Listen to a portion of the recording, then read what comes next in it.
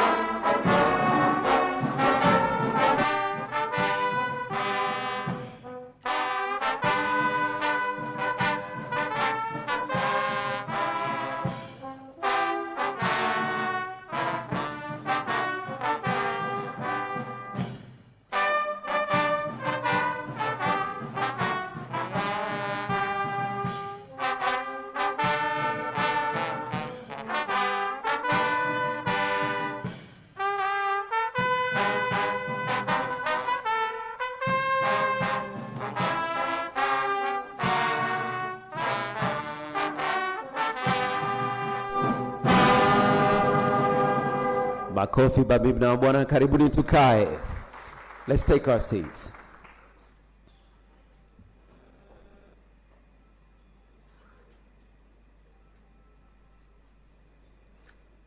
Naomba tuweke miito ya simu yetu katika mwitiko mdogo tafadhali. Jamhuri ya Muungano wa Tanzania. Jamhuri ya Muungano wa Tanzania. Mheshimiwa mgeni rasmi, wageni wamejifunza angalau Kiswahili cha kuanzia. Kazi iendelee. Karibu sana, na ni furaha yetu kubwa kukuona una siha njema, furaha tele, tabasamu lako la bashasha kama kawaida. Naomba tukupigie makofi mengi sana Mheshimiwa Dr. Philip Isdor Mpango, Makamu wa Rais wa Jamhuri ya Muungano wa Tanzania. Karibu sana katika mkutano huu maalum. Mheshimiwa, mkutano huu umepewa jina ambalo sitajifanya kukifahamu Kiingereza na kukitafsiri kwa Kiswahili vizuri, lakini moja kati ya waandalizi ni UN Tourism, shirika la Umoja wa Mataifa linalosimamia masuala na shughulikia masuala ya utalii, pamoja na center inayoitwa Basque Culinary Center, ambapo nitamtambua mkurugenzi wake mkuu baada ya muda mfupi. Sasa kuna maneno mawili, Gastronomy na Culinary Arts. Labda nimwachie Dr. Abbas ambaye ni mtaalamu wa Kiswahili, lakini mimi nimeng'amua kwamba gastronomy ni gastronomia, culinary arts ni sanaa ya mapishi. hapa Arusha mjini siku ya jana. Wananchi wakazi waliopata bahati ya kuingia katikati ya jiji wamepata nafasi ya kuonja, kama wa kaskazini hawajawahi kuonja chakula cha kusini mwa Tanzania, nyanda za juu, basi jana walionja kidogo, pamoja na mziki na burudani, katika kuwafahamisha Watanzania kuhusiana na kikao hiki na umuhimu wa utalii wa gastronomia. Karibu sana kwenye kikao hiki. Haya ndio maelezo yangu mimi mafupi, kabla sijatambua waheshimiwa ambao wamekaa nawe katika meza kuu. Mabibi na mabwana, hiki ni kikao cha pili. Cha kwanza kilisimamiwa vema na si mwingine Mheshimiwa Dr. Auxilia C. Mnangagwa, ambaye naomba nikuinue. May I please request that you rise, Your Excellency, the First Lady of Zimbabwe, ladies and gentlemen. Piga makofi mengi sana. Wewe ndiye kinara na kiongozi wa masuala haya huko Zimbabwe na barani Afrika. Tutasikia kutoka kwako siku ya leo, tuelimishe kidogo kuhusiana na unavyoendeleza shughuli huko, na sisi tuweze kuiga na hata kuboresha. Maana sisi wa Tanzania ni wazuri sana wa kunogesha zaidi. Karibu sana. Naomba sasa tumtambue kwa upande wa Umoja wa Mataifa Tourism, UN Tourism, Katibu Mkuu. Tunayo heshima ya kuwa na ndugu Zurab Pololikashvili. Naomba nikuinue tafadhali. May I please request that you rise. Makofi mengi sana kwake ndugu Zurab Pololikashvili. Na naomba kwa hapa nchini Tanzania, naomba upokee kijiti kutoka kwa Mheshimiwa First Lady. Si mwingine ni Mheshimiwa Balozi Dr. Pindi Hazara Chana, Waziri wa Utalii Tanzania. Tupige makofi mabibi na bwana. Chini ya usimamizi wako, uchechemuzi wa utalii umekuwa hauna mfanoe. Karibu ukae, na tumekuheshimisha katika kikao hiki. Lakini pia katika mkoa huu, mkoa ambao haujapoa tangu ameingia madarakani, naomba tafadhali nimtambue mkuu wa mkoa wa Arusha. Naomba usimame, Mheshimiwa Paul Christian Makonda. Mabibi na bwana, the Arusha Regional Commissioner, hongera sana. Nimeingia mjini hapa wananiambia umechapachangamsha sana, na wanafurahia juhudi zako za kuendeleza utalii katika ukanda huu. Hongera sana. Lakini katika usimamizi kiwizara, lazima tutoe sifa nyingi sana na tumtambue Dr. Hassan Abbas. Naomba usimame Mheshimiwa, Katibu Mkuu Wizara ya Utalii, Maliasili na Utalii. Hongera sana kiongozi kwa kazi kubwa unayoifanya. Mshirika wetu kwa umuhimu, Mheshimiwa Jose Mari Aizega, Mkurugenzi Mkuu Basque Culinary Center. Naomba usimame tafadhali na tukushangilie sana. Hongera kwa kuwa mshirika katika forum hii, na tutasikia kutoka kwako. Na Mheshimiwa, sijui kama utapata nafasi ya kubaki Arusha, lakini kuna live cooking hapo. Tutakuwa na demonstration ya mapishi ya Kimediterranean, ya Kitanzania, ya Kizimbabwe. Yani kwa kweli wageni hawa wataondoka wameshiba na wamenenepa katika siku hizi mbili. Wamenenepa pia na uzuri wa nchi yetu. Nisipoteze muda basi, mabibi na wabwana, kwa vile Mheshimiwa Katibu Mkuu ndiye ambaye ana salamu za msingi na utambuzi wa msingi wa wageni wetu wote hawa na sababu za kwa nini kikao hiki kiko hapa Tanzania. Kwa hiyo karibuni sana mabibi na wabwana, waheshimiwa mawaziri, waheshimiwa mabalozi, wawakilishi wa mashirika ya kimataifa, wageni mashuhuri, viongozi katika mkoa, wadau wa utalii na mapishi, wanawake na wanaume. Mabibi na wabwana, karibuni sana. Tupige makofi ninavyomkaribisha Katibu Mkuu. Karibu Dr. Hassan Abbas.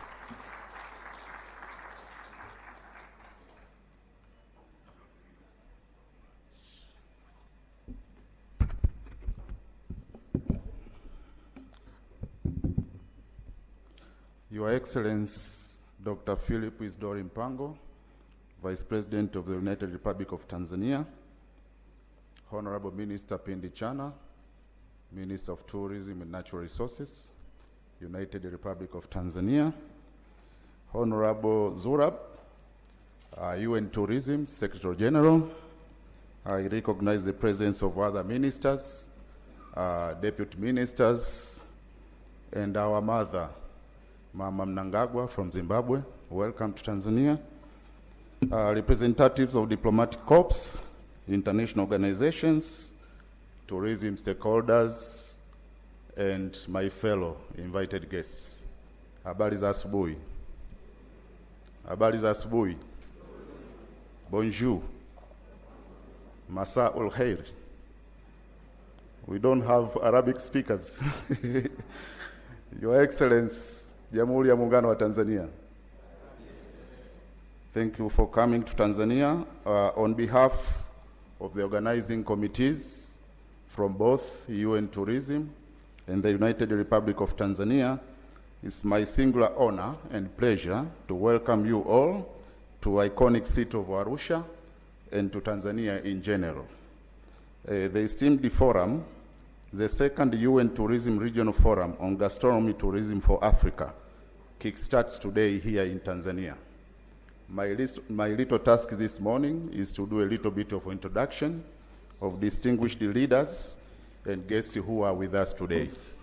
And I'm not going to repeat, but in honor of recognition, allow me to recognize again the Minister of Tourism and Natural Resources for Tanzania, Honorable Pindi Chana. Once again, we have our co-host, Mheshimiwa Honorable Zurab. Your second name is very long. Welcome to Tanzania. I also recognize the presence of Mr. Jokse Mari Alzega, Director of the Culinary Center. Once again, welcome. We also have our mama, once again, Her Excellency Dr. Auxilia Mhangagwa from Zimbabwe. And we also have the Regional Commissioner for Arusha, Mr. Paul Makonda. Asante sana for hosting us. From other countries in Africa, I'm also honored to introduce the presence of several ministers and deputy ministers as follows. We have Honorable Didier Mpambia Musanga, Minister of Tourism from DRC. Thank you.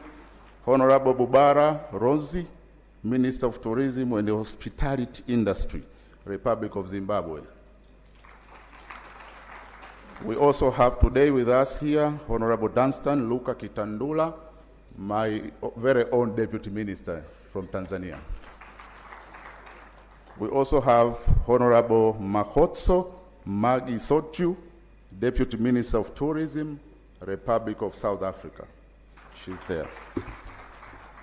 Your Excellency, we also have members of Parliament, led by my brother Timothy Omzava, Chairperson, Parliamentary Committee on Land, Natural Resources, and Tourism. Can you stand again? You are my boss. Thank you. He is accompanied by Eunice Shirima, the Secretary to the committee. I think she's somewhere. We have two other members of Parliament, Emmanuel Makasaka, member of the committee, and my sister Asia Abdul Karim, member of the committee. Because of time, I think we have a number of other dignitaries. I'll just mention them in groups. We have PSCs and deputy PSCs. Can you just rise from, okay? Thank you.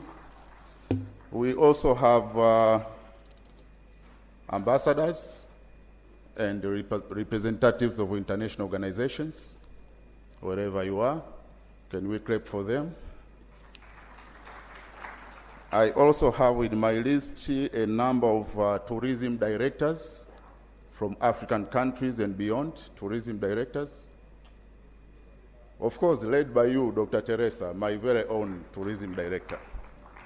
We also have tourism directors, but these are CEOs of tourism board from a number of African countries. Can you also rise? We also have a representative from Chama cha Mapinduzi, led by our very own, the chairperson for Arusha, Mzee Sabaya. We also have religious leaders from Arusha. I can see some of them. Asanteni sana for coming. Other leaders of political parties are also present. Allow me, Your Excellency, also to recognize the presence of our traditional chiefs. They are over there. Asanteni sana for coming. I also have the Director for Multilateral Cooperation at the Ministry of Foreign Affairs, my brother Kaganda.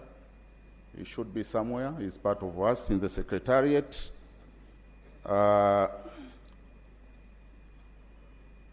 UN Tourism, I wish to recognize two other very important sisters of mine. The first one is Alessia, the UN Tourism Regional Director for Africa. She's from Seychelles. And another sister of mine is Natalia. She's from Colombia. Thank you for coming. She is the Executive Director of UN Tourism at UN Tourism Headquarters. I also recognize the presence of Board of Directors and chairpersons of boards of Tanzanian tourism institutions in Tanzania. I've seen a number of them. Thank you, Dr. Masanja. Another one was General Mabeo. I think he was sitting somewhere there. And finally, least but not least, Your Excellency, allow me to recognize the presence of over 300 tourism stakeholders and tourism experts from Africa and beyond who are with us today. Naombeni wote msimame. Can you all rise, tourism stakeholders from Tanzania and the rest of Africa? Asanteni sana for coming. Your Excellency, my name is Dr. Hassan Abbas. As introduced, I'm the Permanent Secretary, Minister of Natural Resources and Tourism, United Republic of Tanzania. Asanteni kwa kunisikiliza. Merci beaucoup. Mucho gracias. Muito obrigado. Assalamu alaikum. Asantum shukran.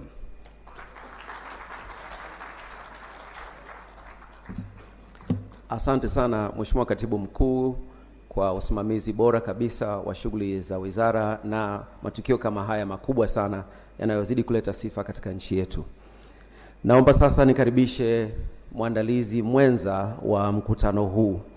Naye si mwingine ni ndugu Jose Maria Aizega, Director General, Basque Culinary Center. Naomba tumpigie makofi. Please join me at the podium. Karibu sana, tusikie kutoka kwako.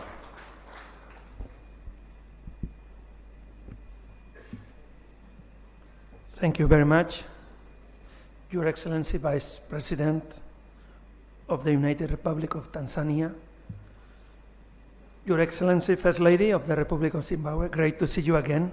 I remember very well our first Africa Forum. Thank you so much. Minister of Natural Resources and Tourism of the United Republic of Tanzania, Secretary General of UN Tourism, authorities, participants, good morning to all. It's a pleasure to be here in Arusha and a privilege to organize with UN Tourism this regional forum on gastronomy tourism for Africa. Another great example of our collaboration since many years. Almost 10 years ago, UN Tourism and Basque Culinary Center, we thought that gastronomy tourism, being a strong phenomenon, required different forums to share best practices in the sector and among countries.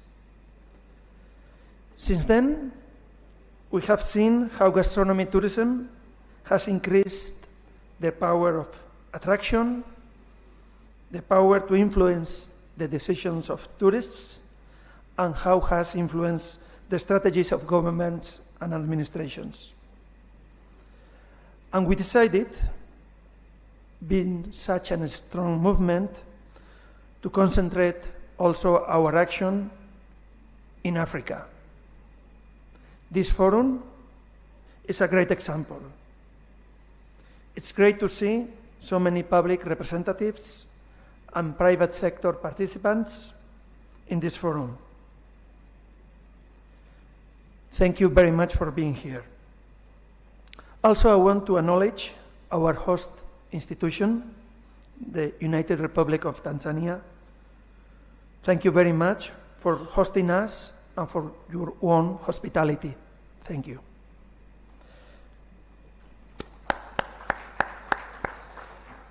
One of the biggest transformations in gastronomy in the last years is the change of what we understand with this word, gastronomy, and its relevance in the world. Nowadays, we understand gastronomy as a very wide and diverse sector, a value chain from production, food industry, hospitality, restaurants, tourism. There are so many sectors in gastronomy. And also, gastronomy integrates cultural, social, and economic dimensions. It's a very important sector in our society. Gastronomy connects us with culture, with traditions, with authenticity. Also, I would say that in the past, fine dining has been the most relevant representation of gastronomy. Today, this has changed. The intersections between cultures, popular traditions, and gastronomic culture are a source of new modern and contemporary restaurants and proposals. At Basque Culinary Center, an university center located in San Sebastian, Basque Country, north of Spain, in the border with France, we are driven by this 360-degree vision of gastronomy. We think that there are many professions in gastronomy. So we have built programs in many areas: cooking, service, pastry, sommelier, managers, food and beverage professionals, journalists, teachers. There are so many professions. And we have to attract talent to our sector. Tomorrow we will talk more about education in hospitality sector. At the Basque Culinary Center, we have a very international students community. That means that we have students from 35 countries powered by their passion in gastronomy and study different programs, because also continuous education is important for a professional in gastronomy. Not only initial education, a vocational training degree, but also different continuous programs to maintain updated as a professional. Also, we have created a research and innovation center because we believe very much that innovation connected with tradition, it's a very strong movement for development. And I would say we have to keep in mind that this connection of bringing traditions to modern world, it's a very strong possibilities for every country, and also I would say from the gastronomy in Africa. All this will be present in this forum dedicated to African gastronomy. We'll have many reflections. We will listen to many protagonists, from public strategy to chefs, from producers to tourism managers, all connected with an idea. How can we promote gastronomy and gastronomy tourism in Africa? How can we make the contribution of gastronomy grow?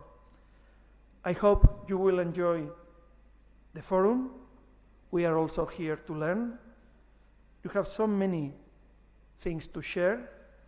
And also we will have the opportunity to taste your delicious dishes: ugali, injama, choma, chipsi majai, pilau, mandasi, and so much more.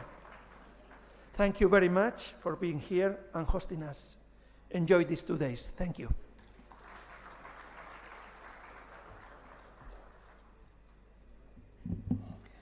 Na Watanzania wenzangu, hatimaye chips mayai inaenda kimataifa sasa. Tupige makofi jamani, eh? Kuna mengi ambayo tutafaidika nayo.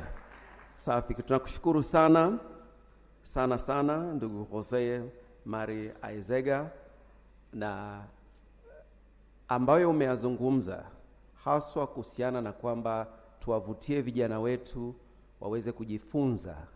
Hii ni fursa kubwa sana, masuala ya upishi, sanaa ya upishi. Haya yatadhihirika baada ya hotuba ya UN Tourism Secretary General ndugu Zurab Pololikashvili, ambaye nakukaribisha sasa uweze kuja kuzungumza nasi. Karibu sana na tukupigie makofi mengi sana. Nitaomba baada ya hotuba yako uweze kubaki jukwani. Naamini kwamba kuna vyeti vya udhamini wa masomo haya atakukabidhi Mheshimiwa Waziri.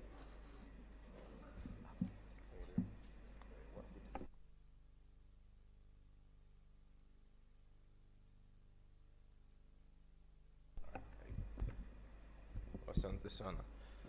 Habari za asubuhi. Good morning to everyone.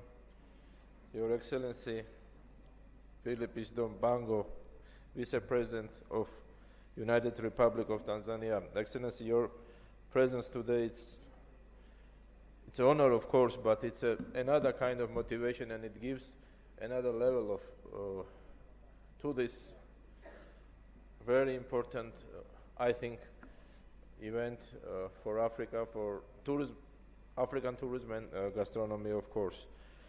Again, many thanks to be with us this morning, and thank you for your blessings, for your support, and again, your leadership. Of course, on behalf of UN Tourism, we want to send and express our best regards to Her Excellency Samia Suluhu Hassan, the President of United Republic of Tanzania. This country is blessed, and maybe many of you don't, and you didn't see the video how she is promoting her country. She is from tourism sector, and I really recommend all of you to see the promo video about Tanzania made by President. It's something unique, and please give the big applauses to her. Excellency Mariam Winwi, First Lady of Zanzibar. Unfortunately, I've never been in Zanzibar, but I will try my best to be there. Next event we will organize together. Dear Hassan Abbasi, dear friend, Permanent Secretary of Ministry of Natural Resources and Tourism. Next time I will learn from you. I will come here and announce everyone who is attending, and that was the great. I learned from you. Dear Jose Mari Aizega, Director General of Basque Culinary Center. Your Excellency, I want to tell you a few words. What is Basque Culinary Center? San Sebastian is a small, beautiful city like Arusha, size of Arusha, but the most Michelin star restaurants per square meter in the world are there. If you don't cook at home, you are not man there. I mean, all people, everyone in each family, they cook, man or woman. So 20 years ago, all main and big chefs, they decided to create, and they created by support of Basque government, one of the, maybe the most creative and innovative culinary academy. So any kind of innovation is happening in gastronomy, is happening and starting from there, and we are very honored that Jose Mari, he is traveling like me everywhere, but we coached him and he accepted, and he is here. He is patient, and we started last year to develop African gastronomy worldwide, and it's not possible to have better partner, better friend, better professional like he is and like Basque Culinary Center is. Then I will mention Mama, Your Excellency, the First Lady of Zimbabwe, and I want to mention, and I told to dear Vice President, that you are the godmother of this story. You created a new page of history of tourism of Africa. It's not only about gastronomy, it's not about food. And I'm very honored and very blessed to be humble part of this history, I would say. After 10, 20, 30 years, we will see that people will start, and they already started talking about African gastronomy, African food. When I asked to my colleagues that, okay, we started talking about gastronomy forums, tell me 3 dishes from Africa, nobody knew. There was 25 or 30 people talking about, nobody knew, only couscous, they say, from Morocco, and that's it. And we are talking about 1.5 billion population, about 54 countries, very diverse, very different cultures. Gastronomy is a part of cultures, and we committed 7 years ago with African ministers to promote African culture as it deserves. Unfortunately, African culture is not as well presented outside of the continent, and we are committed, and we will continue this series of activities, and that's why this conference is important. That's why Vice President's attendance is important. First Lady is here. Dear Minister, thank you. Without you, it was impossible to bring everyone here in this hall. And again, these days will stay in the history of Africa and African culture and gastronomy. You see how passionate I am, but also I like to cook. I don't know yet how to cook African dishes, but we have, and many people are now preparing outside cooking show to teach us how to prepare African dishes. So again, Africa is not safari and animals and nature. Africa has a big asset, which is culture, and gastronomy is a big part of culture. Again, Your Excellency, First Lady of Zimbabwe, we are very proud to have you like our leader, who took all of us, and now we are here. We've been in Victoria Falls last year. I want to inform His Excellency and to everyone that we started to construct with Basque Culinary Center in Victoria Falls first Gastronomy Culinary Academy.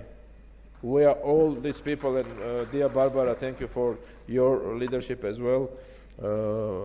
Dear Minister, Honorable Minister from Zimbabwe, and this will be the first place in African continent where young generation, and MC was mentioning that the young generation is very important in Africa, will go and will teach European food and dishes, African. They will modernize the African, and then give another kind of presentation of this very rich culture and gastronomy. So we want to continue and to present more and more African gastronomy during our conferences. One of them I want to ask to my dear brother, dear Didier Mampie, the Minister for DRC. We are organizing, again, this is something, first music and tourism forum in Democratic Republic of Congo, and we will be there 3 days, and 3 days we have to offer to guests dishes. Now there we have to put, and everywhere we have to put African dishes, and that's how we will promote step by step this undiscovered, something new and great gastronomy of Africa. You see how patient I am, that's why I'm talking so much. I don't like to talk a lot.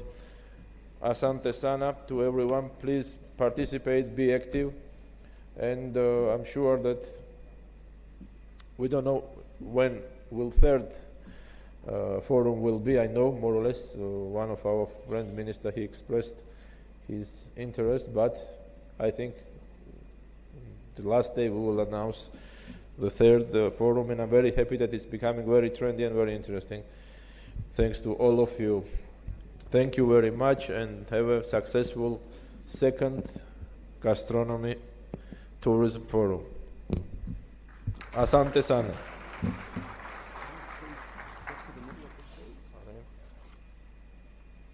You will say no? Yes, I will say it, yes. What is it? Yes.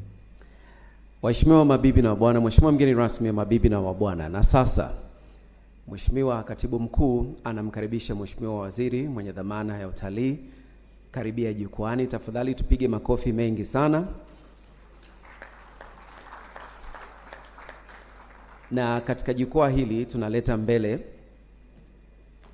cheti hiki. May we please bring it up on stage? Naomba tukilete jukwani. ambacho tunaomba. May I read it?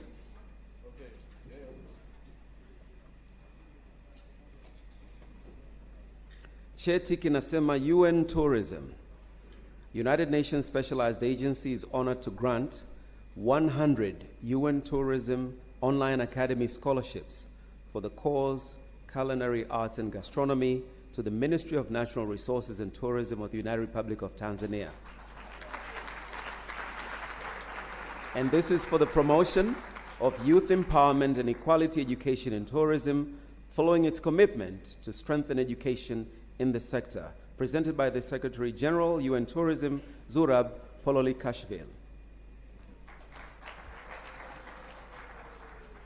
Mabibi na wabwana,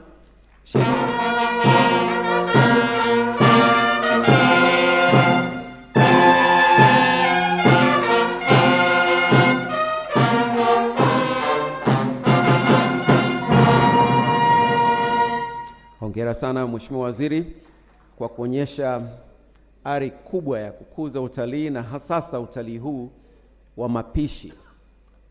Hivyo ni vyeti kimoja lakini kinawakilisha 100 ambazo tutatoa fursa kwa vijana wetu kuweza kujifunza na kupata, yani hii ni fursa kubwa sana kama ambavyo amezungumza mwenzetu kutoka Basque. Asanteni sana na washukuru. Naomba niwakaribishe mrejee katika viti.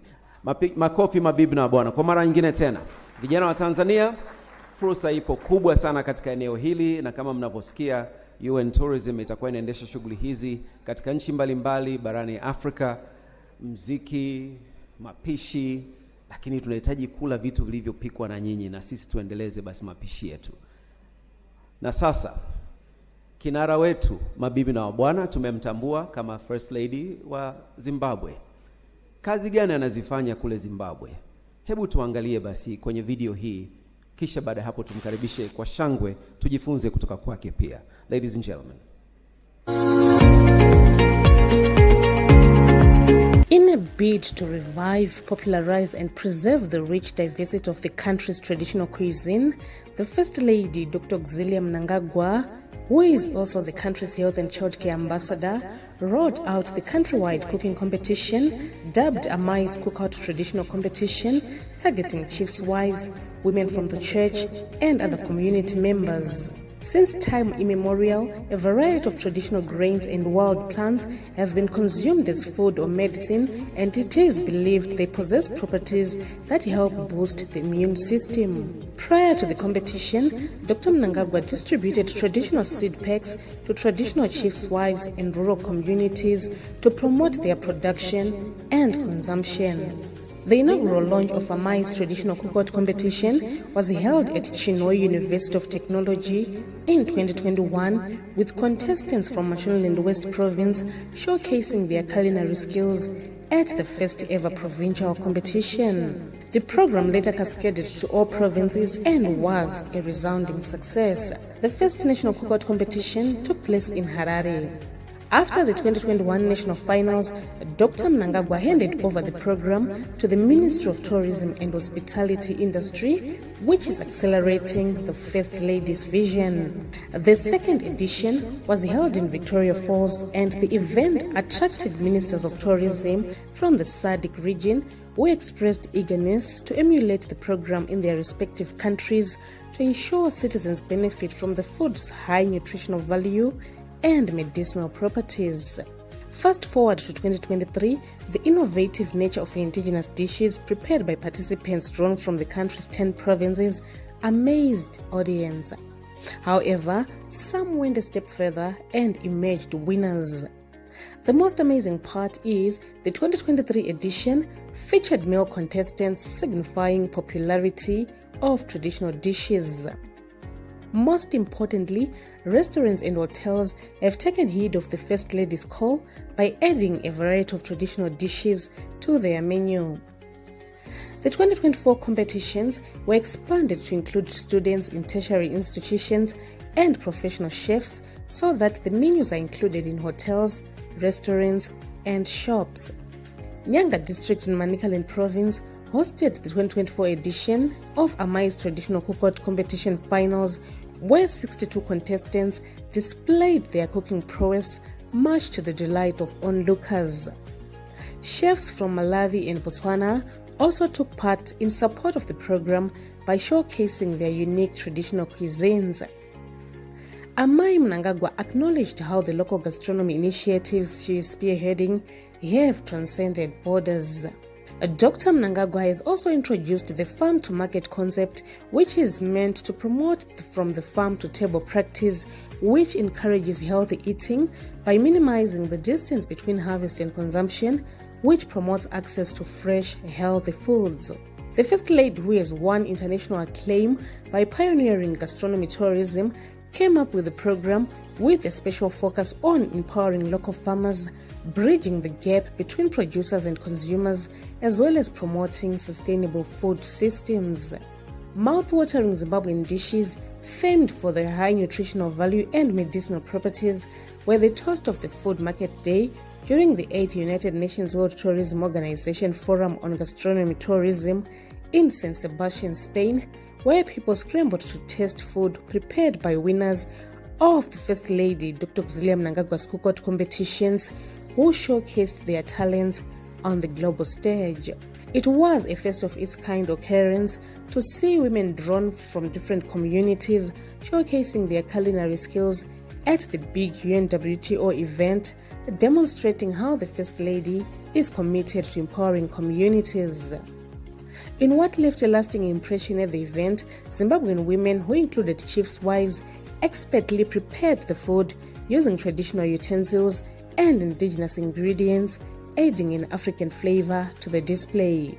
Visitors to the Zimbabwean stand were treated to beef fillet, bream, biltong, dried vegetables served with rupiza, nopi, manuchu maize, and round nuts.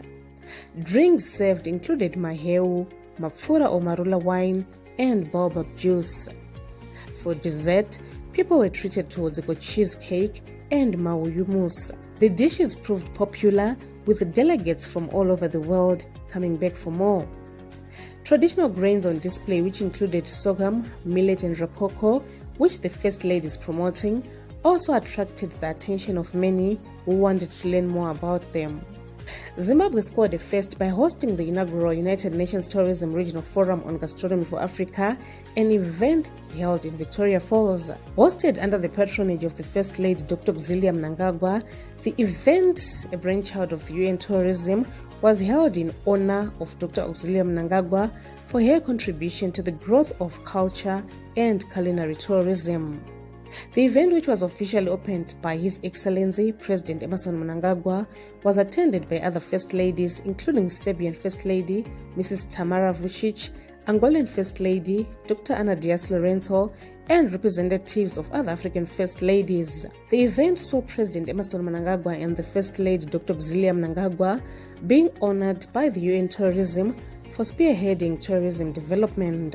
Owing to Dr. Mnangagwa's sterling efforts in promoting tourism, she received a special invite from the United Nations Tourism Secretary General, Mr. Zurab Kololkashvili, and the Dominican Republic government to the inaugural UN Tourism Africa and Americas Summit held in Punta Cana, Dominican Republic in 2024. She was guest speaker at the event.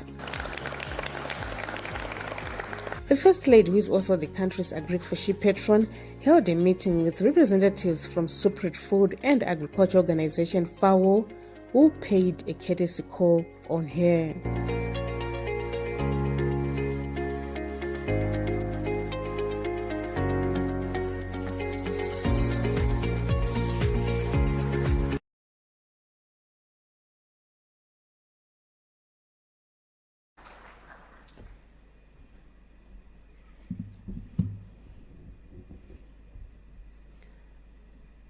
Naombea utatupikia katika siku hizi ambapo upo hapa mheshimiwa. Mimi ningependa kujua kama unajua kupika sadza vizuri. Nakumbuka enzi za ngwerengwere. Miaka 80 hiyo niliishi Zimbabwe, kwa hiyo nilifurahia chakula cha kwenu. Na ni furaha yetu sasa kukukaribisha kwa makofi mengi sana mabibi na mabwana, First Lady wa Zimbabwe, Mheshimiwa Dr. Mnangagwa. Karibu sana sana sana katika jukwaa hili tuweze kupata uzoefu wako. Hongera kwa kazi kubwa unayoifanya kama balozi mkubwa wa masuala haya ya mapishi. Karibu sana. Kule Zimbabwe usishangai kwenye video unasikia wanamuita Amai, ndio mama. Karibu mama. Makofi tafadhali.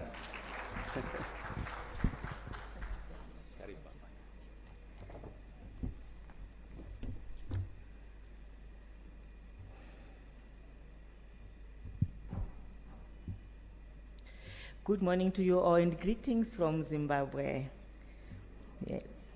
Your Excellency, the Vice President of the United Republic of Tanzania, Dr. Philip Isidore Mpango, Dr. Pindi Hazara Chana, Minister of Natural Resources and Tourism of the United Republic of Tanzania, and all other ministers of tourism here present. United Nations Tourism Secretary General Zurab Pololikashvili, Mr. Jose Marie Aizega, Director General of Basque Culinary Center, Dr. Hassan Abbas, Permanent Secretary in the Ministry of Natural Resources and Tourism of the United Republic of Tanzania, esteemed delegates, ladies and gentlemen. I would like to thank you very much for receiving us and all other delegates who have come to Tanzania to witness this gastronomy program. And also I extend this to the United Nations Tourism Secretary General for coming into Africa and also promoting our food, and also that it has to be known worldwide. Also giving some scholarships to our youth so that we promote our food. Thank you very much. I'm indeed humbled and honored to be given this opportunity to deliver my speech here in Tanzania, Arusha, at this second edition of United Nations Tourism Regional Forum on Gastronomy Tourism for Africa. I would like to start by expressing my heartfelt appreciation to UN Tourism for bringing this forum to Africa. This signifies the important role Africa plays in promoting gastronomy tourism. This forum also brings together diverse minds and experts to dialogue on matters of growing the gastronomy tourism sector, contributing to a positive impact on economic well-being of communities. As such, we are all being challenged to tap into benefits accruing from gastronomy tourism, a pillar for socio-economic development of nations. Globally, gastronomy tourism is recognized as a catalyst for economic development and community empowerment, as well as a pillar for poverty alleviation. It is characterized by job creation, income generation, and fostering strategic partnerships along the value chain, thereby building a robust economic ecosystem in our societies. In addition, gastronomy tourism is a vital cog for inclusive growth, presenting a unique opportunity to promote sustainable development, preserve cultural heritage, and empower local communities across the continents. Ladies and gentlemen, Tanzania is hosting the second edition of United Nations Tourism Regional Forum on Gastronomy Tourism for Africa today, after Zimbabwe successfully hosted the inaugural forum in 2024. I would like to congratulate Tanzania for taking over the realistic and successfully organizing this important event.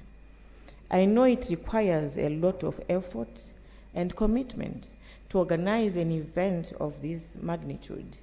We have done a great job. I thank you. I penned the concept of gastronomy tourism in Zimbabwe in 2019, following the growing realization that our culture and traditions were gradually being eroded due to cultural dilution. The shift from organic traditional foods to fast food consumption was not only contributing to a rise in diet-related ailments, but also threatening our rich culinary heritage. This legacy passed down by our forefathers, is a vital part of our identity and must be preserved and celebrated for future generations. In view of this, I then rolled out traditional cookout competitions in all the country's 10 provinces in Zimbabwe. The competitions now started at district right through to provincial and national levels. When the program started, it was mainly female-dominated, but today, males, churches, chiefs' wives, students, universities, inmates, people with disability, hotels, and restaurant chefs have joined the race, demonstrating their ability to prepare amazing dishes. The program was then elevated to SADC Regional Gastronomy Tourism Competitions in May 2023, and the event attracted a number of countries within the SADC region and beyond. Countries had the opportunity to showcase unique dishes common in their countries. The event was also attended by UN tourism representatives, and we were grateful for this goodwill gesture. In the spirit of inclusivity, the cookout competitions are now carried out in many categories, leaving no one and no place behind. The competitions present an opportunity for participants to share their knowledge and expertise in preparing traditional dishes, and yearly we witness improved, innovative ways of preparing nutritious dishes among our participants. Since its inception, the program has nurtured men, women, and youths who have gone regional and international, exporting their products. Some have formed businesses where they supply traditional foods to a number of companies and organizations in Zimbabwe. The demand for traditional dishes has grown significantly, attracting health enthusiasts, local, regional, and international communities. Most of our hotels and restaurants are now serving local cuisine, alongside the Western meals, providing a wide variety to customers. The communities are the main primary suppliers of traditional ingredients and have become a source of income generation to them. This contributes significantly to our national vision of attaining an upper middle income society by 2030. Zimbabwe has been invited to a number of regional and international fora to showcase local cuisine alongside many events, and this has contributed immensely to the exposure of the Zimbabwean food in source markets. This is inseparable from the demand for national fabric that I also introduced with the significant designs defining our heritage and who we are as Zimbabweans. As such, we have increased the distribution of the national fabric locally and internationally through our embassies. Ladies and gentlemen, to ensure sustainability of the gastronomy tourism program in Zimbabwe, I have introduced a Greek for She program. The Greek for She is agriculture done by women and the girl child, where we are encouraging women and youth to grow traditional grains and venture into projects, thereby providing key ingredients for preparing Zimbabwean dishes. Additionally, I introduced from the farm to market program, where I have encouraged communities and farmers participate in showcasing a variety of products from their fields. The Cookout program is in line with our philosophy to promote heritage-based tourism, where we encourage our people to safeguard jealously our culture and traditions. In this regard, I introduced a program for boys and girls called Nanga Gota Ikliwa Forum. This program is where I take girls alone and boys on their own, where they are taught what a girl, what it means. Does she know who she is? and what does she want to be in future. And boys the same are taught that in a family setup, what are you supposed to be responsible of? Where trainings, practice of house chores, and discussions are centered on encouraging youth to uphold their cultural norms and values. This seeks to complement the cookout program, particularly in instilling the concept at a tender age, and to overcome drug and substance abuse, which has become rampant among our youth. Let me hasten to say, Zimbabwe has taken gastronomy tourism as a pillar for socio-economic development and has received significant support from government. As a result, we have witnessed the growth of the tourism sector, contributing 12% to the gross domestic tourism product, GDP, in 2024. The first time it has surpassed the key economic sectors like agriculture and mining. Ladies and gentlemen, with Zimbabwe and Tanzania hosting the UN Tourism Regional Forum on Gastronomy Tourism for Africa, we are happy indeed that the forum is now on tourism calendar as an annual event hosted by African countries on a rotational basis. With the support that we are getting from UN Tourism, it is our hope that Africa will be a gastronomy tourism hub where we showcase the taste of Africa to the whole world. As I conclude, I would like to take this opportunity once again to thank the UN Tourism Secretary General, Mr. Zurab, and his team for the tremendous efforts you have done and made to ensure Africa remains on the map in promoting gastronomy tourism. I would also want to thank the government of Tanzania for the great hospitality and successfully hosting of the second edition of the UN Tourism Regional Forum Gastronomy Tourism for Africa. To fellow participants, let us embrace the gastronomy tourism concept and reap its benefits for the good of our nations. I thank you.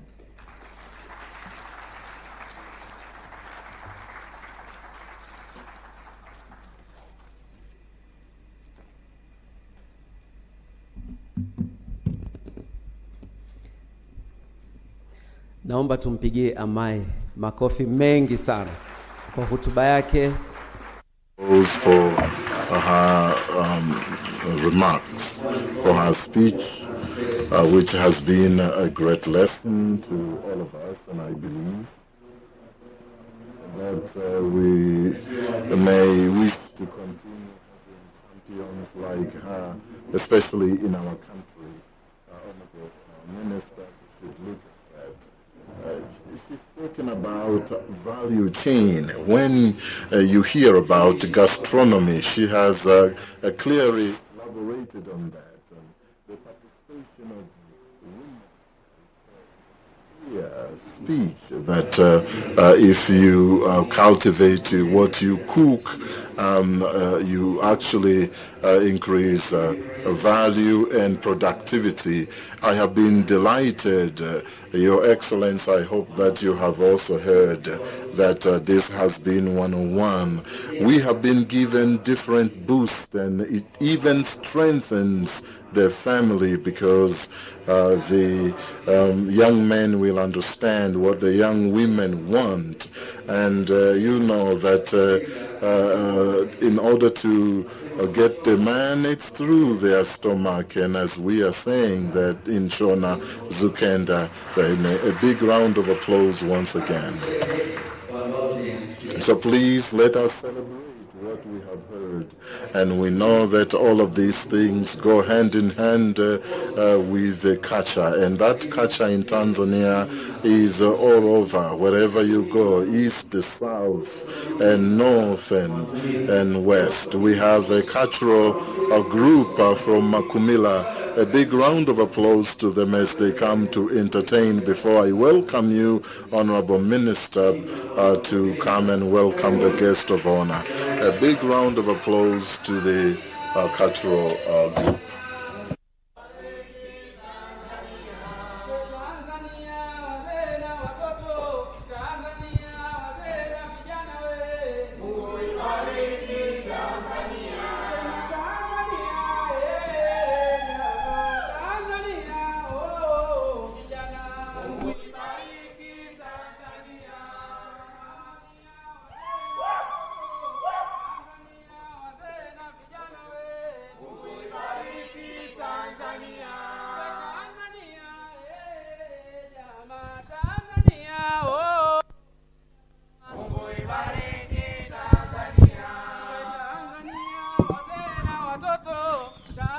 Tanzania, wamama na vijana we. Mungu ibariki Tanzania.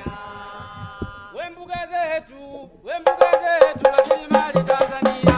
We Ngorongoro we, rasilimali Tanzania. Kweli we,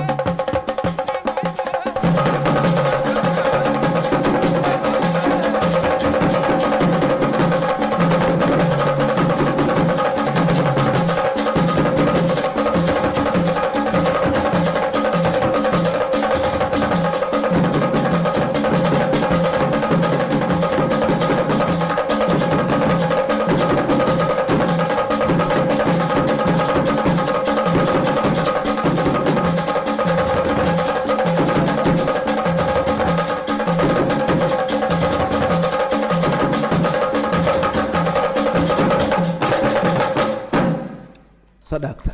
Makofi kwa vijana wetu.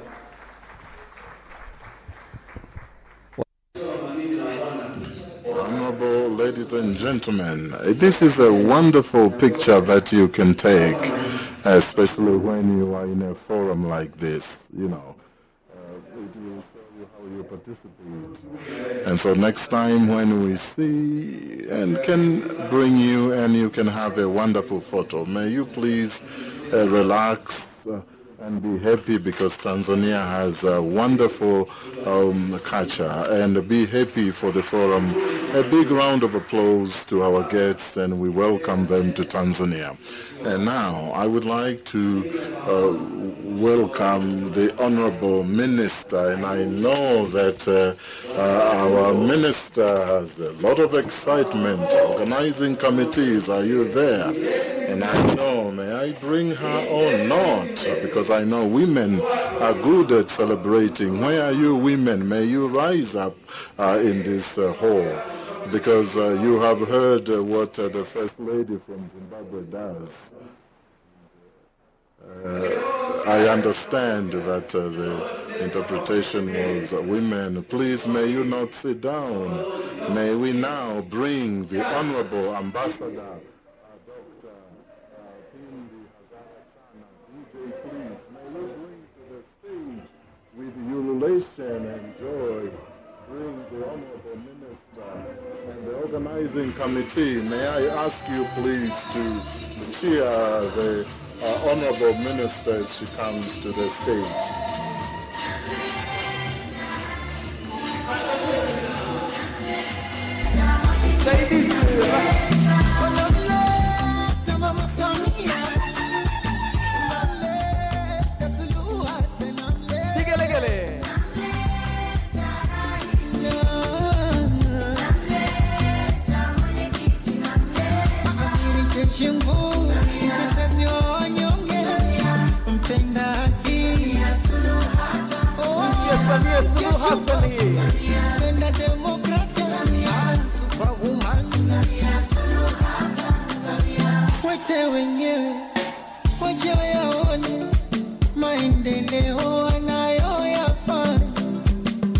Makofi yanapopanda juu jukwani.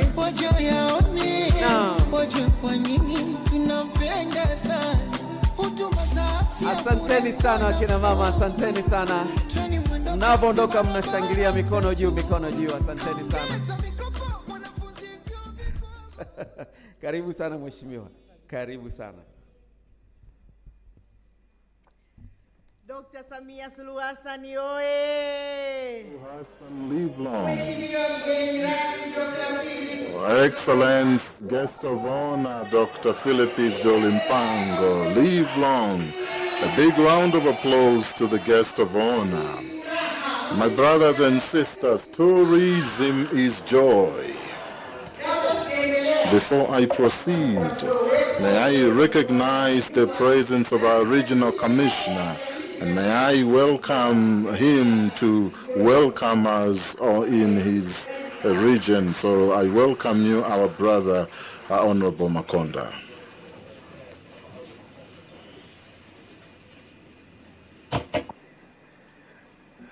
Mheshimiwa mgeni rasmi. Excellent guest of honor, First Lady, Mrs. Mnangagwa, UN Secretary, and Honorable Minister, I have been taken by surprise. Excellent guest of honor, I did not expect, because people with money do not speak a lot of words, and tourism is about money.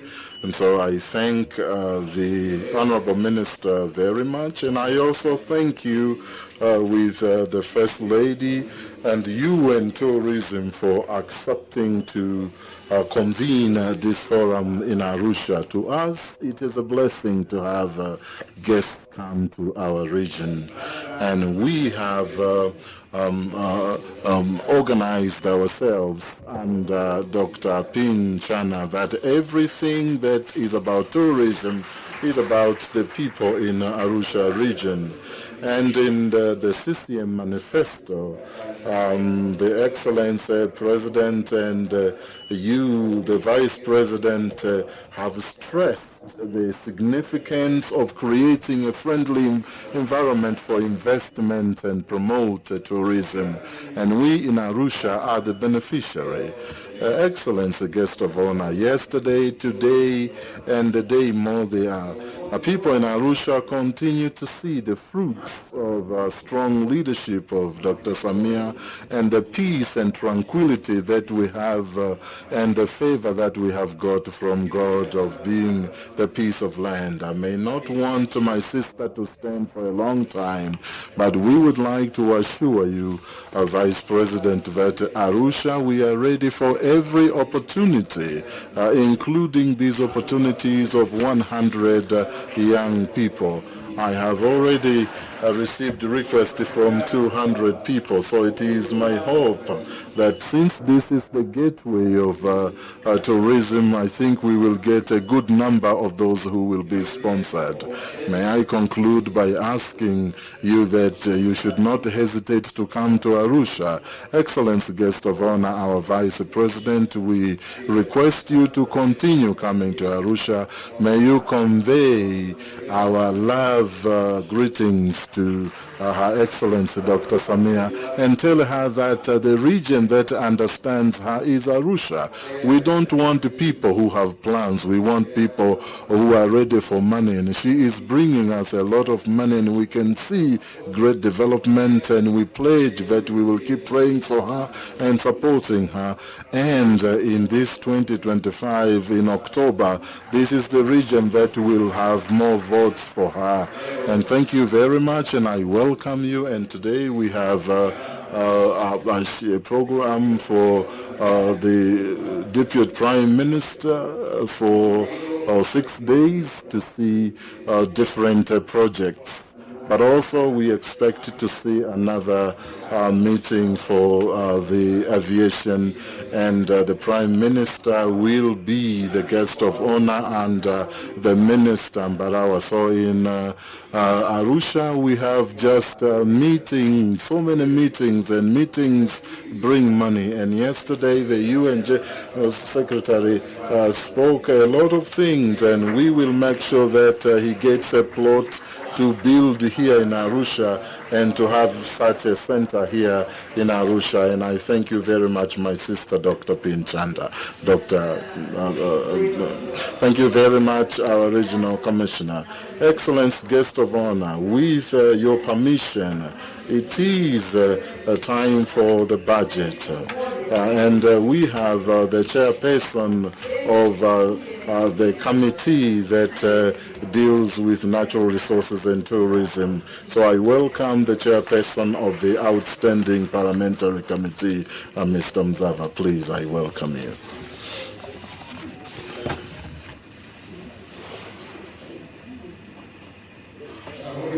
United Republic of Tanzania.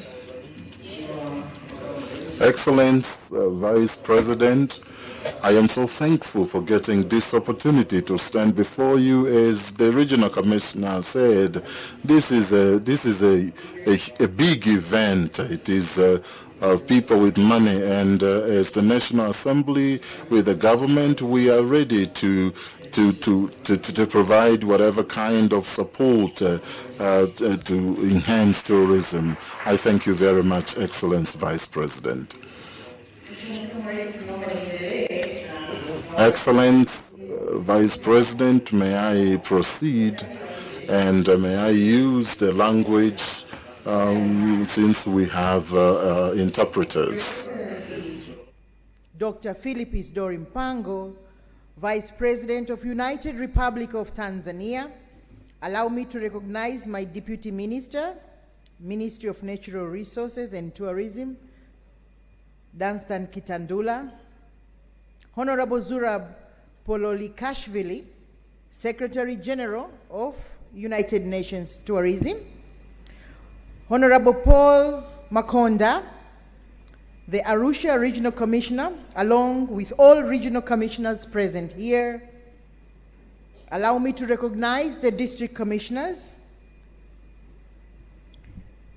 Zambia Minister for Tourism and Chairman of UN Tourism Commission for Africa, my sister. Allow me to recognize esteemed ministers and deputy ministers overseeing tourism from UN Tourism CAF member states. Further, we have chairman of our parliamentary Committee in charge for Natural Resources and Tourism under the chairmanship of Timothy Mzava, together with Chairman, there is Honorable Member of Parliament Emmanuel Mwakasaka, Honorable Asia Halamga, Dr. Hassan Abbas, Permanent Secretary of the Ministry of Natural Resources and Tourism, along with other permanent secretaries and all experts from the Ministry of Natural Resources and Tourism, Madame Elsia Grandcourt, Director for Africa at UN Tourism, Director, Basque Culinary Center, thank you for coming all the way, delegates from SADC and East Africa Community, Your Excellency First Lady Dr. Auxilia Mnangagwa, thank you, Madam, for traveling all the way. Esteemed ambassadors who are here, thank you very much. Allow me to recognize our board chairman and chairpersons from different institutions within our ministries and director generals, chief executive officers, conservation commissioners present here, distinguished guests, press, my fellow Tanzanians, ladies and gentlemen, once again, a very good morning to you all. Na wasalimu kwa jina la Jamhuri ya Muungano wa Tanzania. I'm greatly honored and privileged to address you today at this esteemed Gastronomy Tourism Forum. This gathering serves to celebrate profound richness of our culinary heritage during the second UN Tourism Regional Forum in Gastronomy Tourism in Africa, which takes place in the beautiful city of Arusha, which is the land of Mount Kilimanjaro and the land of World Heritage known as Serengeti National Park and Ngorongoro Conservation Area. We will also explore the potential of gastronomy in fostering sustainable tourism and promoting economic growth. Your Excellency, Vice President, first and foremost, I wish to express my profound gratitude to Her Excellency, Dr. Samia Suluhu Hassan, President of United Republic of Tanzania, for her steadfast commitment to advancing tourism as a fundamental pillar of economic transformation. Her visionary leadership consistently inspires us as we move to position our nation, and indeed our continent, as a premier global destination. We are all witnesses of her initiatives, Her Excellency Dr. Samia Suluhu Hassan, through the Tanzania, the Royal Tour documentary film, and another film known as Amazing Tanzania. These are programs which have significantly contributed to promoting Destination Tanzania in various regions around the globe. Honorable Vice President, I would also like to thank you for your continuous support to Her Excellency Dr. Samia Suluhu Hassan in carrying out her duties and for being a great leader, ambassador, chief hangaya in championing environmental conservation, an area that is crucial for the promotion of our nature-based tourism, particularly conservation of wildlife and forest. Allow me to extend my sincere appreciation to Honorable Zurab Pololikashvili, Secretary General of UN Tourism and the whole Secretariat, also esteemed ministers and all distinguished delegates for your presence which emphasize the importance of gastronomy in shaping the future of tourism. It is a privilege to welcome many of you back to Tanzania 3 years later after our previous gathering at 65th CAF meeting here in Arusha, which took place in this very same venue. Your Excellency, Vice President, distinguished guests, ladies and gentlemen, gastronomy tourism hold a great potential for attracting tourists to visit destination Africa. Our countries are richly empowered with a variety of produce. We have different spices and unique flavors. It is the right time to explore ways of leveraging our cuisine and attract more visitors. I would like to extend my sincere appreciation to Honorable Secretary General and his devoted team for their recognition of this matter, which is very important, and for initiating the significant agenda aimed at exploring the interplay between gastronomy and tourism. Their diligent effort in fostering discussions regarding the role of gastronomy in enhancing tourism across various international forums are indeed praiseworthy.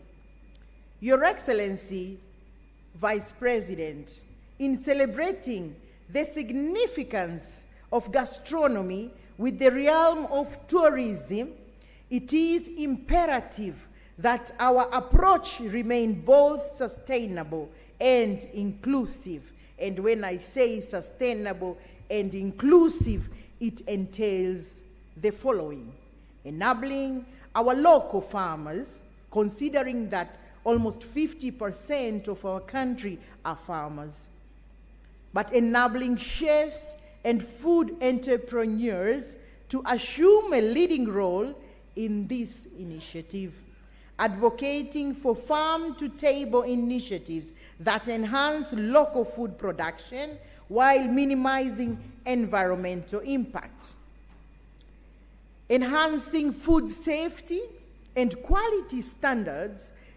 to instill confidence in our culinary products, facilitating partnerships among tourism stakeholders to develop distinctive gastronomic experience that draw both international and domestic visitors. Should our sector address these significant matters, it would not only fortify the community's economic and economy as a whole, but also assist us in attaining sustainable development goals. Your Excellency, Vice President, as we gather to this forum, I call all stakeholders, including government, private sector representatives, chefs, hotelier, and cultural ambassadors to adopt innovative approaches in gastronomic tourism. I propose that we invest in culinary festivals. We have like Nane Nane in Tanzania, Nyama Choma Festival, and many other gastronomic trails and dining experience that highlight our cultural heritage. Let us articulate our narratives through cuisine and extend an invitation to the global community to test the essence of our nations.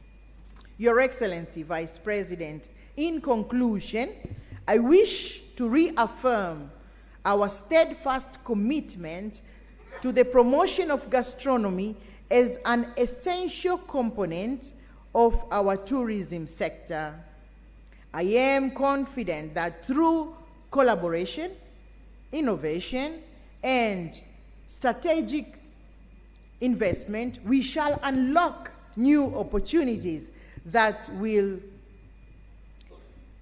encompass benefits for our populace and reinforce our standing on the global tourism landscape. In conclusion, once again, I would like to extend my sincere gratitude to Your Excellency, Vice President, the Secretary General, and all distinguished guests, First Lady, for your attendance and dedication to this noble cause, without forgetting Director of Basque Culinary. It is my hope that this forum mark a significant milestone in our journey towards establishing a vibrant and prosperous gastronomy tourism sector.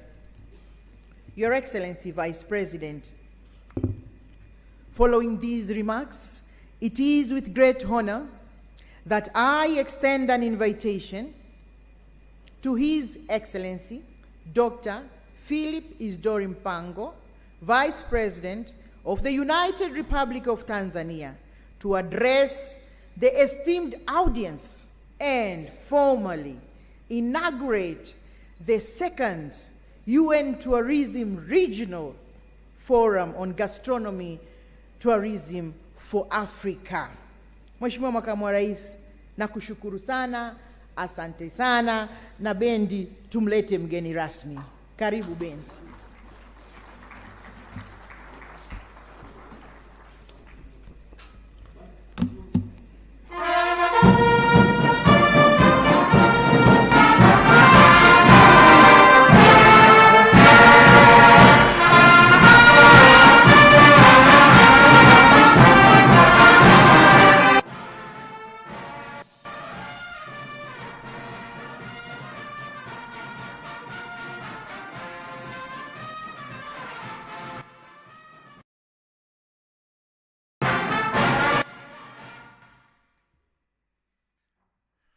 Be seated.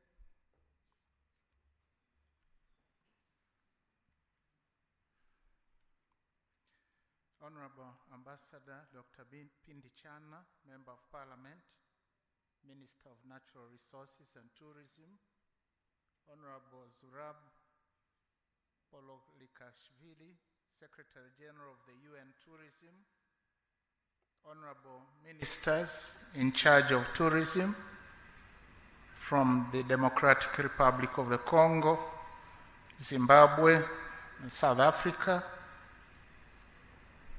Honorable Paul Makonda, the Regional Commissioner for Arusha,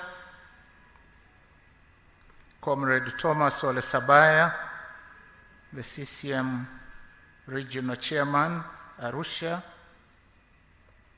Dr. Hassan Abbas, Permanent Secretary, Minister of Natural Resources and Tourism, and other permanent secretaries present.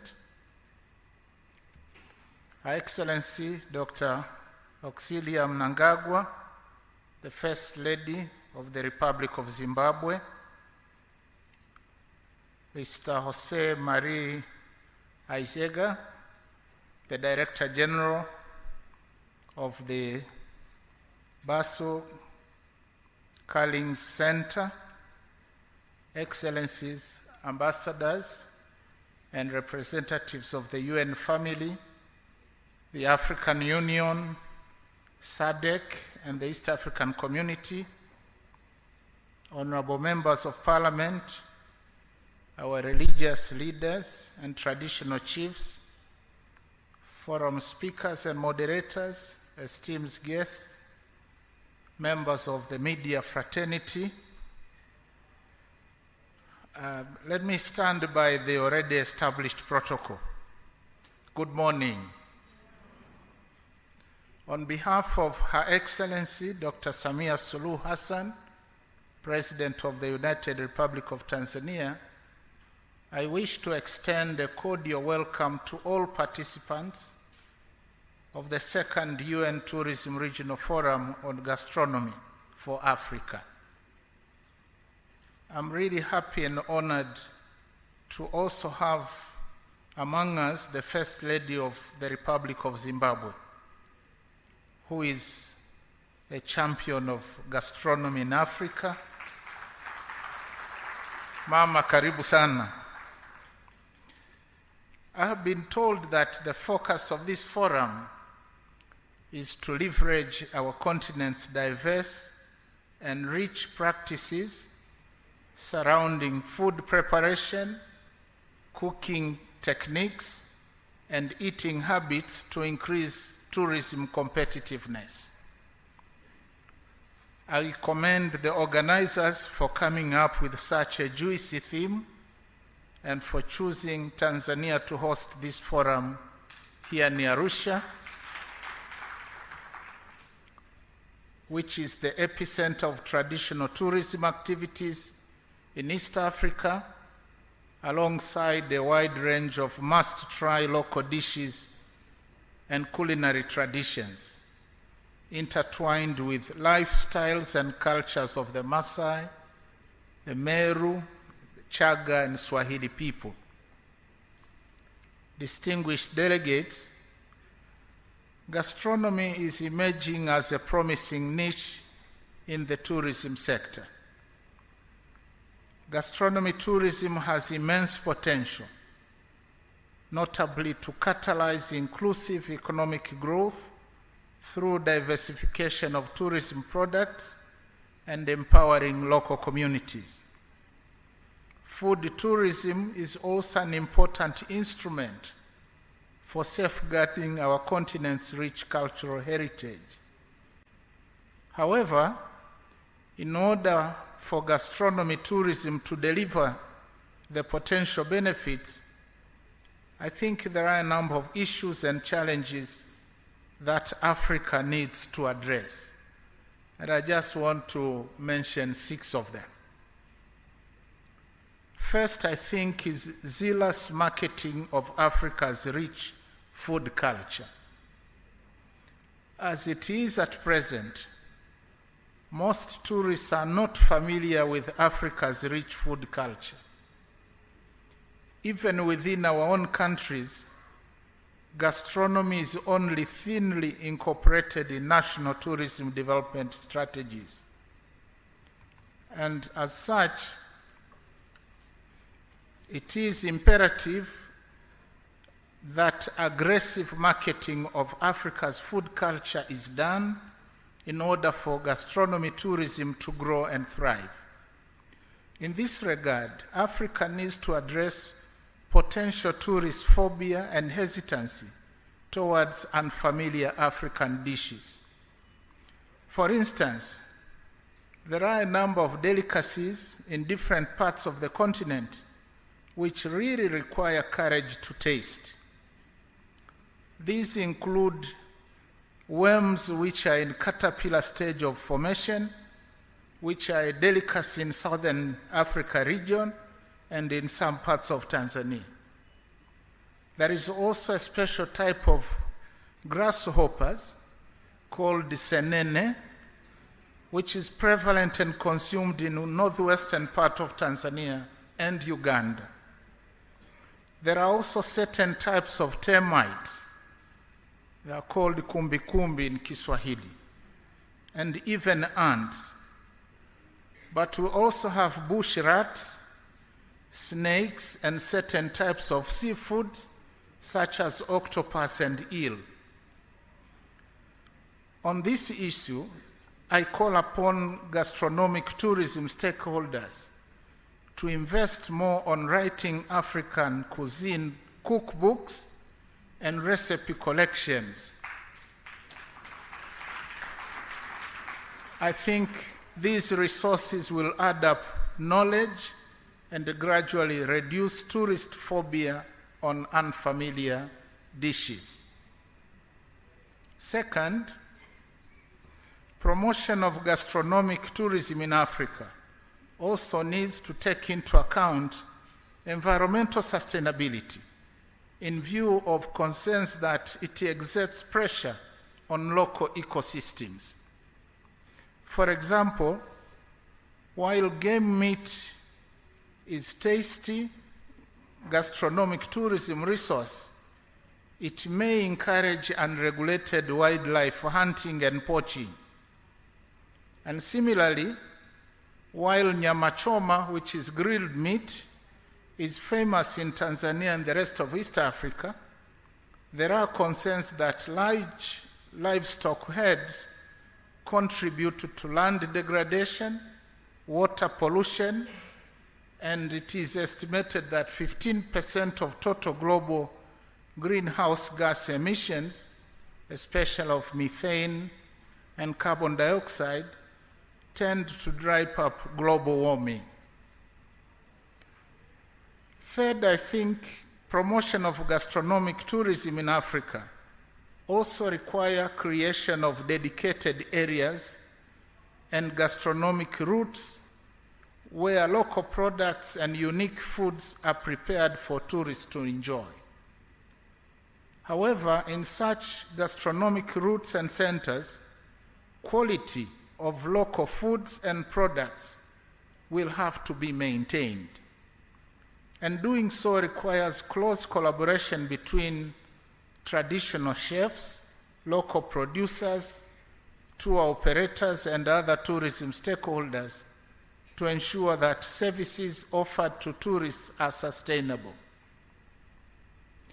I think, fourthly, there is need to position gastronomy at the core of Africa's tourism industry while reinforcing its global appeal by putting up strategies for linking food production, culinary experiences, and tourism services to generate sustainable local economic impact, but also devising mechanisms to ensure and enhance knowledge transfer to support the emergence of skilled workforce within the gastronomic tourism sector, and positioning Africa's gastronomy in the global tourism marketplace through coherent destination marketing and brand development.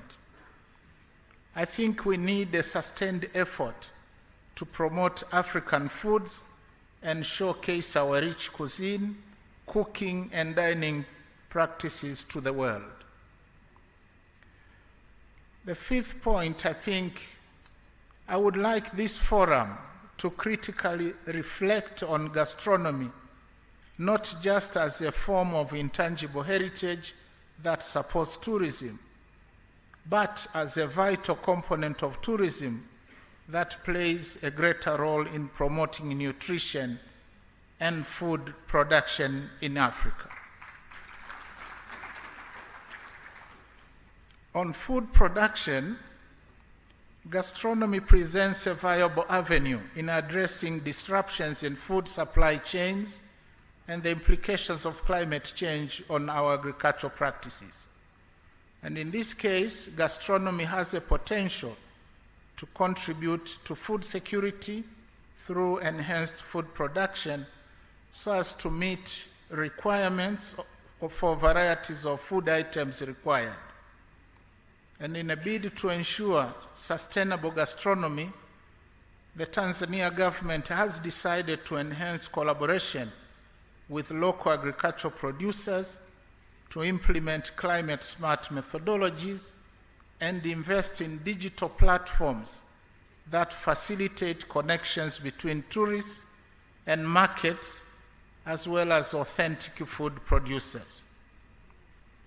And similarly, gastronomy is also potentially capable of improving nutritional status as it provides the framework for preparing food that is both appealing and culturally relevant, while ensuring that the foods also support health and well-being.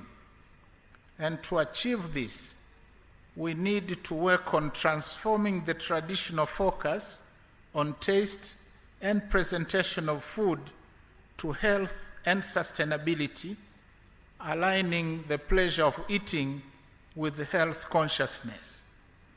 Therefore, through careful development of recipes and menu plans that are both delicious and nutritious, and promotion of healthy eating habits, gastronomy is undoubtedly poised to bolster nutrition. The sixth point, I think and firmly believe that political and women leadership at the highest level is very critical for promoting gastronomy. And Her Excellency Dr. Samia Suluhu Hassan, the President of the United Republic of Tanzania, stands out as a model for Africa. She has, by example, acted in person in a film called The Royal Tour to promote tourism in Tanzania. As if that is not enough, she has personally initiated a program which is called Smart Cooking, Pika Kijanja in Kiswahili, in order to popularize clean energy cooking.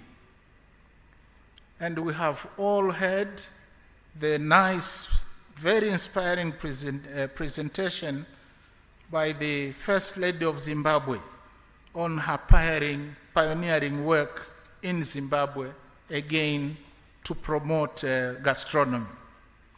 So I think, to me, these two gallant women of Africa stand out at the highest level, and will see gastronomy moving very fast in these countries.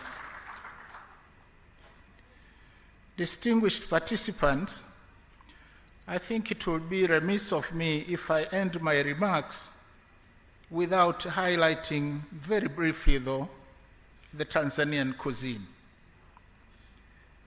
The Tanzanian cuisine is a unique blend of Asian, Arabic, and local tribal flavors infused with aromatic spices and fresh, locally sourced ingredients. At the heart of it, all staples like ugali, which is a cornmeal porridge, and various rice dishes served with a variety of side dishes, including mchicha, which is spinach, or nyama choma, as I said, grilled meat. Rice is also a significant component, particularly wali wa nazi, which is rice simmered in creamy coconut milk. There is also pilau, which is another delightful variant of rice, a spiced rice dish infused with cardamom, cinnamon, and at times saffron, which makes it a choice for festivals and celebrations, as well as at social gatherings.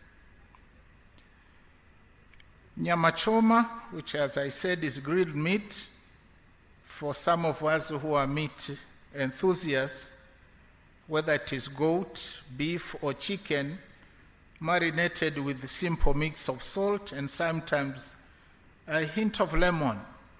And this is enjoyed with a side of kachumbari, which is a fresh tomato and onion salad. And for vegetarians, there is mchicha, which is a tasty spinach in peanut sauce, often served alongside rice or ugali, and an array of plant-based eating options such as maharage, which is beans, kunde, peas, and mbaazi, pigeon peas. So I encourage all participants to use your evenings hours here in Arusha to sample all these, and I can assure you that this experience will be unforgettable. I also urge forum participants to spare some of your time after this forum to explore the beauty of Tanzania, including the breathtaking landscapes, the Serengeti, the Ngorongoro crater, Mount Kilimanjaro, the rooftop of Africa, as well as the vibrant Meru, Maasai, Kuria, Luo, as well as Zanzibari culture, and rich culinary heritage and the pristine beaches of Zanzibar, the spicy island of Unguja and Pemba. Distinguished delegates, as I wind up, I want to highly commend the efforts by the UN Tourism, the Basque Culinary Center, and all other partners who have contributed to the realization of this forum. Your commitment to fostering sustainable development aligns seamlessly with our shared vision for a prosperous and resilient Africa. The government of the United Republic of Tanzania appreciates the commitment made by the Secretary General of UN Tourism to offer 100 scholarships to the United Republic of Tanzania in gastronomy and working with us in attracting investment to Tanzania. It is my wish that the proceedings of this forum will be published and shared widely in the continent.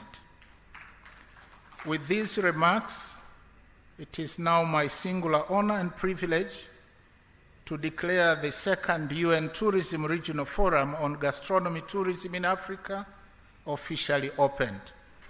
I thank you. Asanteni sana.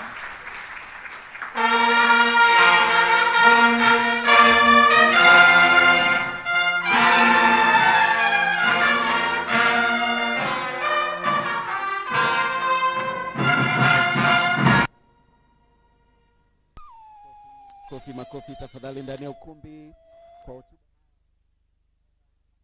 for that wonderful or beautiful speech. And now we should bring these chairs on the stage that once after that speech we should welcome thank you very much for the voice, please. High table, may you just come and take your seats for a group photo. Excellent Vice President, we thank you very much for your speech with profound issues. I have been delighted to hear how you have talked about cuisine. I just wanted to hear how you talk about cuisine and the kind of cuisine that you love. I hope we'll get an opportunity during the press. And now I welcome the group photos. So, interpreters, may you allow me to speak in English because those who are taking part, they should be engaged. And as you can hear me now. Mawaziri, your honors, please, your excellencies, ambassadors, heads of delegation of the countries represented, please just take off your badge and please approach the high table, and you may enter to my left, your right, or to my right, your left. UN Resident Coordinator Office, representatives of the UN Resident Coordinator Office and the FAO, FAO, please come forward for the official photo.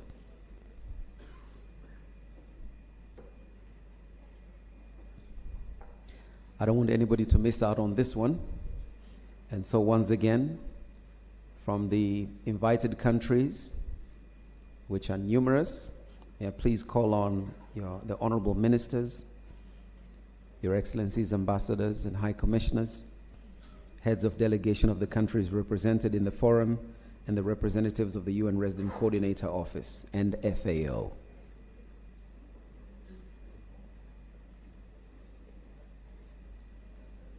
We have some space on my end. And I think we could do a little bit of a curve into the seats for those on the peripheries. Yes, I think you're fine right there, as I see it. Sir, you want to come here?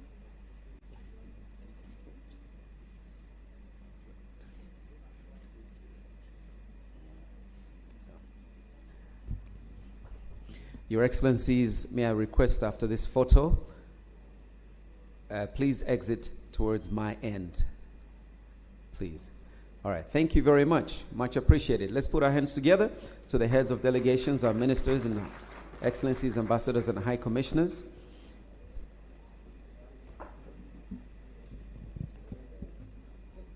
And as soon as they've exited, I'm going to request that we all stand. Brass band, naomba tafadhali tujiandae kumtoa mgeni rasmi.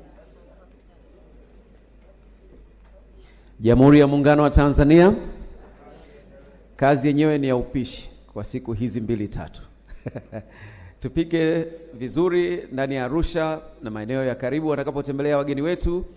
Naomba tusimame tafadhali ndani ya ukumbi na brass band naomba tumweze kumuondoa mgeni wetu wa heshima ndani ya ukumbi. And so ladies and gentlemen, let's put our hands together as we say thank you very much to His Excellency, the Vice President. We've heard the highlighted points that he's given us. And as we exit, may I please request that we all remain seated for further announcements before we take a break. Brass band, please.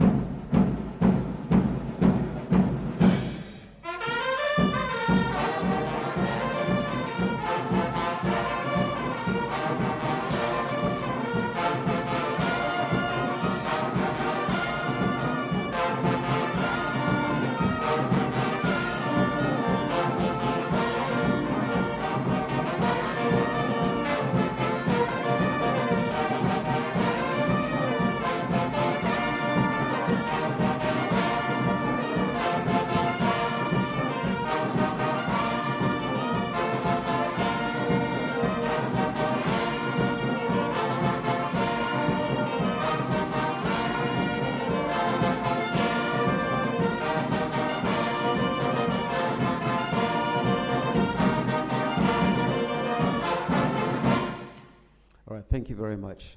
Appreciate it. Thank you for being a fantastic audience. I hope you truly enjoyed the inauguration of our forum. And I have a couple of announcements to make very quickly. We are headed towards a quick break. We are a bit behind time, and so I think maybe the forum organizers would be looking at perhaps 30 minutes quick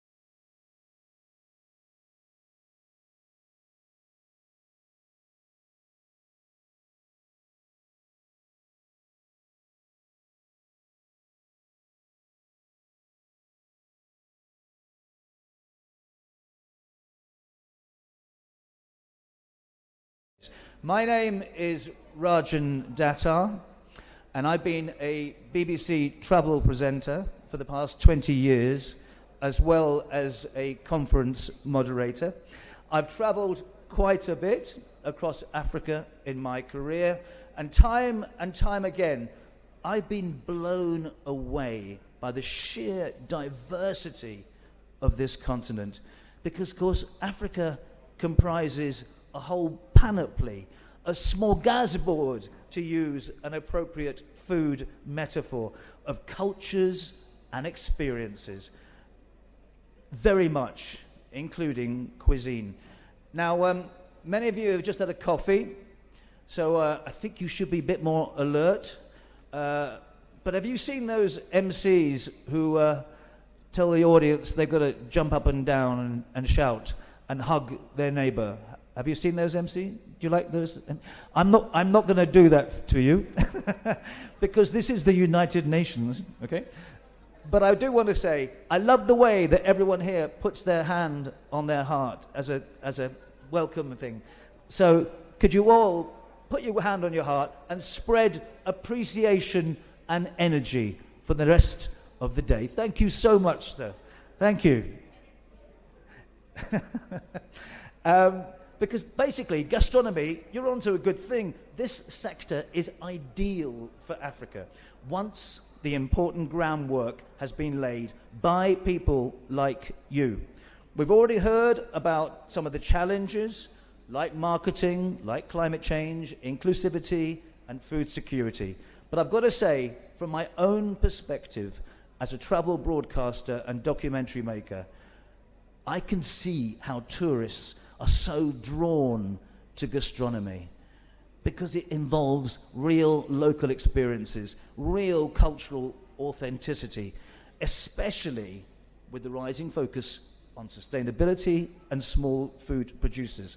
So we have an exciting deep dive today and tomorrow with experts, entrepreneurs, and culinary practitioners, all here to inform and inspire us with some real live cooking demonstrations too. So basically, we all know what we want to achieve. We all know why we want to achieve it. Let's talk about how we're going to do it. And in fact, we're doing it already. Let's get to the nitty-gritty then of how we make gastronomy tourism to be of benefit for all. And it is my great pleasure now to hear or to introduce on stage Ms. Natalia Bayona, the Executive Director of UN Tourism, who will talk on the critical role of innovation, education, and investment in empowering Africa's gastronomy tourism. So please join me in welcoming Ms. Bayona.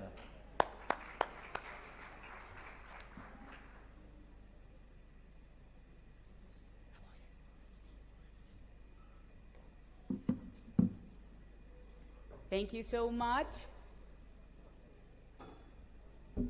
My dear MC, thank you so much, Minister, Secretary General, PS, Jose Mari, our ministers, of course, UN Tourism team, the whole Tanzanians and the non-Tanzanians that I'm seeing here that are passionate about Africa. So today I bring a presentation to talk a little bit about the vision of UN Tourism when it comes to what do we need to do to empower tourism with innovation, education, and investments.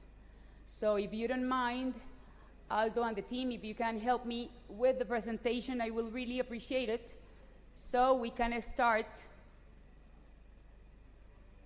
promoting what we have the messages that we have for today. So,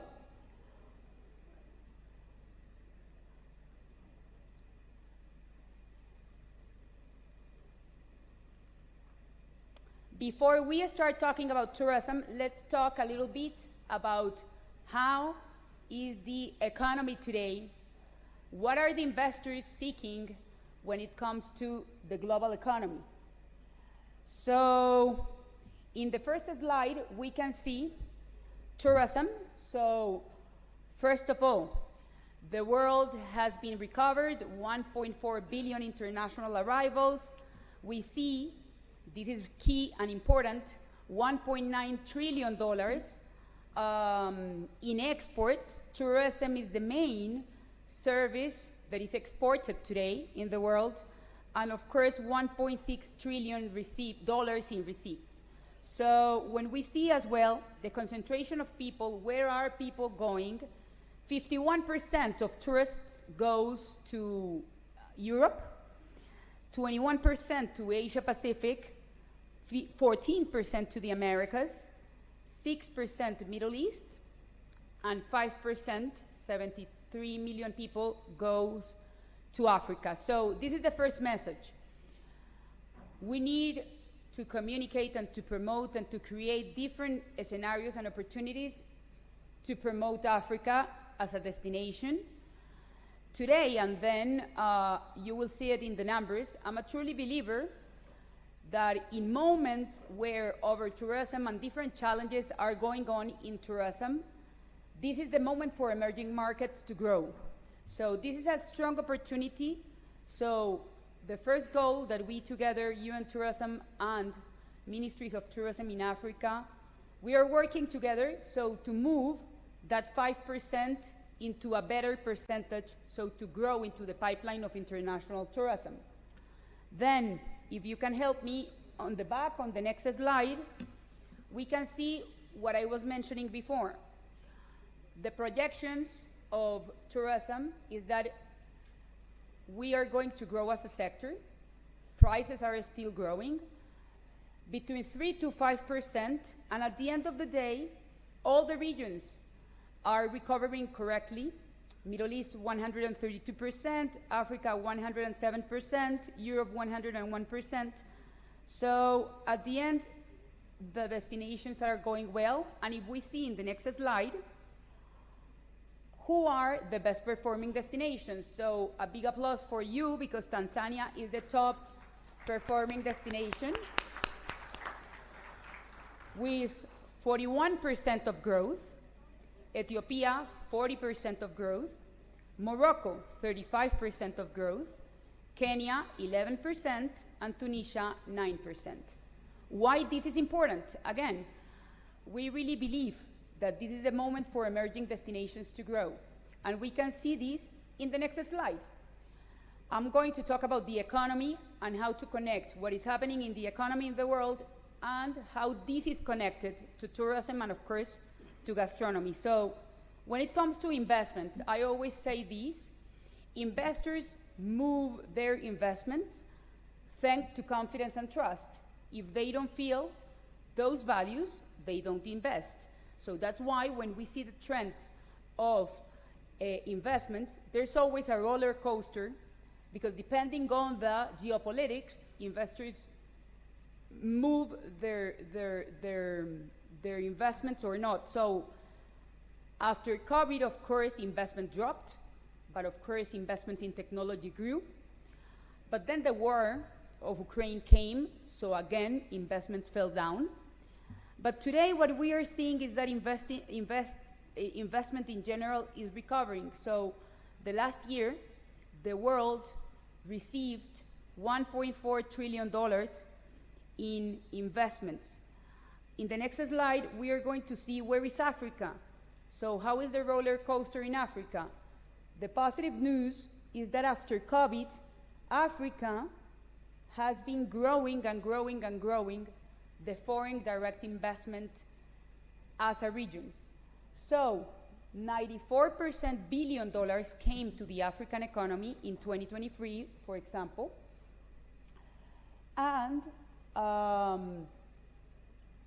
when we see or where we analyze to where those investors are going, basically is to the energy and infrastructure sector. So that's another message. We need to take advantage that the international investors are investing in Africa, but now we can give the tourism portfolio so that they can diversify as well, so that they can invest, of course, not only in energy and infrastructure. So the next one could be tourism.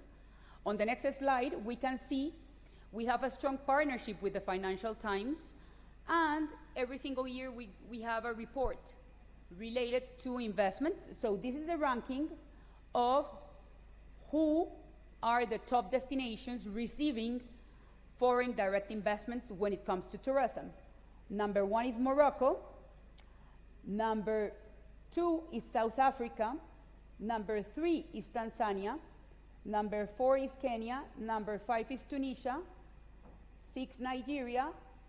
But at the end of the day, if you see the map, there's opportunity for all Africa, because the investors are diversifying their investments. And when it comes to tourism investment increased by 13%. So that's another good number, and it's a very strong number, because again, it is showing that investors see here confidence and trust, and that of course that the tourism sector is going well. In the next slide, so how these macroeconomic analysis goes into UN tourism and how we are working together. So what we can do on innovation. So on innovation, when we talk, of course, about investments, when we talk about economic growth, innovation has to be a key area, because innovation is about empowering people, normally young people or young enterprises like SMEs, to create jobs. So where is Africa? Africa is the youngest region in the world. It concentrates the more number of young people in the world, and basically Africa contributes 17% to the UN tourism innovation ecosystem. So from every single competition of innovation that we launch, 17% of the applications comes from Africa. And that's good, because at the end it says that Africa has talent, and that the African startups or that the African entrepreneurs are seeking for showcasing their solutions through international platforms.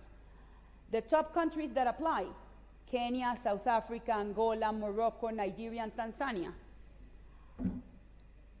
If we see the records, the African startups have raised $3 billion in 2024 just for technology.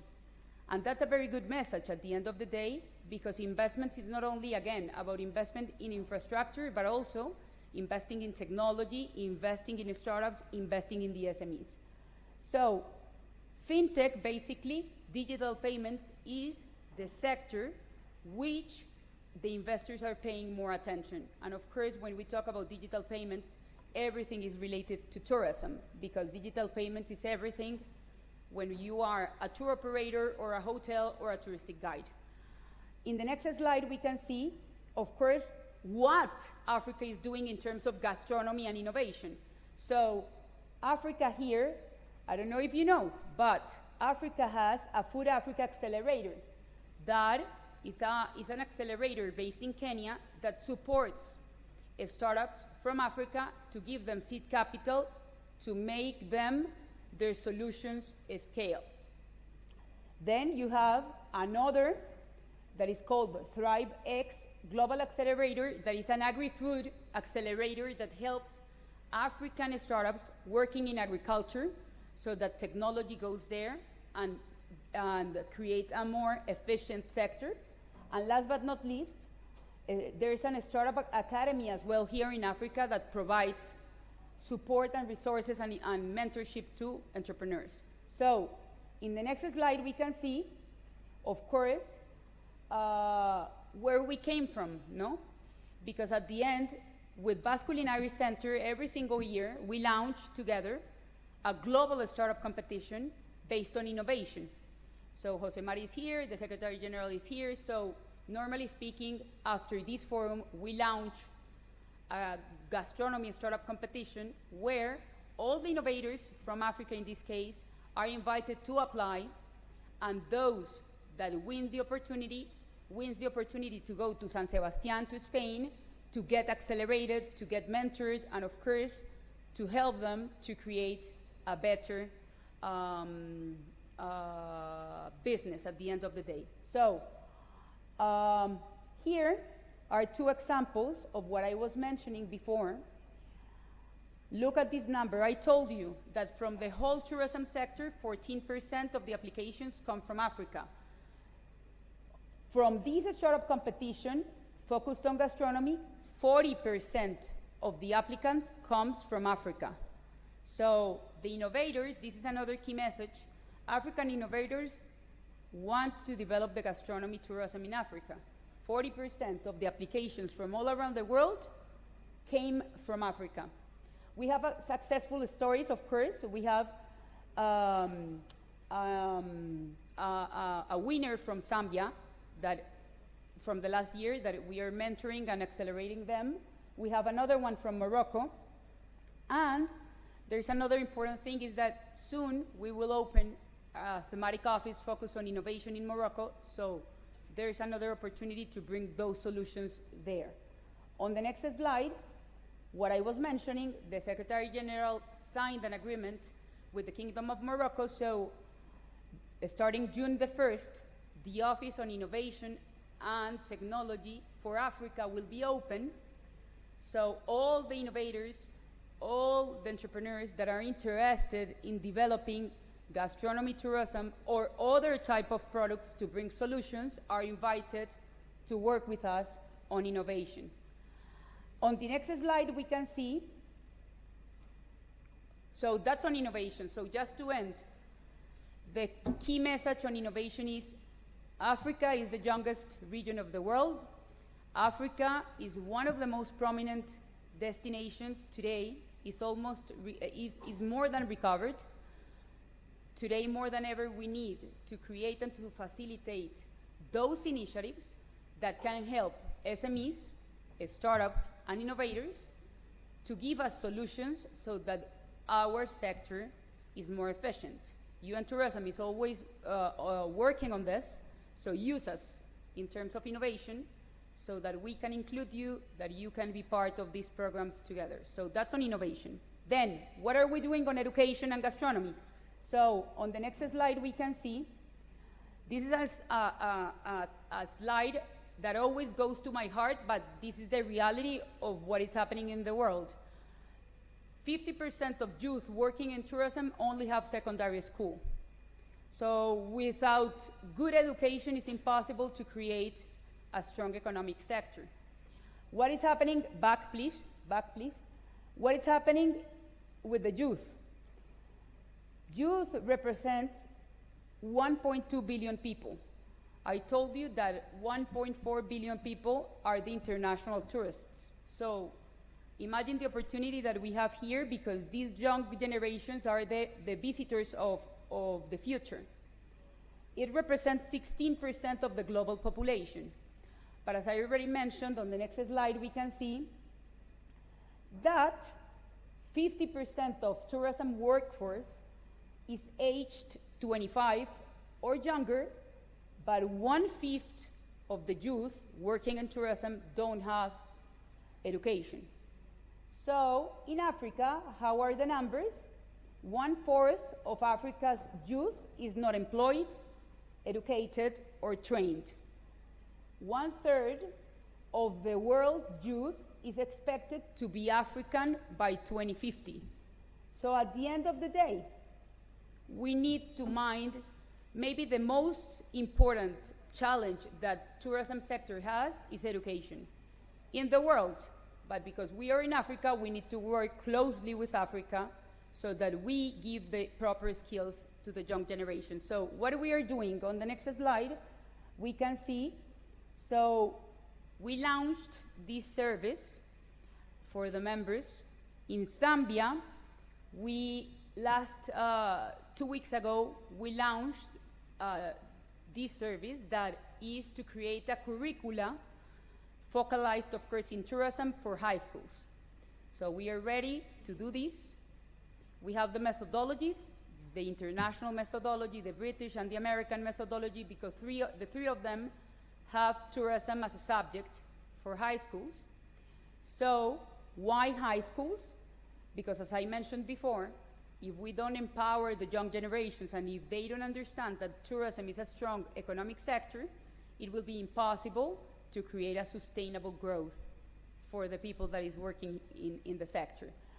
Second point of all, the online academy. Today you saw that the Secretary General gave scholarships to the Vice President and the Minister, because the online academy is an online platform that we have with the best universities all around the globe, and we have courses in 5 languages, and of course there are courses on gastronomy. So as of today, or beginning today, you will have 100 scholarships. So again, we need to see with the minister how we allocate them, but there is an opportunity to upskill or re-skill the people, because you get a certificate of UN tourism plus the government that is behind. So we have given, just to give you an example, more than 3,300 scholarships in Africa. And on the next slide, we can see that, of course, we are working in Africa to create training opportunities, of course, on the ground. So we are in Tunisia today to work on resilience for tourism enterprises. We are doing innovation and digitalization courses in Morocco. On the next slide, we can see vocational education that maybe is key, and this is a new service that we launched a couple of weeks ago in UN Tourism, that is courses through WhatsApp, so people that are 24/7 working in tourism, like taxi drivers, tourism guides, migration people, at the end of the day, they don't have neither a computer nor time to study. So we have courses that only needs 10 minutes per day, where people can, through WhatsApp, study, get videos, get quizzes that are 2 or 3 quizzes per day, and after they get all the modules, they get a certificate of UN Tourism plus the ministry. So this is really important, because we are doing this in Latin America for the rural areas, or for the taxi drivers, or in Spain for hospitality. So this is something that we feel that this can impact the way we can help people that are working in tourism to get more skills, with, of course, innovation. On the next slide, we can see that, of course, in Africa, we are advancing on the ground as well. So with Zimbabwe, with the minister, we are working on the creation of an international academy based, of course, on culinary arts. This was a result of the forum from the last year. And with Zambia as well, we are working to create an academy focused on vocational training and to bring technical skills in tourism for people. So on the next slide, we can see how, so I just spoke about innovation, about education, so now at the end of the day, money and investment, so how we connect investments as a third pillar into all this roadmap. So on the next slide, we can see, Minister, you were the first one who did this. So we are helping governments and ministries to create this. The first one that we created in Africa was 2 years ago with Tanzania. So it's an investment guideline. Why? As I mentioned, we need to promote tourism as a sector. So why the investors need to invest in a country? So we are working with more than 25 countries to help them to create their own guideline. What are the projects? What are the incentives? What are the benefits of investing? What are the type of projects, so that we open opportunities to the countries? With Tanzania, we are updating the guideline, because of course we did it 2 years ago, so we need to update it. But we have these as part of the work that we do in the country. And here we have done it in Zambia, in Mozambique, in Mauritius, and as I mentioned before, we have a plan to have at least 10 more for this year in Africa. And of course, this is connected with the key markets of the country. So Peru and Ecuador, we have it in English and in Spanish because for them, in this case, the British market is crucial, but for Uzbekistan and Zambia, China is very important, so we translate the guidelines into Chinese, just to give you examples. So at the end of the day, what I wanted the messages that I wanted to give you today before the discussion is open and the high-level debate is open is that our sector is the most human economic sector. We know it. All of us, we are passionate about tourism, but we need really to focalize our efforts in innovation to give and to empower the SMEs, to empower the young generations, to add value to this economy. We already have these, and we are working on gastronomy with Basque Culinary Center to create innovation through tourism using their accelerator.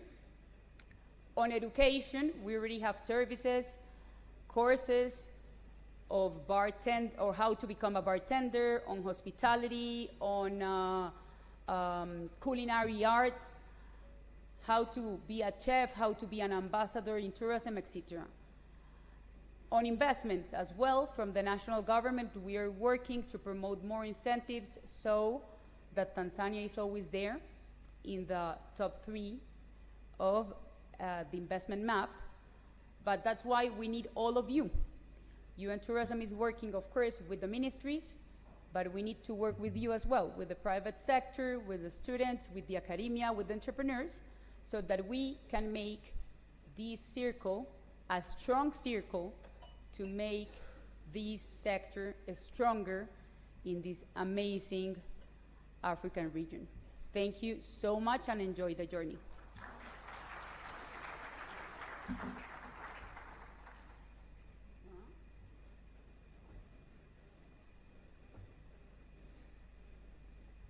Thank you, Natalia. I've got to say, from my perspective, what really came through there is it's education, it's youth. 1/3 of the world's youth will be African within a few decades. And we have the UN Tourism Online Academy as a resource that can be used. You can use it via WhatsApp as well for those who want to improve their skills in tourism. The plus side, I heard just there, Tanzania, fastest growing destination in Africa.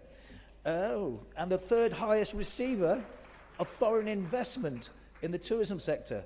And the continent as a whole is 13% up on foreign investment. But there was one message there: investors care about the progress of digitalization. That is something that we have to focus on. So, as was mentioned by Natalia, we now have a very important session, the high-level panel on policy frameworks for gastronomy tourism.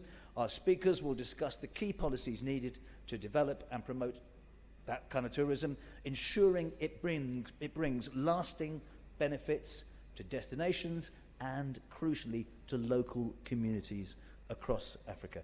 And to set the scene for this discussion, I am pleased to invite on stage Director of Market Intelligence Policies and Competitiveness at UN Tourism, Sandra Caval.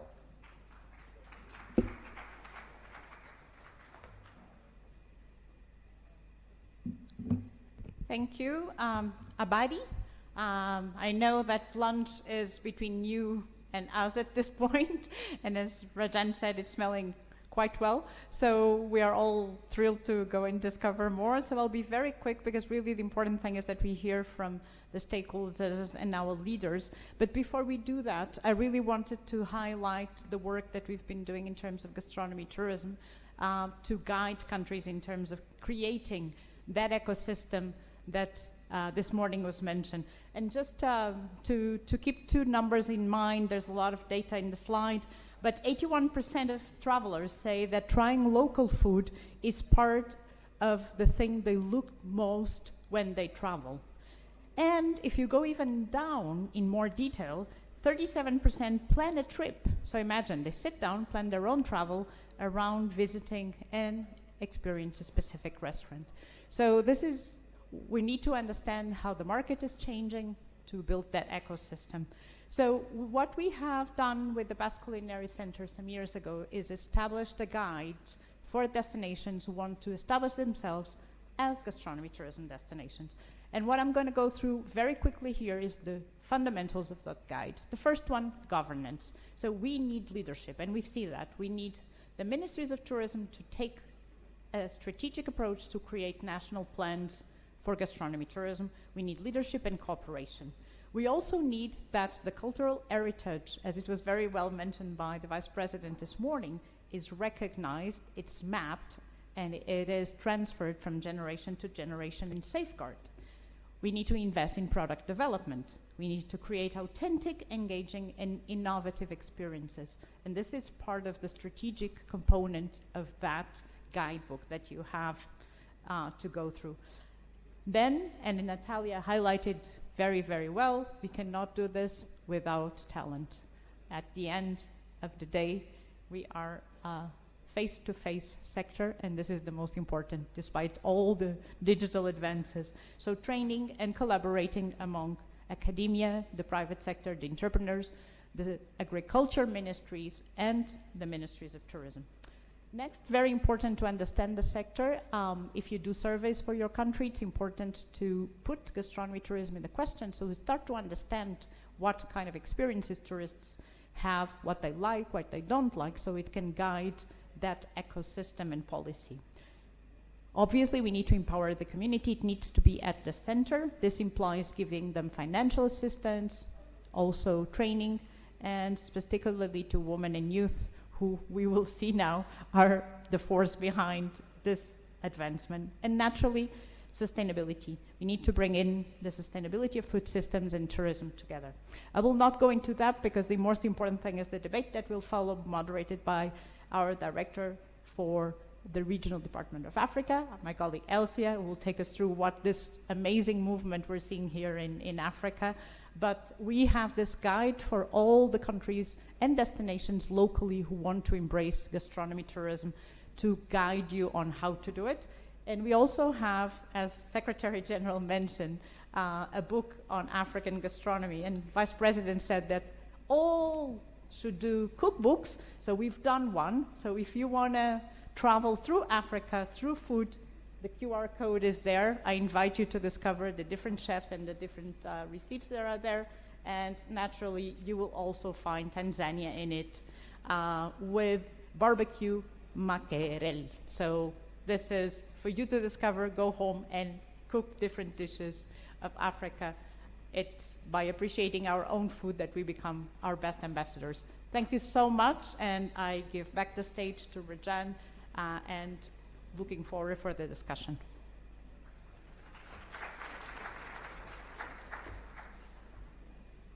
Thank you, Sandra. I want one of those cookbooks, please.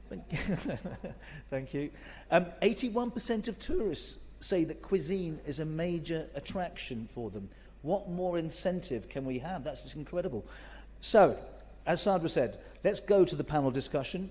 And I'd like to invite Ms. Elsia Grancourt, who is the Regional Director for Africa at UN Tourism, to join us on stage as the moderator for this high-level discussion. Welcome.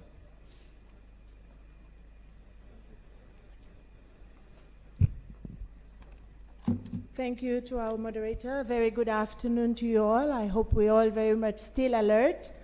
As Sandra said, I know it's this panel keeping you from your lunch, but given the level of panelists that we have, I'm sure the conversation will be exciting for you all to continue listening in. So, before we start, allow me to invite all our panelists on stage. Let's welcome first Honorable Pindi Chana, Minister of Natural Resources and Tourism, United Republic of Tanzania. It's my pleasure also to welcome Ms. Barbara Rhodzi, Minister of Tourism and Hospitality Industry, Republic of Zimbabwe. Your Excellency, Ms. Makotso Magi Sotiu, Deputy Minister of Tourism of the Republic of South Africa. Ms. Nyabeni Tipo, FAO representative in Tanzania. And last but not least, Son Excellence Monsieur le Ministre Didier Musanga, ministre du Tourisme de la République démocratique du Congo.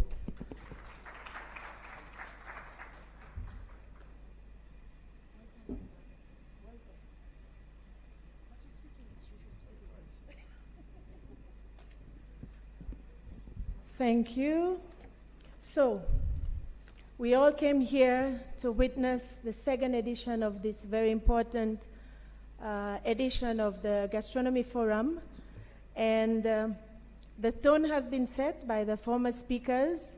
I think now it's for us to give a chance to our panelists to tell us more, a little bit, what they are doing in their respective countries.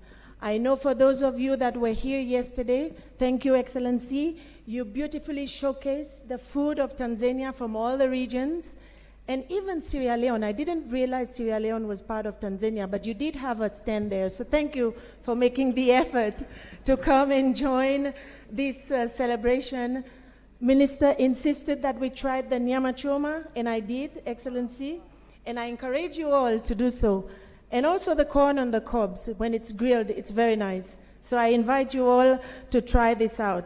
So now let's get into the serious discussion of today's panel. I will open one question to all of you so that you tell us a little bit.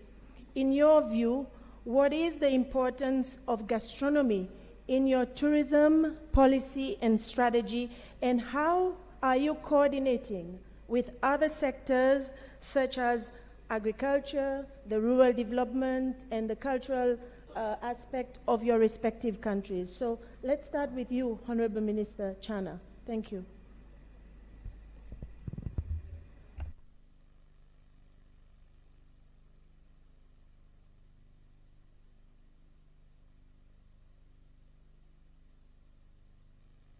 Can the technician help us, please?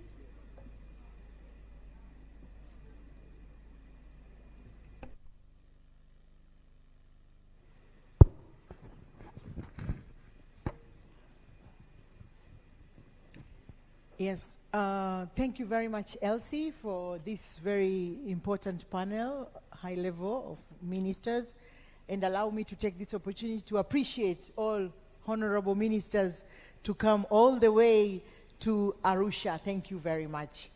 So, in our country, under the leadership of Her Excellency, Dr. Samia Suluhu Hassan, number one, as we move forward, gastronomy is among the priorities. So what we have done, we have said in our policy that we need to come up with new tourism products.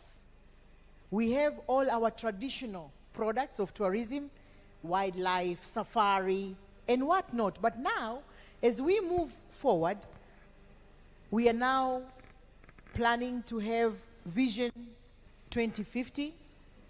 We have our Millennium Goals. We said we need to come up with new products of tourism, which will enable tourists to come in our country and maybe stay much longer. So among the new products, I can say gastronomy is one of the products. And in Tanzania, we are starting not only on the cooking, but we are starting from agriculture. The government subsidizes agriculture. It subsidizes fertilizer. Tanzania is among very few countries with our food balance sheet exceeding the demand.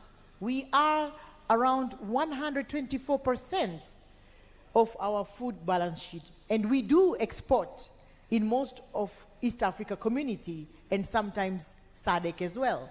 We export maize, timber, potatoes, sunflower, and so many things. So after subsidizing in agriculture, we get the products, cashew nuts, avocado.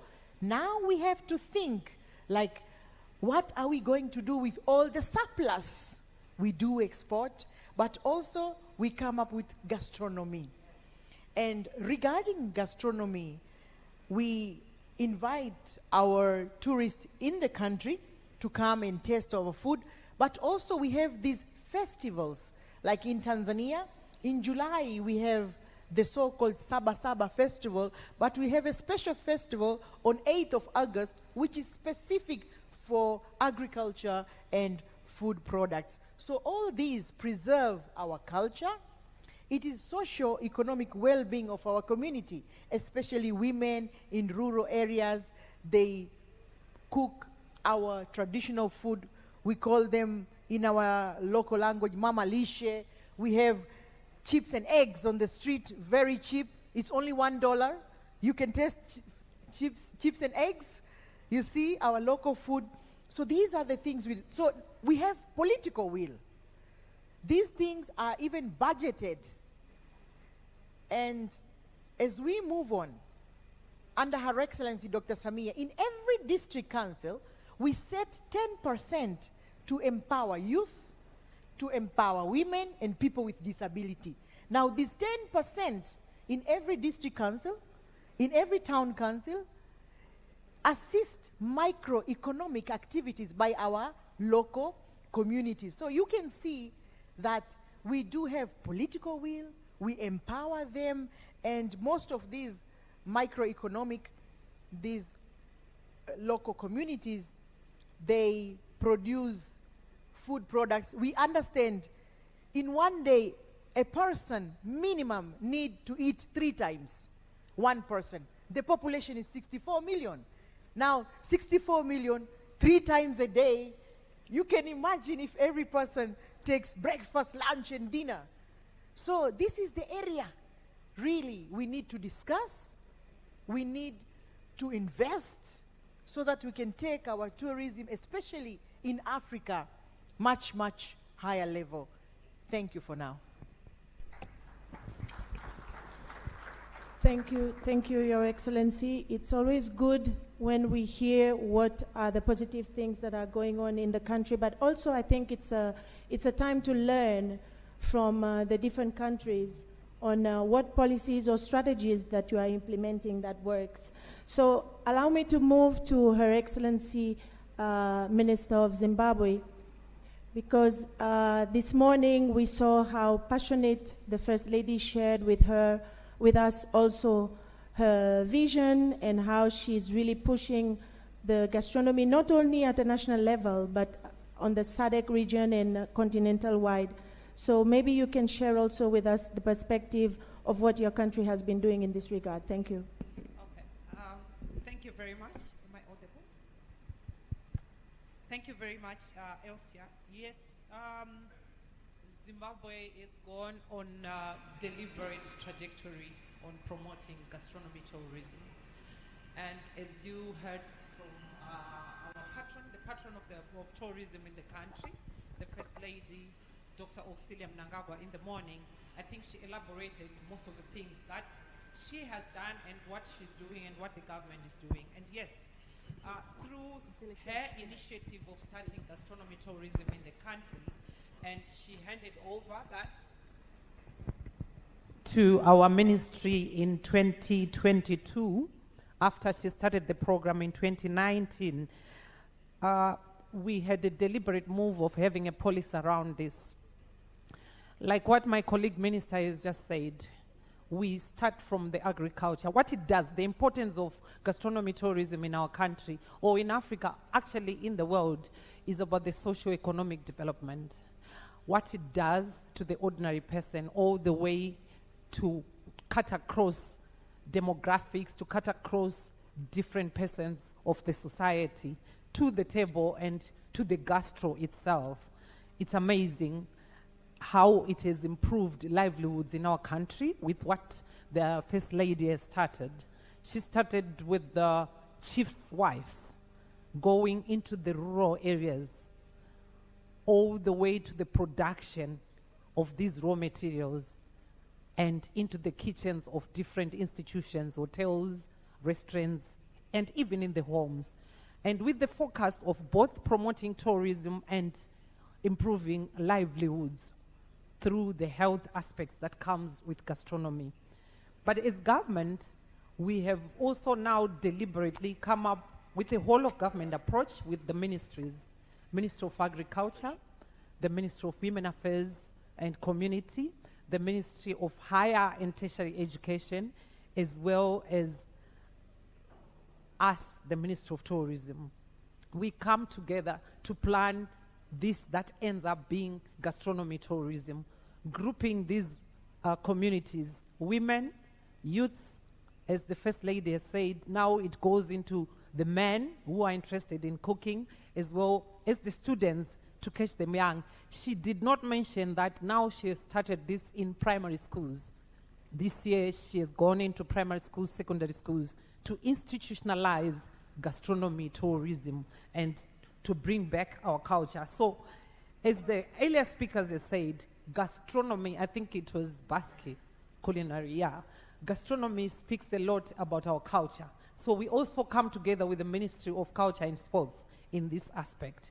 We have come together into these competitions with the communities, competitions with students, competitions among us, the chefs, competitions among us, persons with disabilities, so forth and so on, so that we can develop socioeconomics within our people, and livelihoods are changing, Elsie, in Zimbabwe because of gastronomy tourism. What it has done again since the coming of United Nations last year after UN tourism. So yes, Tanzania is number one and upcoming, and I tell you, Minister, this event, what it's going to do to the coming or the arrivals in your country is going to be amazing, because after UN tourism came to host this first ever regional gastronomy tourism for Africa in our country in July until today, the numbers of international arrivals has increased.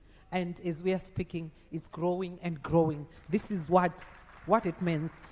People visit countries, yes, for many reasons. And in our ministry, Elsia, we also deliberately clustered tourism. We have wildlife, like what the minister said. We have people who come just for holidaying, people who come for diplomas tourism, people who come for food now. They're now visiting, but every tourist, when they visit in your country, what do? Regardless of what they actually came for. At the end of the day, they want to eat and they sleep. Two things. You definitely eat and sleep. But then we have realized through what the First Lady has done, that why should we say Zimbabwe food in restaurants back then, before probably 4 years ago, in our restaurants, they used to say Zimbabwe traditional food Wednesdays only. I'm giving an example. Yeah. And other days of the week it would be other food, particularly European food. Now, you have European food, or whether it's French, whether it's Italian or Chinese, once a week, and every day it has to be Zimbabwean food. Because when a tourist comes to your country, as I come to Tanzania right now, of course, because we are similar in many things, I've realized since yesterday when I've been going through the food for Tanzania, we are similar. But when I'm saved, I really want to ask, what is the Tanzanian that is not Zimbabwean? But Africa is Africa, of course. When a tourist comes to your country, give them what you eat as an attraction to them. You can't give, you don't want to give a Japanese chef Japanese food, sushi. I don't know how to cook sushi, but I'm the best cook for ryo or sadza. You know, if you ask me to cook intestines of a kettle, I'll do it very well. A Japanese can't do it the same. So when they come here, they must eat what we grow, what makes us a person, what makes us, because as we all know, what you eat is what makes you who you are, right? From the younger age. So we need to when we demonstrate who we are as Africans, it starts from our food. Let's give them our food. And this is what we are now doing in Zimbabwe, and we really want this to go across the continent. I thank you, Elsia. Thank you so much, Minister. We see when we talk about gastronomy how everybody is so passionate, but few points that the Minister highlighted. I think there are a lot of people in the room that have the key role when investors are coming to your countries, especially the hotels. And then suddenly you realize you go into the hotels and you're looking for that food that is from that country and it's not there. And Minister, you said it yourself, Excellency, you said it. It's good to encourage the hotels to really showcase the local gastronomy, because this is what most of us are traveling to discover: the food, the people. Let's not forget the music as well. And also you mentioned about empowering women and youth. I think this is very critical, and also the element of education. Natalia highlighted that and underscored it. And I think we have taken that trajectory, but we need to continue. As Minister said, political will is very important. So thank you. Now we'll move to South Africa. South Africa, we know when we talk about gastronomy, I'm a big lover of biltong, for example, but biltong, you can find it in that part of the world. But when we talk gastronomy, we talk also beverages, right? And South Africa, we know that you're one of the biggest producers of wine, right? So can you maybe share with us, with wine tourism at the forefront in South Africa, how is the government integrated food and wine experience to create that cohesive gastronomy product? I was expecting you to ask me the same question. You said it's a generic question. Now I must go direct to the other question now. Yeah, thank you very much. You can speak to the first one as well. You can speak to the first one. No, thank you very much. Let me also take this opportunity and thank you very much for inviting us as South Africa. Indeed, you are correct. When it comes to Africa as a whole, I think South Africa is a leader in some of the instances. I want to go to your direct question with regard to us being at the forefront as South Africa when it comes to wine and also the integration of wine with food. I just want to indicate that our government interventions, for an example, I just mentioned some few. We created a cohesive gastronomy product following the development of the gastronomy tourism framework. Maybe I should also indicate that when we discussed your paper, after receiving your paper, we were 100% sure that so far South Africa is one, or if only the only one, that has already a framework on gastronomy, unless one South African country can say that. Okay. Then when it comes to us then as government in trying then to make sure that we create jobs and also we give training in a form of skills development to our young people. The department has launched a culinary training program for the 18 to 35 youth, because the 15-year, we have a problem with 15 years. I know that it's a term that is being used, but according to our constitution in South Africa, a 15-year is supposed to be at school. If a 15-year is used for something else rather than be a school, then it's an exploitation. It's a criminal charge in South Africa. Therefore, we started with 18 years to 35 years, where then we're giving them a training on issues of a gastronomy training framework. We align ourselves with that. And one of the areas that one can mention then is we gave them a training on chef training and wine service training programs, of which I'm sure you're aware of that. We just had this activity, I think it's late last year, where we were launching that in South Africa in Cape Town, where we had many countries who were part of that activity. The students were then training on wine skills and to address skills development and also issues of job creation, because one of a ticking bomb in South Africa is the issue of unemployment, especially to the 18th to the 35th. Now we are trying our best then as a department to make sure that we assist the government. I think so far South Africa is It's the only country that gives a grant to people who are unemployed. You know, if you are unemployed and you are at a working age, you are getting grant in South Africa. What is even more painful is not only for the citizens of South Africa, because our constitution says that we are responsible for everyone who is in South Africa. Therefore, we are trying to assist government, and the only department that can do that, and the only area or sector that can do that is tourism. Therefore, we are training them so that tomorrow, when they finish their training, we even assist them in making sure that on their behalf we market them in a way of placing them. If not, when they finish their training, we also then give them some sort of assistance on how to start their own business within the country, that is gastronomy in particular. When they start their business, we train them on how to manage the business. And then financially, then we give them a starter pack, where then we monitor them until such a stage that we are happy that you can run your own business. And then we monitor them, we nurture them for something like 12 months. And then after 12 months, if we are happy that you can manage this business of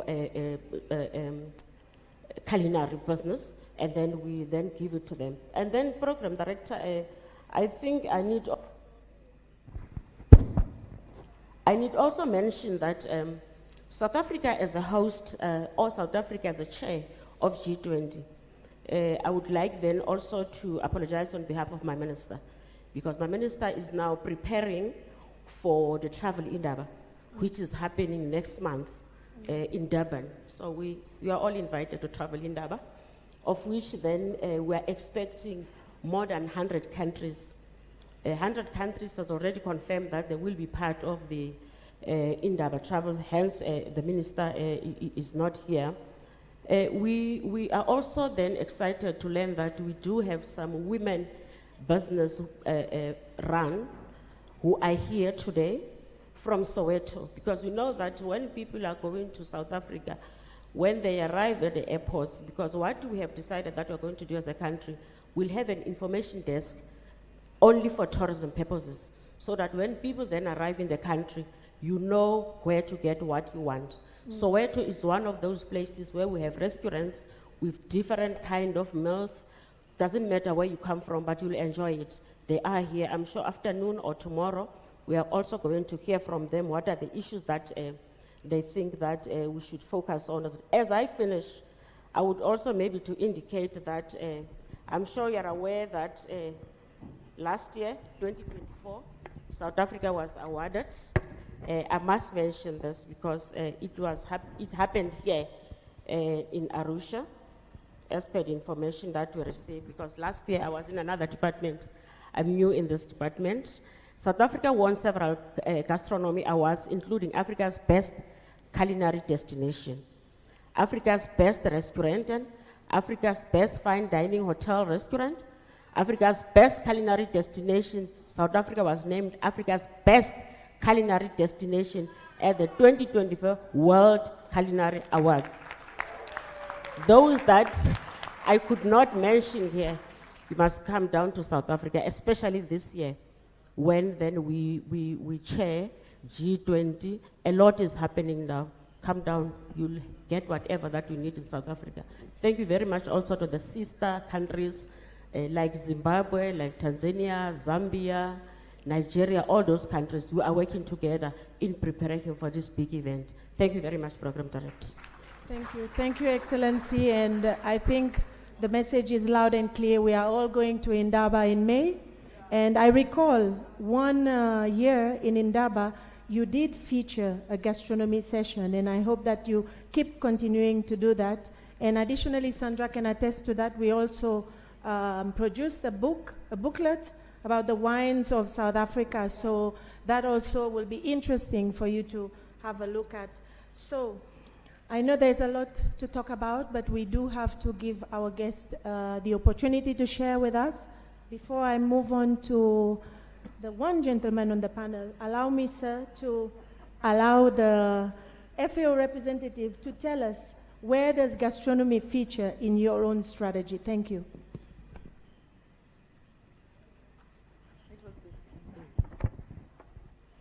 Thank you, Alicia, and thank you for all these wonderful honorable ministers who have just spoken before me and the speakers in the morning.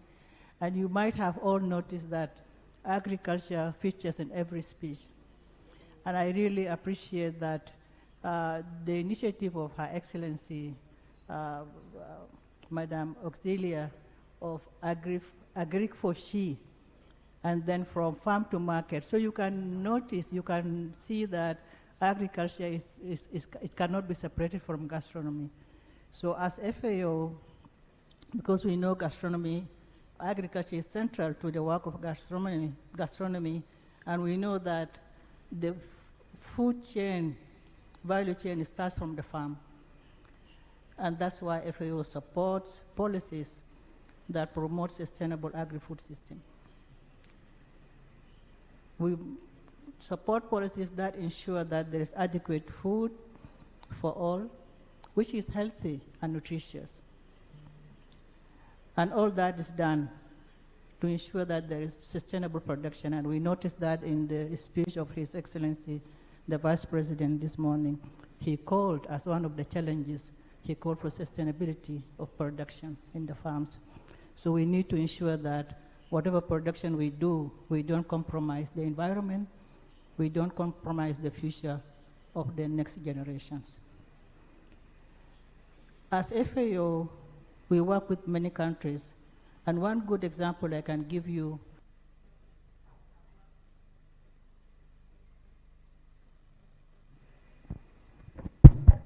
Okay, thank you. We have worked with more than 100 countries to develop something we call food-based dietary guidelines. And these are guidelines which are based on scientific research. They are based on locally produced food, local ingredients, and recipes that are nutritious and healthy for all. These guidelines inform the local context. They inform the local communities on what is best. What is a nutritious plate? How can you have a balanced food? We do recognize that today in the world, there is a lot of statistics show us that there is malnutrition somewhere.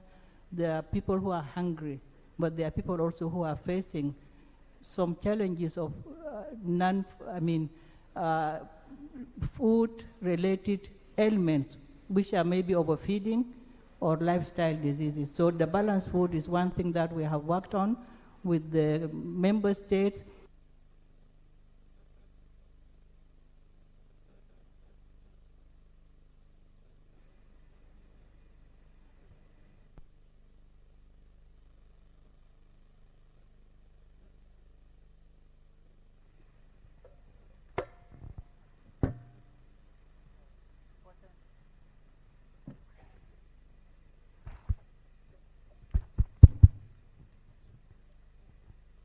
In Tanzania, they were launched in 2022, and in the mainland and in Zanzibar. And these food-based dietary guidelines were translated into Swahili. But out of that, we had a lot of nutrition campaigns. And I remember we had cooking shows which were aired on the national television.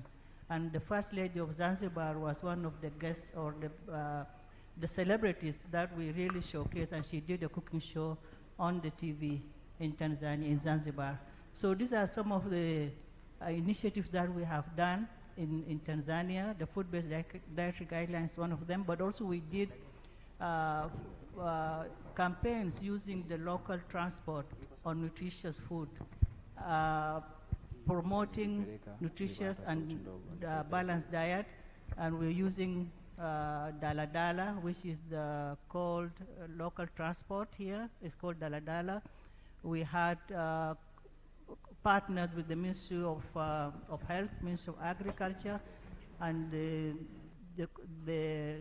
Tanzania Food Committee to make sure that we have facilitators in those transport who can preach the message of nutritious food. So we do believe that it's not just about gastronomy, but it's about the food that you give out there. FAO supports guidelines globally. We set standards together with member states to ensure that the food is safe, the food is healthy, and this food is nutritious to the people. So if you go to the sustainability of production, we have voluntary guidelines for sustainable management of land, tenure, forests, and fisheries. We have guidelines for small-scale fisheries. We have guidelines for aquaculture. So all these guidelines come to inform good policies, standard policies in the member states. So these are some of the examples that I just want to share with you. But I also appreciate what was mentioned by Honorable Minister earlier in the morning about using the existing platforms like the Nani Nani. She already mentioned that, and I had them in mind because we have other events in the country. The Nani Nani is one, the World Food Day is one, the Village Health Day is one. We can blend these activities of gastronomy within the existing activities, within the existing events. Nani Nani can be used to appreciate local cooking, bring on board the context of Tanzania, the dishes of Tanzania, and then we also award them because during Nani Nani they do awards. Can we include the chefs to come and cook and also recognize them at that time? The same on World Food Day. So I think these are just some of the examples I wanted to share with you. Thank you. Thank you. Thank you. I think you mentioned rightly so food security, food safety, and I'm sure at the national level, countries are working very closely with you. I understand from my colleague Sandra that we have collaboration with you with other regions, but maybe going forward we can strengthen that collaboration, especially through the ministries of tourism with the FAO. So now we go to our one gentleman on the panel, the Minister from Democratic Republic of Congo. We cannot talk about gastronomy when we go to DRC and not talk about music. You heard this morning, the Secretary General said in July, we will be going there in great numbers for the first festival, music and tourism, and also, of course, gastronomy will be present. So, Excellency, please tell us a little bit more what your country is doing and what to expect when we come in July in DRC. Thank you. Elsa. Thank you to Tanzanian for the warm welcome. I tried to overcome the language barrier. You know that I'm coming from a French-speaking country. But this festival is not only about music. In DRC, music goes with food and beer and ambiance and also sap, the dressing. You know that Congolese like to dress. But we have to overcome all these stereotypes. I think it will be a big occasion for peace also. You know that in the northeast of my country, there is some groups try to make destabilization of the country. In this region also, we have one of the most best park of the world is the Virunga Park.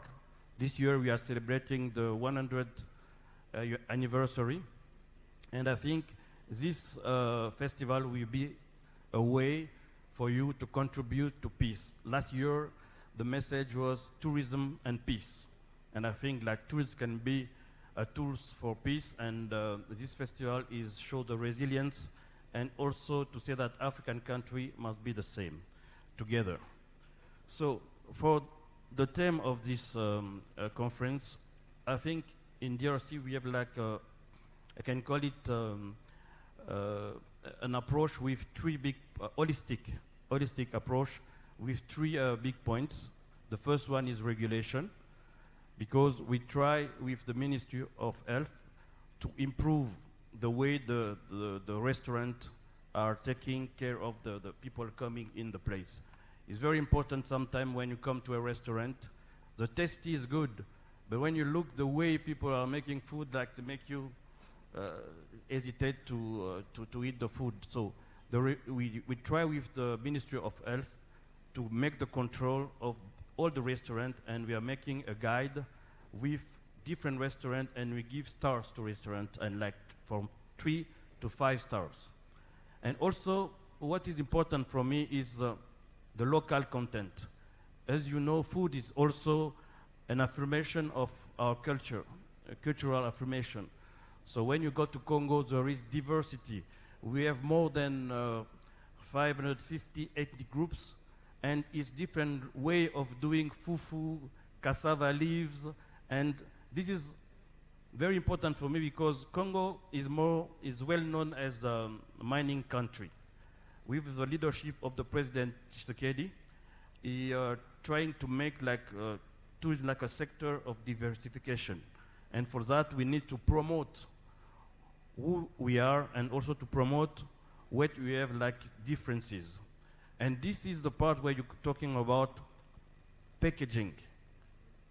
The food can taste good, but it's not well presented. I met 5 months ago a young guy from DRC. His name is Christian Yumbi. He's a chief. He make Congolese food, but he make it like in a big restaurant in Paris with, when I talk about gastronomy, is also how you present things. If you see caviar is just fish, eggs, but they present it the way that you can take it and say, wow, they put some champagne, they put some, the way to present the things, and that's the way we try to work with the restaurant to see how you can present the things. Also, we have palm wine.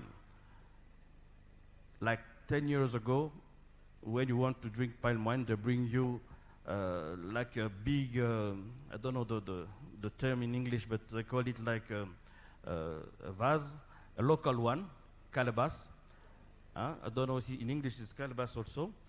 And when you look at it, you will not want to take it. But now young guys present the same things in a nice bottle with big, nice etiquette, and is more for strangers coming in the DRC. They can be able to taste the product. And in marketing also, we try to select specific region because DRC is a continent. I don't know if you have been there before. Is 1,300 to 2 million kilometers. It's very big. So you have to have what I can call unique sales proposal for each region. So this region is more for fish. This is more for snake. We eat snake. For crocodile or for turtle. And I think that the promotion of who we are is very important. We don't have to be ashamed that you eat this kind of stuff, even if it's protected by the law. We have a lot of protected species like okapis, bonobos, gorillas, and these species you cannot eat it. But in other way, if there is possibility to taste the local food, we have to be able to sell it differently. I think this is very important for me, and this is the work I'm doing, and try to have this guide. And when Natalia is speaking, he's talking about how to have digitalize everything. And I think it's very important also for this food gastronomy. We also have 5 festivals for food. But I invite you in July, from July 16 to 18, to come to Kinshasa to discover the music, the rumba, the best music in the world.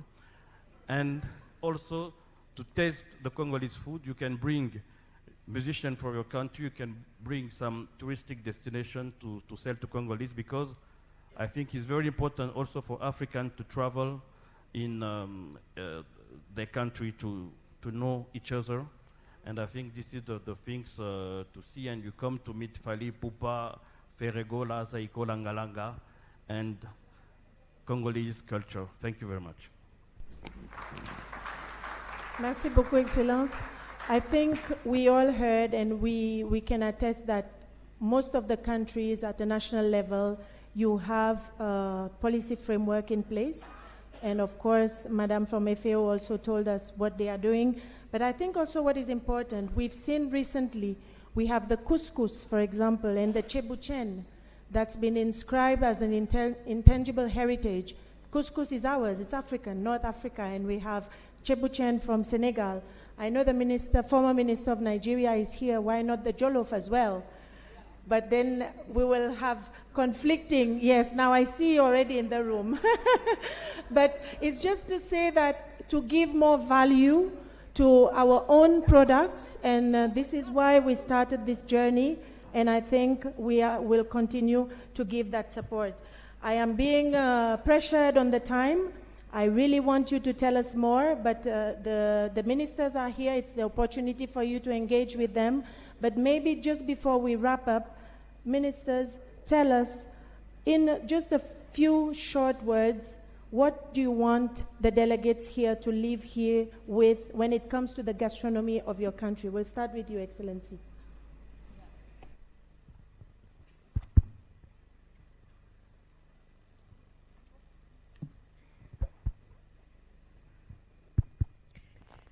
Yes, can you kindly repeat your... Just in 2 words, about gastronomy of your country that you want the delegates to take away with them. Okay. So I can say gastronomy, we can all manage. We can all cook. We can all share our experience.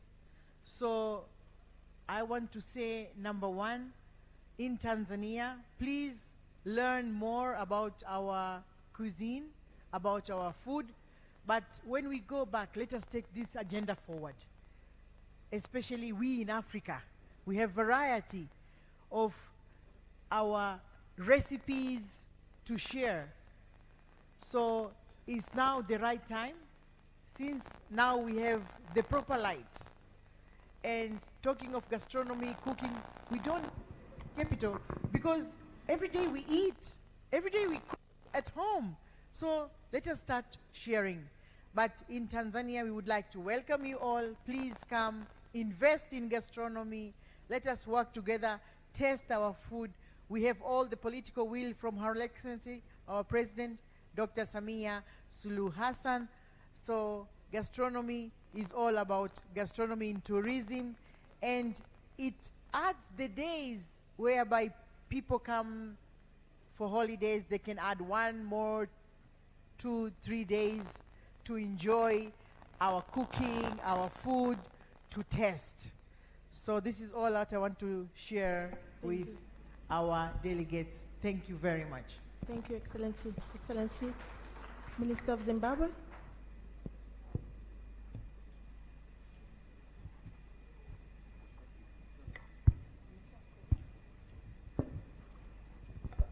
Thank you very much, Elsia. And my last words would be that let's be Africans who are very confident of themselves and very proud of being African through our food, through who we are as a culture, as people. We have beautiful animals where they are not found across the world. That's our heritage.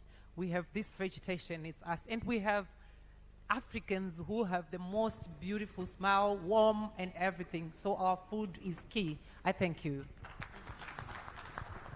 Thank you very much.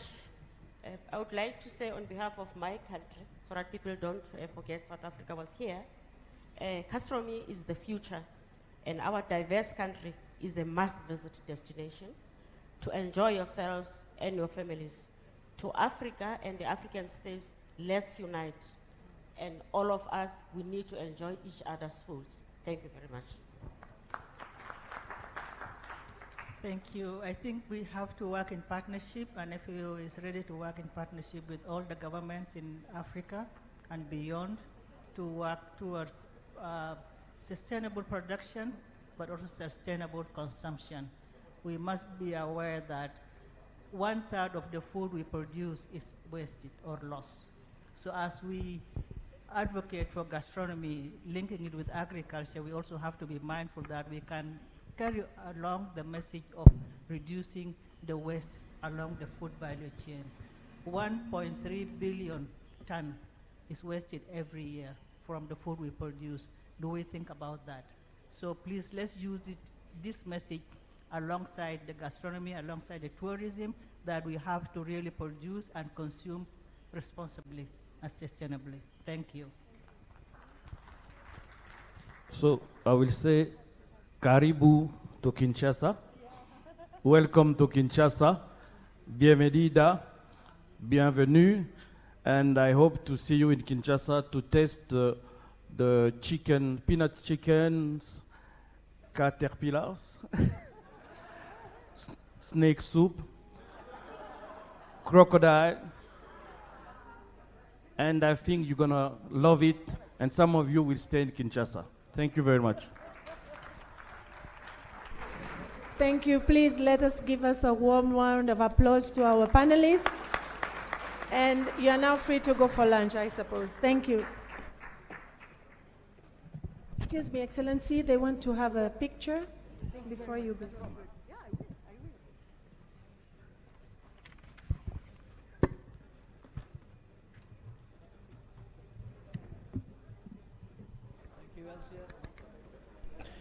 Thank you, Elsia, and the panel. Some really interesting insights for me. Number one, gastronomy tourism can be a key driver of sustainable development across Africa. The other messages I got from that, we need new tourism products to get people to stay longer, and gastronomy is a very strong candidate for that. And that means going all along the food chain, from agriculture to processing, and using all forms of marketing, including TV cooking shows. As the minister from Zimbabwe said, we need every day to be traditional African food day, to give tourists what we eat, to be proud of homegrown foods. Hotels need to showcase African food. They need to regard it as fine dining.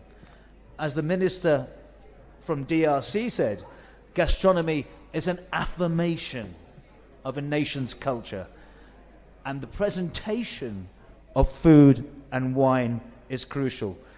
And just one last point, a music tourism festival in DRC, I'll be there. Music tourism is the next big thing, I hope, with rumba, of course, and that works with gastronomy. And maybe there'll be a whole series of new forums about music tourism. I hope so. So, one of the points raised in the last few sessions is the importance of collaboration between governments, international organizations, the private sector, and local communities. And only through joint efforts can we truly unlock the potential of Africa's rich culinary heritage. And that spirit of collaboration brings us perfectly to our next moment, which is the signing of a memorandum of understanding between UN Tourism and chefs in Africa. So I'd like now, please, to invite the UN Tourism Secretary General, Mr. Zurab Pololi-Kashvili, and Mr. Juve Malonga, founder of Chefs in Africa, to take their seats at the table for this important moment.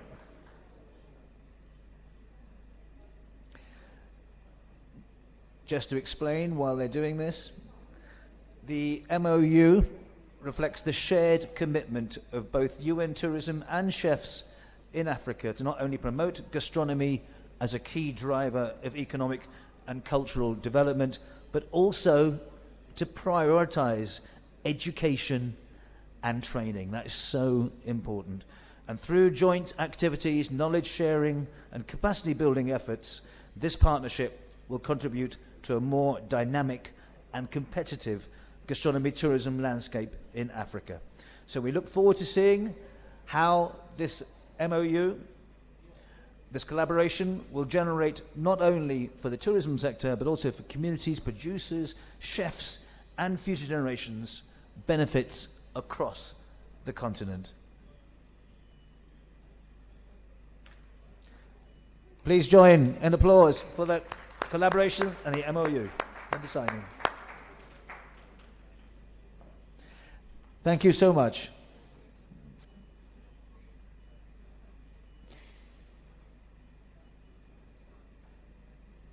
Okay, now, as people keep saying, we're well aware of the irony of having a gastronomy conference while we're waiting and delaying lunch, and we can smell the food. But hang on, just be patient. We'll get there. Because the next talk, which is really good, and will get your saliva going for lunch, is about being inspired.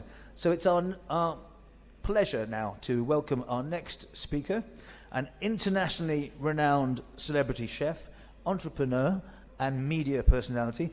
She's known for her creative approach to African cuisine, blending tradition with a contemporary flair. She is Chef Nti, and she's captivated global audiences through TV appearances, including street food in Africa on the Food Network. In 2018, she launched her own line of South African sauces and spices, and later opened Taste Kitchen in Johannesburg, which was named Africa Restaurant of the Year in 2020. And she's now expanded her operation to Nigeria with Taste Abuja. I can see her over there. Please welcome on stage Chef Nti for what promises to be an inspiring session.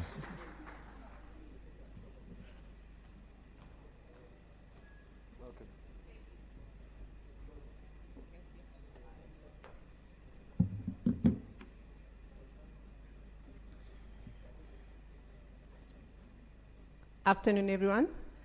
I promise my presentation is going to be brief. I know we are holding up lunch, but I am very excited. I'm excited. I feel honored to be here, and I sent greetings all the way from the dusty streets of Soweto, Johannesburg, South Africa.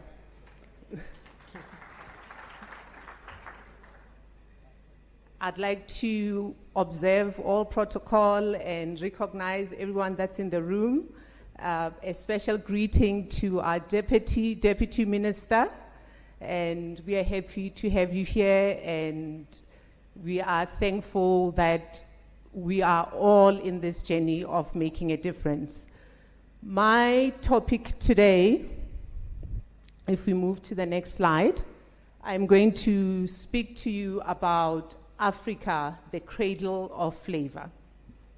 So Africa as a continent, we are not only the cradle of humankind, we are one of the birthplaces of agriculture, by extension, flavor. We need to continue with conversations like this and initiatives that have been spoken to try and accelerate and elevate us to a platform where we are celebrated globally. Why? Because we've got Asian grains that have been cultivated for thousands of years, like sorghum, we've got teff, we've got millet, we have spices that are celebrated. And these spices have originated long before your colonial trade routes. We had rich spice routes that are looking at preservation, that were looking at healing, as well as flavor layering. And when you look at techniques, globally, when you look at fine dining, our techniques have migrated. We've got techniques such as curing and drying. I mean, we talked about nyama choma. From the South African context, we've got ichisa nyama. We've got pounding and grinding as a technique. We have fermentation. We're still at this previous slide. We've got fermentation as another technique. Now, you may ask, why now? Well, now because the world is finally waking up to what we as Africans have already known. We have a culinary culture that is rich, that has ingredients that are nutritionally packed, and that is definitely ready to be celebrated. The world is hungry for authenticity. They are looking at, there's a focus on wellness and origin stories, and of course soulful foods. In terms of wellness, the world is now calling our Asian grains like sorghum and teff and your millet as superfoods. But these are grains that we've continued to enjoy for thousands of years. And of course, cultural, culinary tourism is booming. and there is an Afro-optimism that is rising with the exchange that is happening amongst us as Africans. Next slide, please. So there is a need for us to move from representation to recognition. African cuisine deserves a center stage. We definitely deserve to be at the center of things unapologetically so globally. It's time for African chefs. We have self-appointed ourselves as ambassadors for our respective countries that we represent. And we urge with the different ministries that are here, especially tourism, to center us and have us partner with you as we lead the culinary narrative. I mean, we've been here for the last 2 days, and we've been sharing and exchanging stories with colleagues, and the work that has been done is tremendous. I want to talk about an example briefly with a colleague in Rwanda.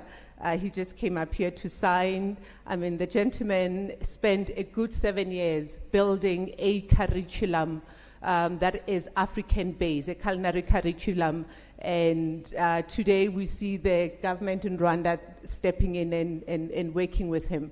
So next slide, of course, storytelling. I believe in the power of media.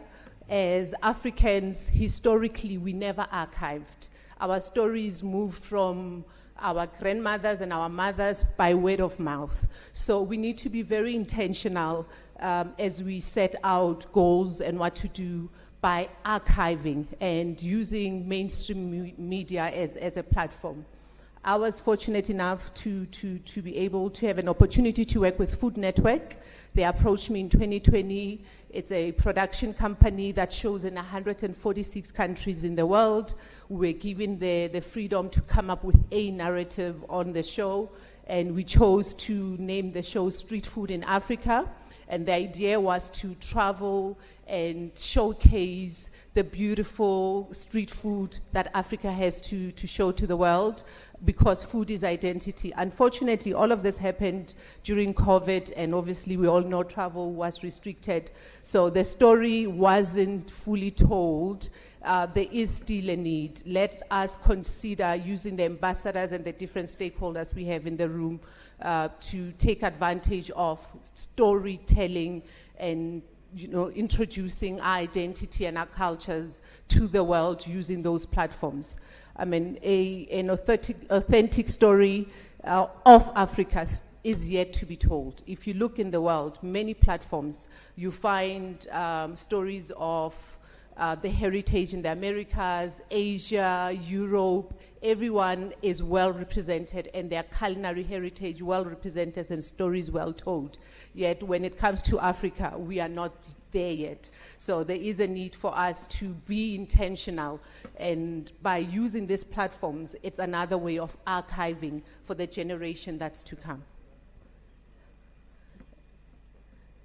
My journey, I started with Taste Kitchen in 2018, and we were in Maboneng, Johannesburg. Maboneng is a hub of culture in Johannesburg, and we used partnerships to tell a story with the Department of Tourism.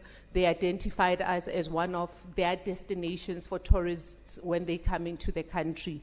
And what we would do is with our menu, as we may all be aware that South Africa is a rainbow nation and different regions eat differently, and we would tell that beautiful story using the plate, the food on the plate.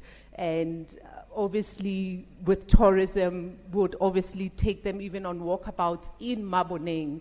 Maboneng has beautiful murals that are celebrating legends in the country. So it was a beautiful collaboration that we had with Department of Tourism.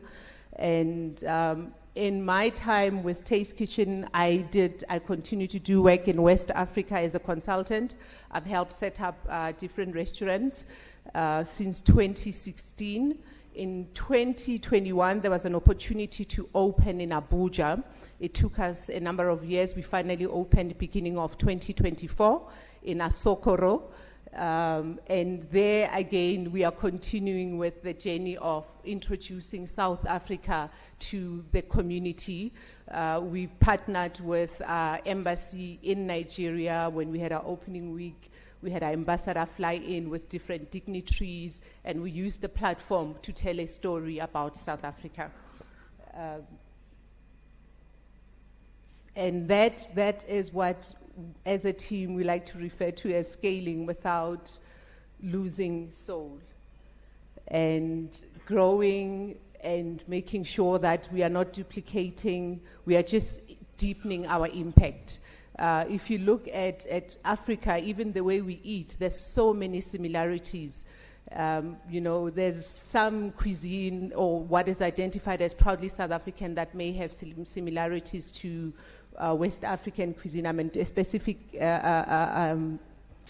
example is amagwinya, and in Nigeria you call those puff-puffs. So there is, as you exchange stories, you find that there's a lot of similarities. So we want to stay rooted in our cultural storytelling, obviously as we scale, creating community ties, obviously expansion, and honor locals.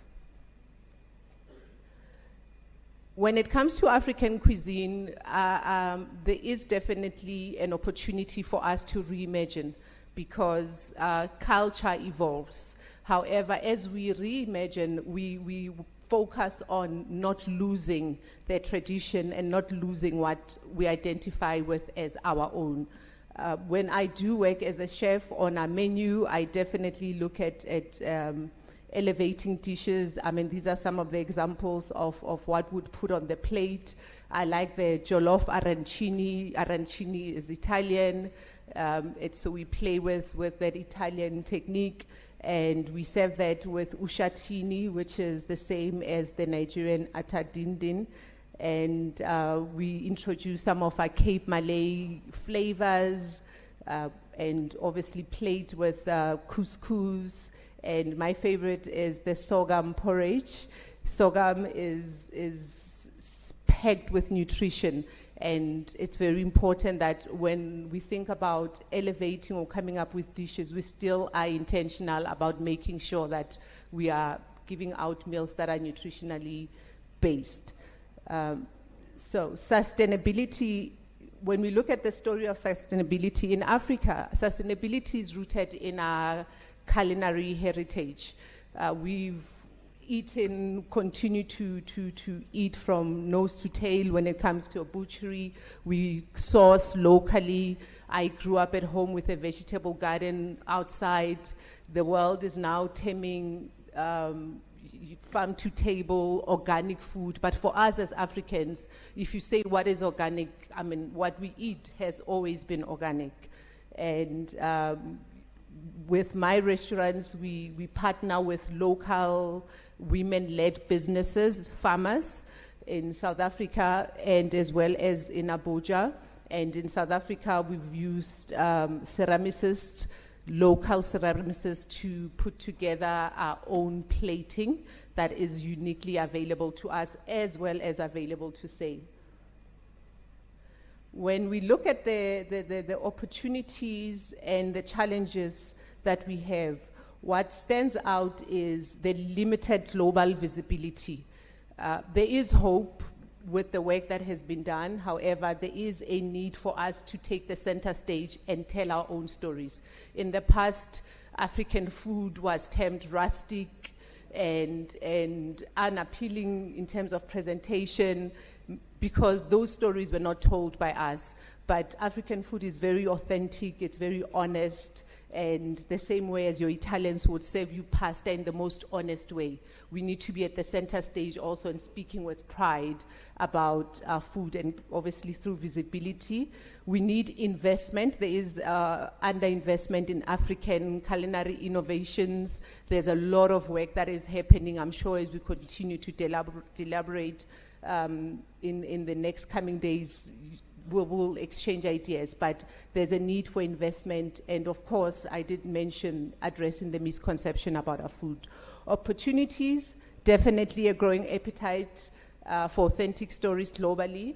diaspora engagement and cross-border collaborations, and obviously a second or third generation of African storytellers or African chefs from the diasporas are now standing up.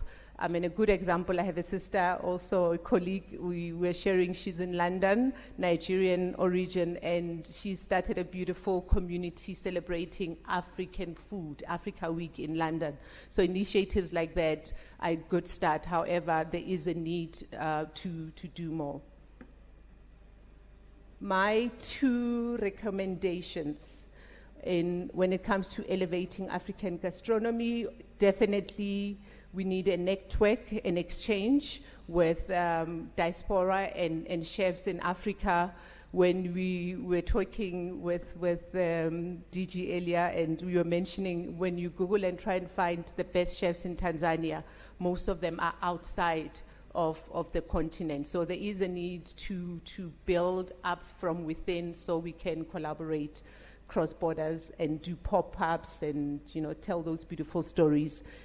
Invest in African culinary tourism infrastructure. This one I'm particularly passionate about.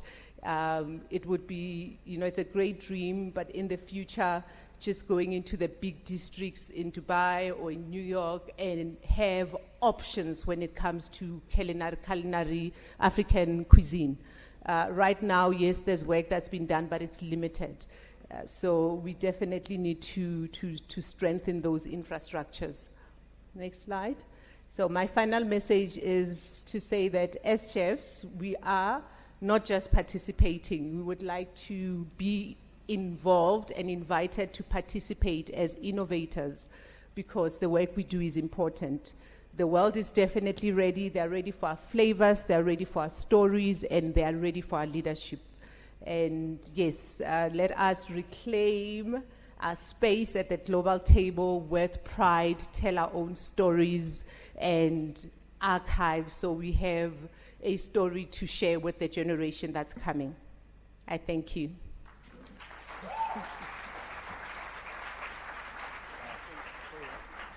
Fantastic session. Just some more applause, please, for the chef. Scaling with soul, investing in infrastructure, and yes, storytelling. Absolutely crucial in every tourism sector. It is the most effective tool to capture people's imaginations and whet their appetites. So please stay on stage, chef. Take a seat, in fact, because we're going to invite back Mr. Jose Maria Aizega, the Director General of the Basque Culinary Center, to follow up a little bit on how African gastronomy is gaining global recognition and about the opportunities and challenges ahead. Thank you.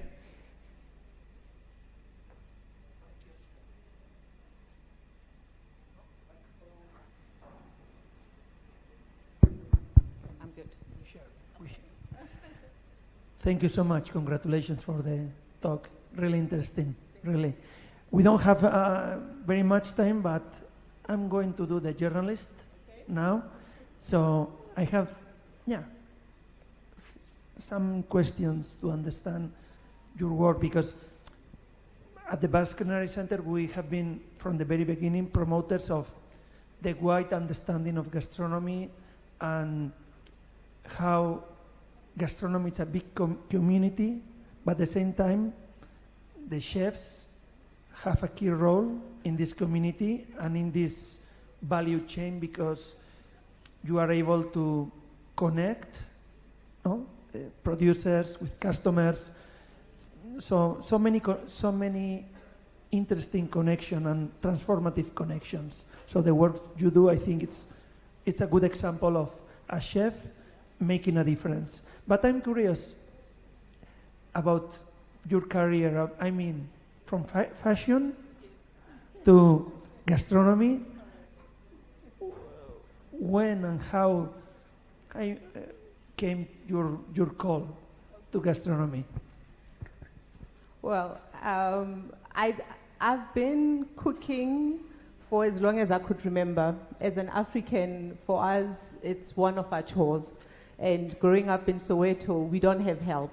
So cooking is one of those chores that everyone knew at home. You leave it to Nti, because when she handles the pot, trust me, everyone's gonna be happy. So cooking I've always done. And fashion is a passion of mine. I've started the journey in my professional career in fashion. I actually lived in Italy. You'll see with my cuisine, I'm inspired by Mediterranean cuisine as well in how I translate my dishes. I lived there for 2 years, and from there I then collaborated with fashion houses and took the business to South Africa. And as business does, that line of business didn't work out. So when there was a need for me to start over, I then looked at what's the next thing that I really love doing that I could do that doesn't feel like work. Because we're all clear work is something that's going to happen for the long time. So food was the next best thing for me. And 2014, I did a short course. I went to LA, did a short course there, and then went to culinary school to train professionally. Fantastic. I don't know if this connection with fashion has, is the reason, because I was reading about your style, no, and it's written there in internet that you promote modern African style.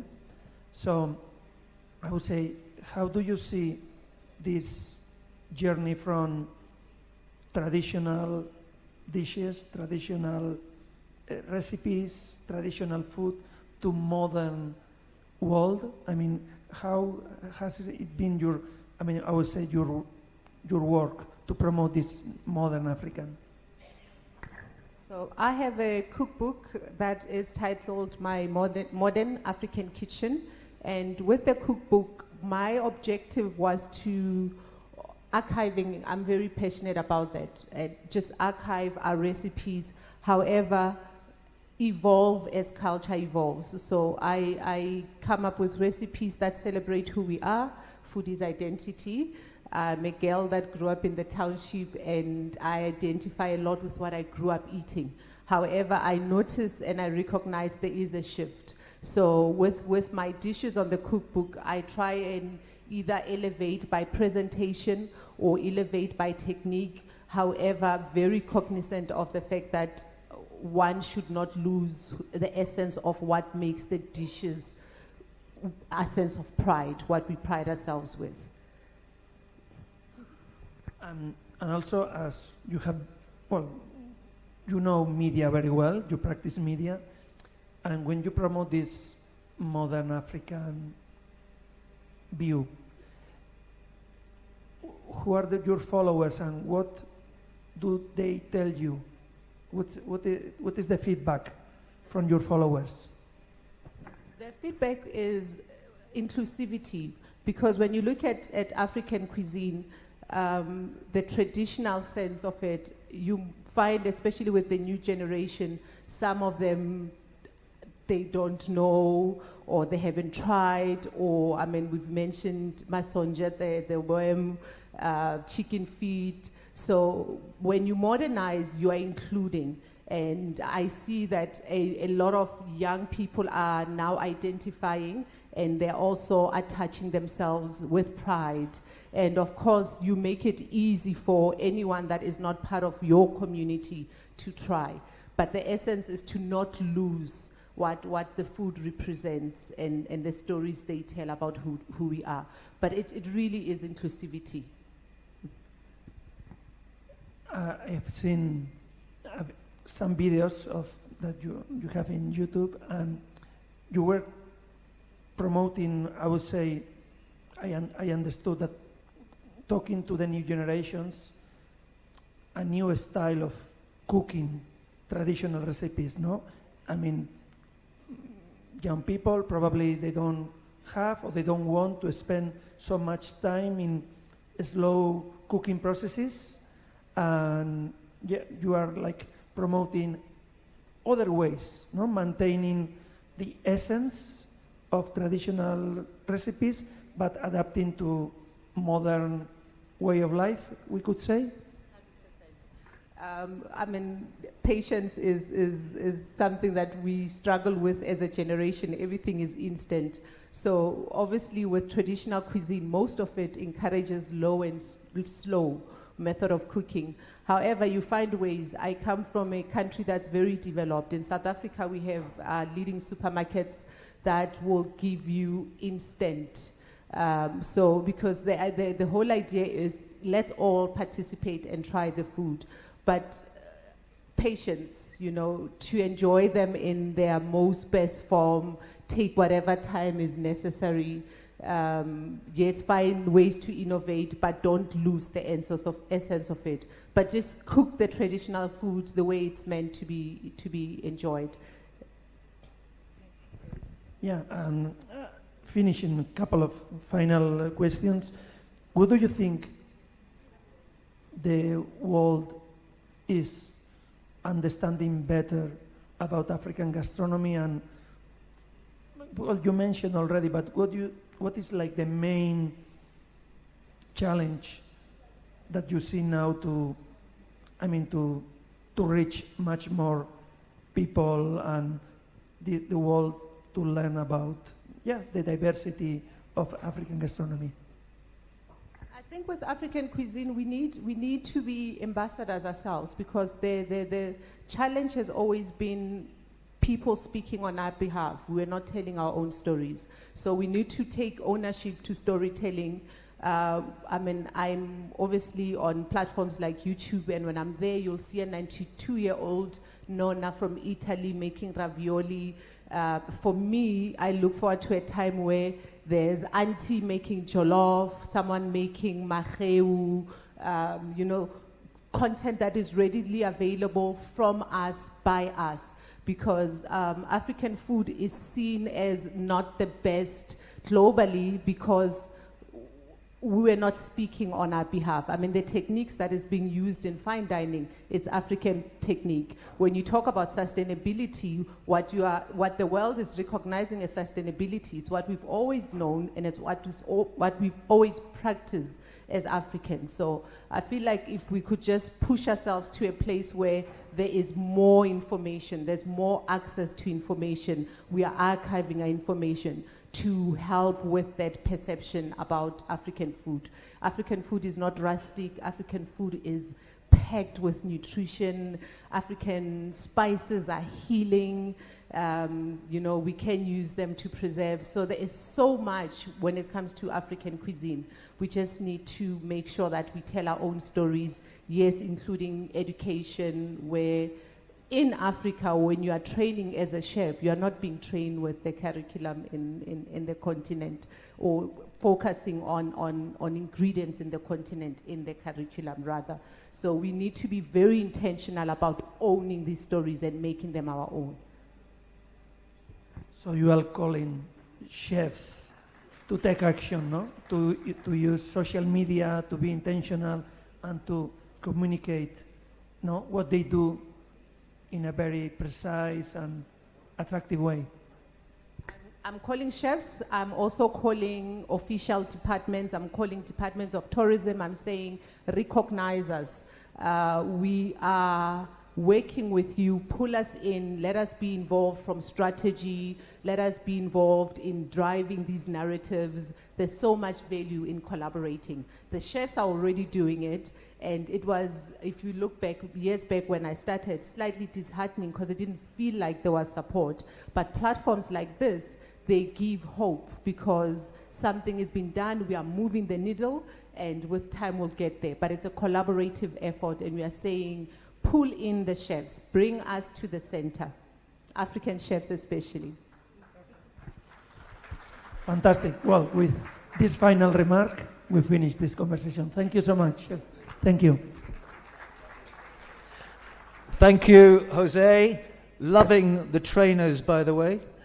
Very cool. That will be de rigueur from now on. And Chef, loving your outfit too, and I love your passionate and articulate advocacy for African gastronomy. Okay, listen, I bow my head to you. You have been incredibly patient and respectful. But now is the time for lunch. and an opportunity for you to enjoy some delicious local Tanzanian cuisine. On your way to your respective lunch venues, and I'll tell you about that in a second, you'll have the chance to enjoy a live show cooking session with 2 top Tanzanian chefs and a chef who's travelled all the way from Zimbabwe. Now then, for lunch, I've got to announce this. For the red lanyard, delegates will be ushered to the grill by our chief usher, and if perhaps they can come up, the chief usher. If you have a blue, green, or white lanyard, please follow the ushers that will also come up shortly. Foreign delegates, can you please kindly confirm the Arusha National Park excursion on the 25th, that's this Friday, by registering at the registration desks in the lobby, and you can do that as you step out. Okay, enjoy your lunch. See you back here at 3:45. Well done, everybody.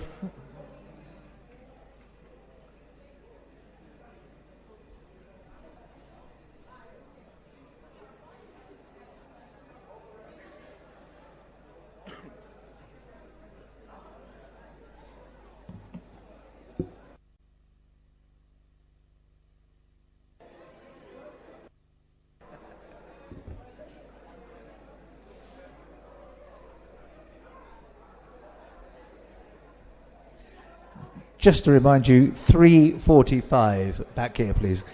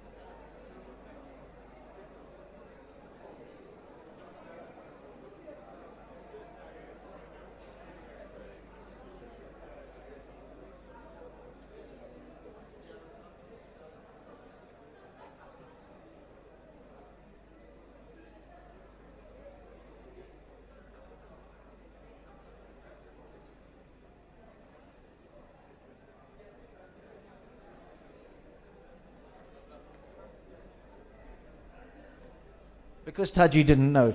3:45, once more, for returning here.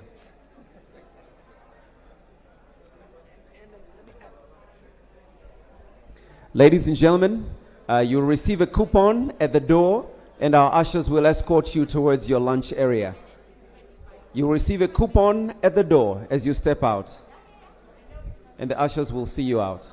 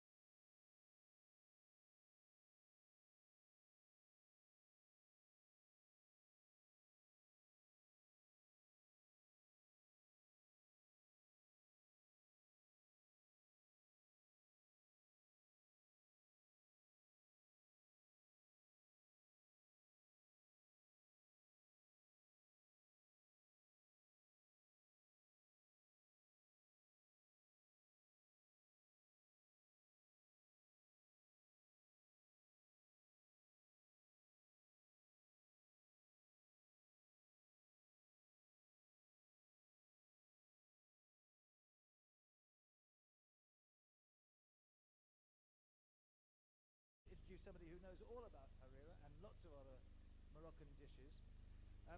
Chef Miriam Attari is a remarkable talent who beautifully blends the rich traditions of Moroccan cuisine with inventive techniques.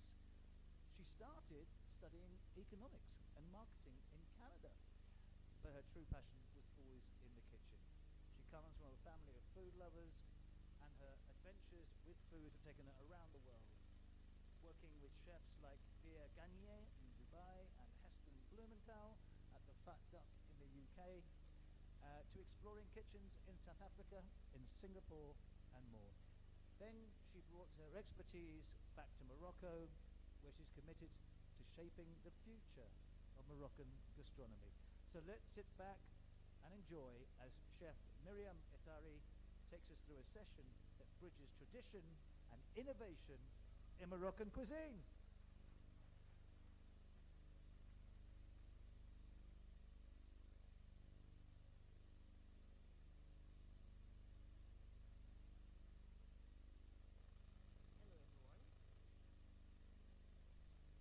I've been assigned the role of the digestive. I'm here to help you digest. So, thanks first for inviting me here. It's a real pleasure to find myself here in Tanzania. So I'm Miriam Attari. I'm a consulting chef from Morocco, and after many years working in different continents, have decided 13 years ago to join my colleagues in my beloved country to shape the future of Moroccan gastronomy, or I hope the best that I can. So let's get into the topic.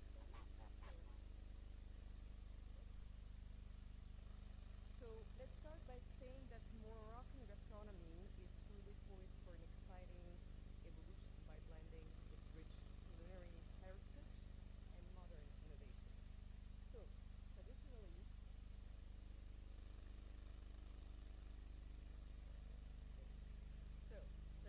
Moroccan cuisine is defined by vibrant colors, with dishes like tagine, couscous, pastilla.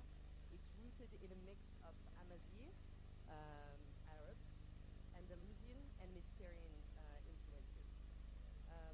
We have spices such as, you probably know, saffron, cumin, and ras el hanout, alongside ingredients like preserved lemons, olives, and dates.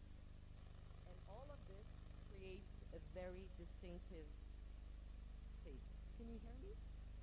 No? Yeah, okay. So here are some examples of all the different markets that we have. Very colorful, as you might see. So meals are often communal. I think I have never seen a Moroccan eating alone, with all honesty. And so hospitality is at really the heart of our culture, and we do have strong cultural rituals, like the ceremonial tea that you can see there. So looking forward, several trends are shaping the future of Moroccan gastronomy, and I'm here to share them with you and maybe inspire some of the countries and exchange to be able, as a whole continent, to go all towards the same goal. So the first one is being sustainability and local sources. So chefs are increasingly prioritizing organic, locally sourced ingredients. We have an example of Les Domaines that is doing an amazing job back home.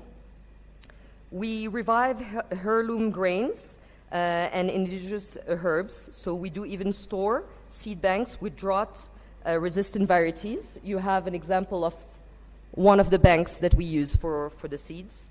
And we also have urban farming and permaculture that are gaining traction and that basically align with global sustainability trends.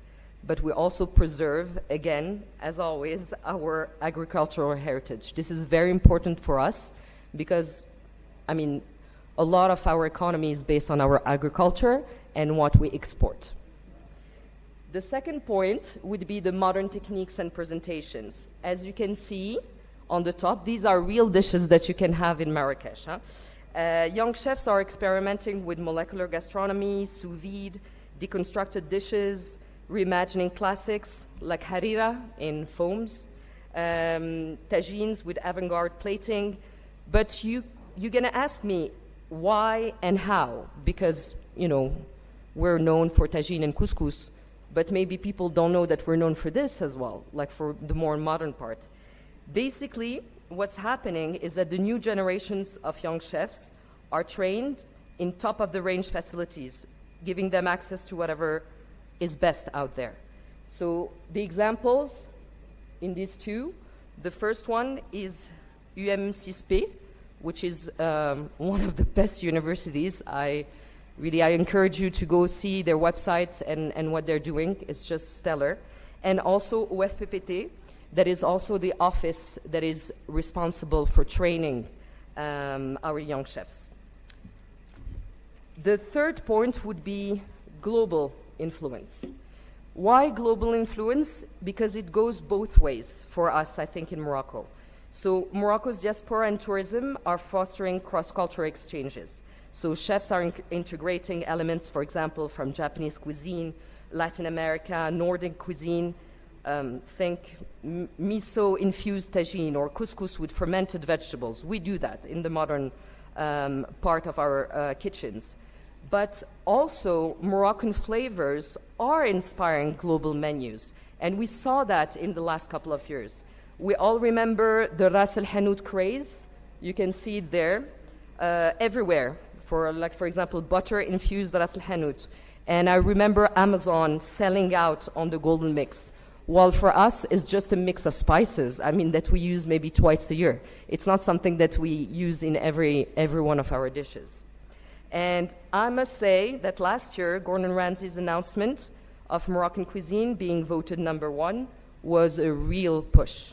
I think that we received a lot of tourists that were very curious about what Moroccan cuisine was. The fourth point would be the plant-based and health-conscious trends. My colleague there talked about this in her presentation. We see that there are rising demand for vegan and vegetarian options, and so chefs are innovating on this. But it's also based on our culture. We do eat tons of fruits and vegetables, so it's very easy to incorporate this global trend. Number 5 would be taking advantage of the digital era. Oh boy, we're riding this wave, okay? So how do we do it? We amplify the cuisine's visual appeal while we preserve our culinary storytelling. We have a storytelling that is very strong and it's out there.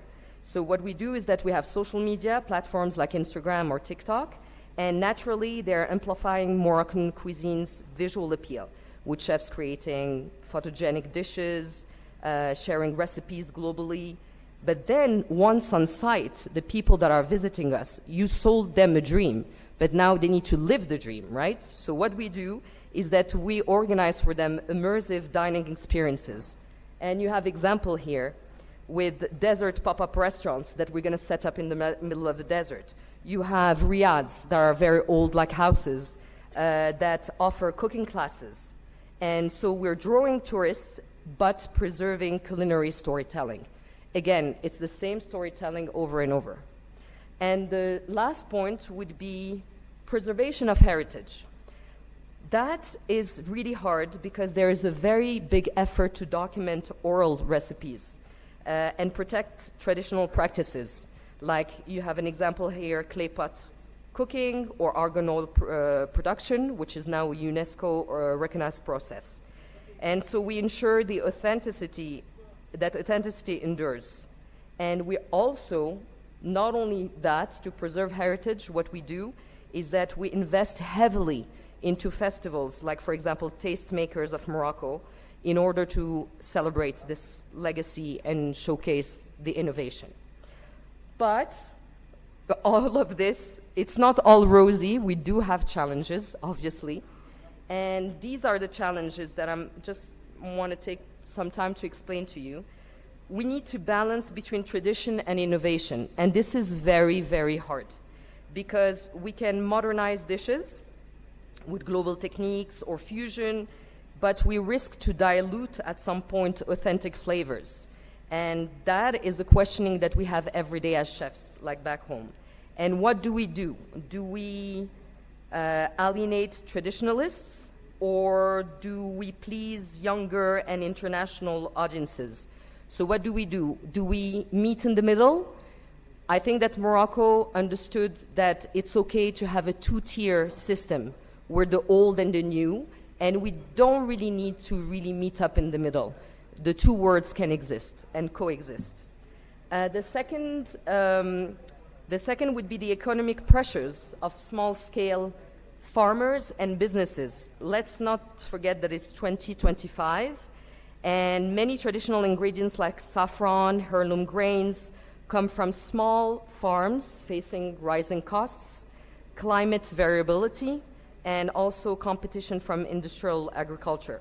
So it's threatening a little bit the supply chain for authentic cuisine, because if you want authentic cuisine, you need authentic ingredients. The third point would be sustainability and resource scarcity. Morocco faced at some point, now this year it's better, water scarcity and soil degradation. So it's a challenge for us. We have key ingredients like olives, argan oil, almonds, and they're really critical to our iconic dishes. And if there is a problem with one of them, we wouldn't know how to cook if you take out this. And we actually had problems with a fungus with the olive trees, and the prices skyrocketed, for example. So we need to get ready for this kind of problems. And the number 4 would be globalization. Obviously, we have the influx of fast food and Western culinary trends, and it can overshadow local cuisine, especially in urban areas. I showed you, I put a picture actually right there, if you can see, like the third one. This is Jamefna. This is one of the places in Marrakesh that is really well known, but you end up having like a place selling tacos, you know, which is weird in Morocco, but this happens as well. And the last point will be to preserve culinary heritage. So we have many traditional recipes. As I was telling you, they're oral because they're made by dedes, that they're like women that cook, and they're not written. But UNESCO is doing an amazing work towards this, so we're really advancing on that front. So basically, to address all these challenges, what do we need?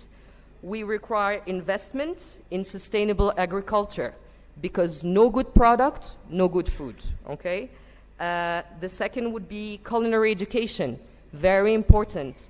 Moroccan government is heavily investing into this. Cultural preservation. Our culture is the most precious thing that we have. We cannot dilute it.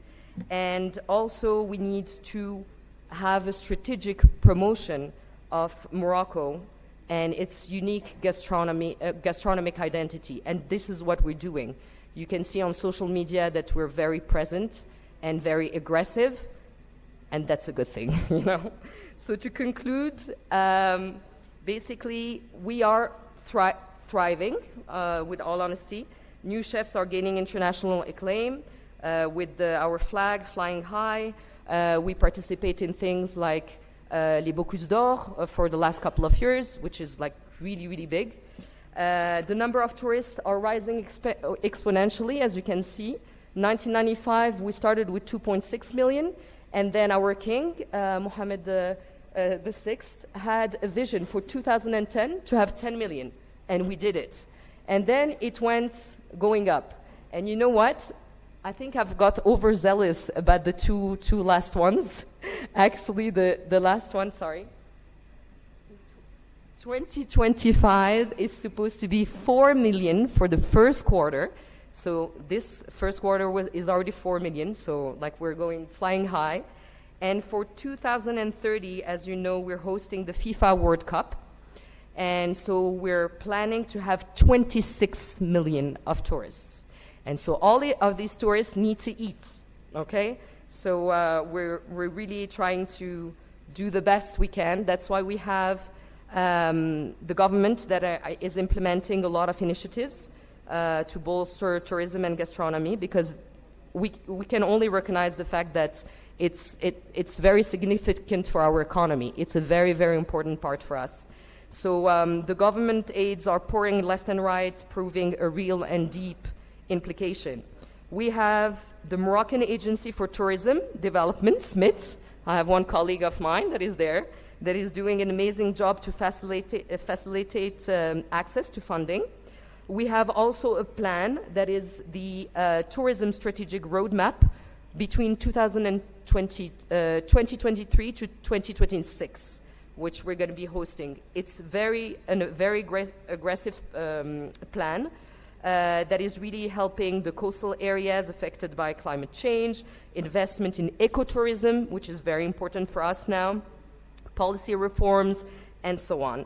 And just to give you an example, in investment support in 2024, the Ministry of Tourism launched $72 million of support program just for 1,700 tourism enterprises. So it gives you an idea of the implications and what we're putting as an effort for all of this. So all in all, the future lies in honoring ancestral knowledge. I think it's the case for all of Africa, but at the same time embracing the global trends, not going against it. Obviously, we need to go with the flow and go with it. And we're hoping that we're going to make the Moroccan gastronomy a dynamic force in the world and in the African stage. So I just want to finish by saying we will always have, as our motto says, Allah, God, Al-Watan, our country, and Al-Malik, our king, beloved king, who's doing such an amazing job to put Morocco into the global map. Thank you so much for your time. Thank you. I'll be more than happy to exchange with you. Please come if you want to exchange, talk to me, exchange contacts. I'll be more than happy to help you and also exchange with you in the future in your respective countries. Thank you so much.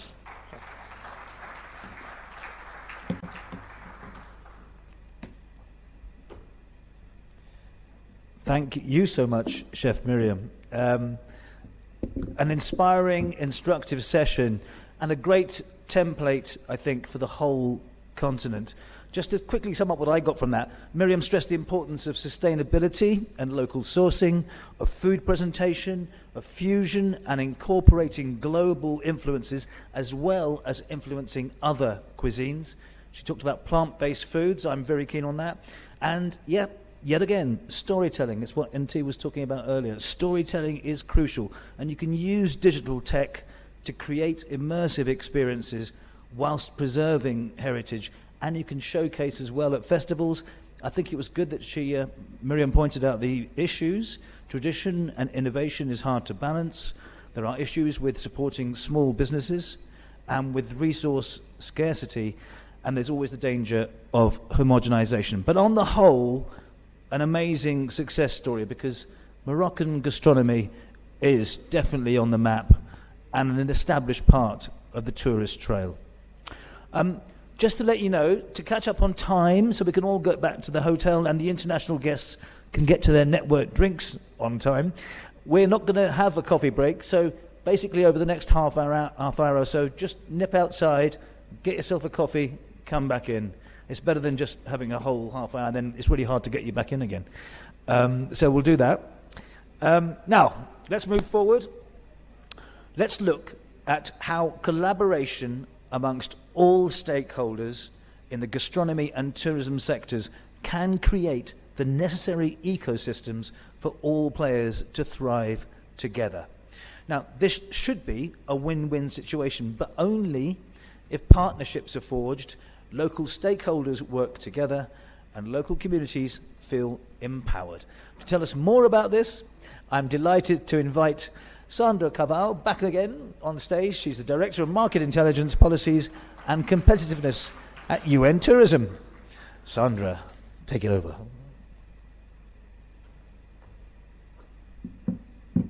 Thank you very much, Rajan. Very good afternoon. I didn't hear anything back. That much better. And now in Tanzania and Swahili? Teach us, the ones who are listening home. How do you say good afternoon? Lower. I won't repeat it because it will not look the same. As Rajan said, there will be coffee outside, so we will try to run the session also in an interactive way and to try and engage you a little bit in asking questions to our panel. I'm very privileged because I have a very diverse panel, not only in terms of countries, but also in terms of the experiences. And following on this morning's discussion on the importance of the policy direction, we are now going to go into how do we bring all those stakeholders together among the private sector, the farmers, the producers, the restaurants, the entrepreneurs, the chefs. How do we build that ecosystem that we can drive our objective here, which is to promote African gastronomy and its strong links with tourism to create gastronomy tourism destinations. And to do so, I'm very happy to have with me from Slow Food Africa, I'd like to invite on stage to join me on the first chair on my right, John Kiwagallo. He's the Regional Director of Slow Food in Africa, and he comes from Uganda. Round of applause. Welcome, John. And we also have, coming straight from South Africa, Jeanette Sutherland. She's the CEO of AgriLux Marketing. Jeanette, welcome. Joining us from Tunisia, we just heard from Morocco, so we will now move in Northern Africa to hear from Tunisia, Chef Mounir El Larem, who's also a UN Tourism Gastronomy Ambassador, so representing our organization and showcasing the value of gastronomy tourism. And finally, Delia Stirling, founder of Groove and Mido and Food Beyond the Plate movement from Kenya. Welcome, Delia. And with the last speaker, now back from Morocco, our colleague from the organization that was actually just mentioned with Miriam, who is doing a great job, and she will tell us all about that in terms of supporting SMEs on the ground to talk to us what they are doing in terms of financial challenges, as we saw before. So I'm going to move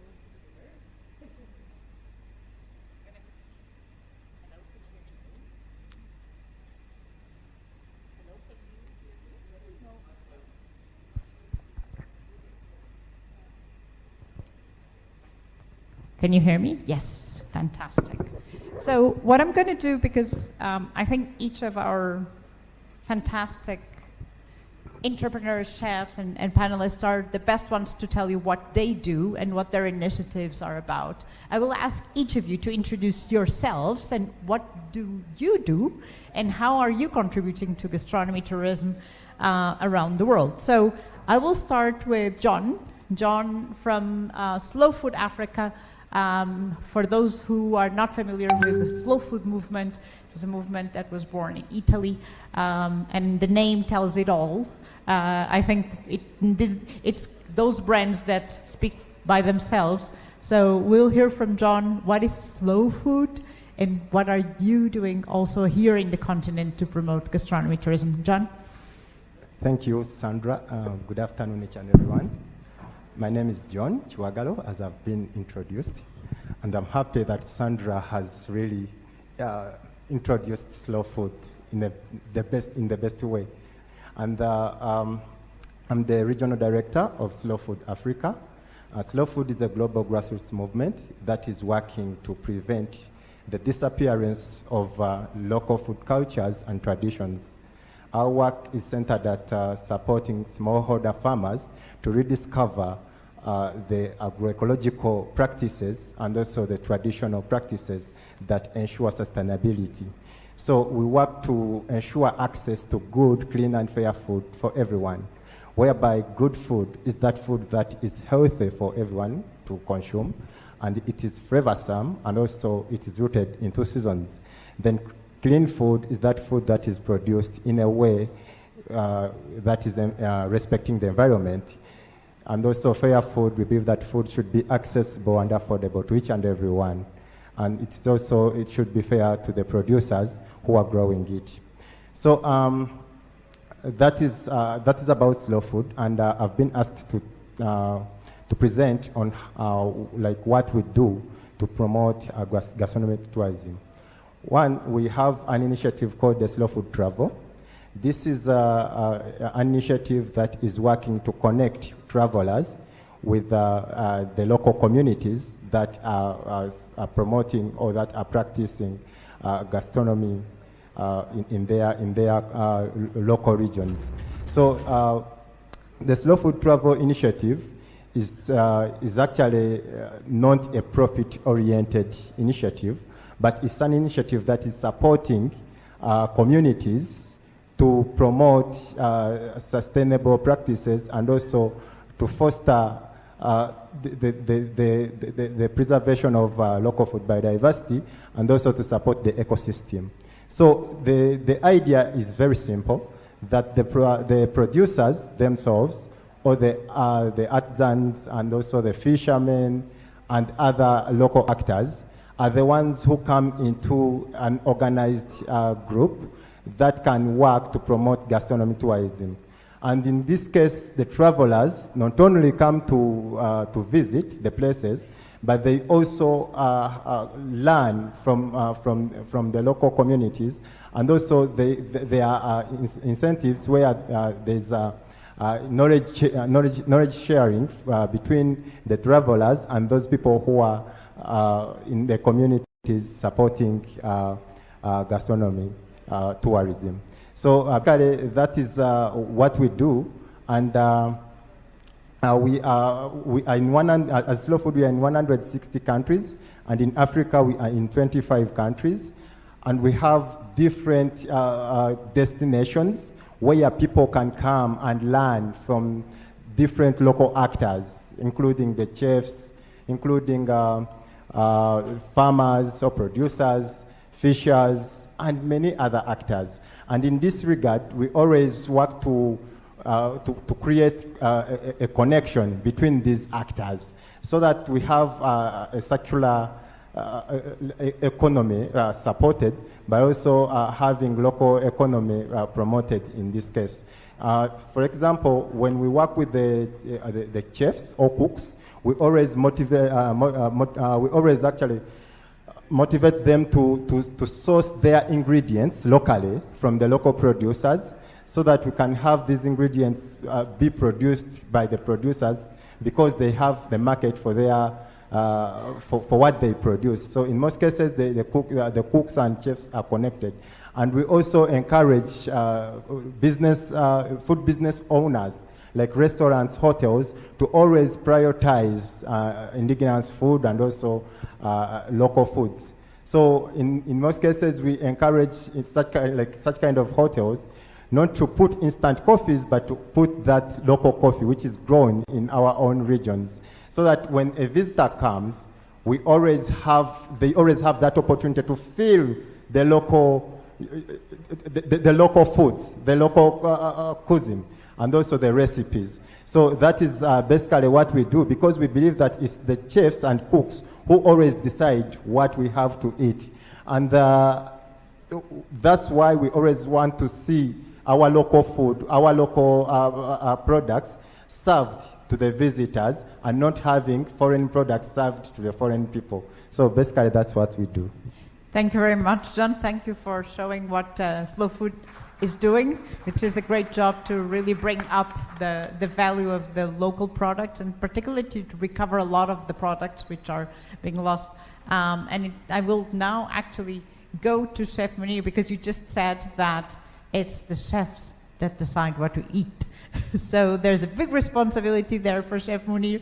Chef Munir is with us for the second time. We're very happy to have you as our ambassador. Tell us a little bit about your work also on recovering and bringing the different ecosystems together in Tunisia to create this movement forward of Tunisian food. Chef Munir? Thank you very much.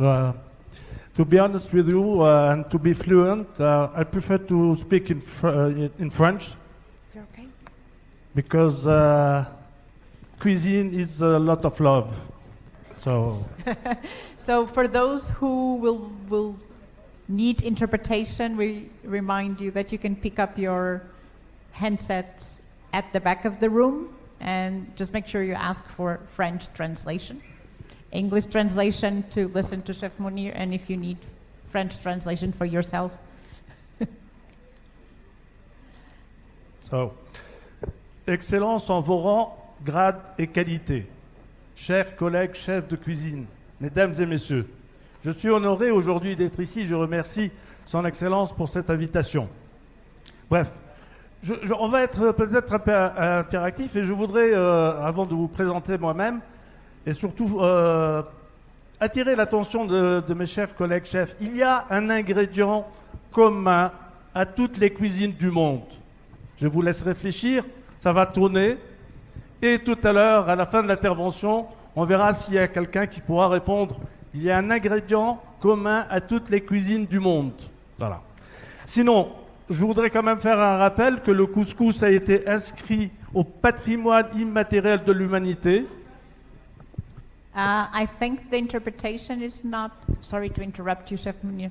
If the technicians could help. I think the interpretation... Okay. We'll just wait a moment so that everyone has their sets. And shall we test again? And Chef Mounir, maybe if I can ask, si vous pouvez parler un petit peu plus lent, parce que je pense que pour les traducteurs. Okay, let's try. Is it okay for you, Excellence?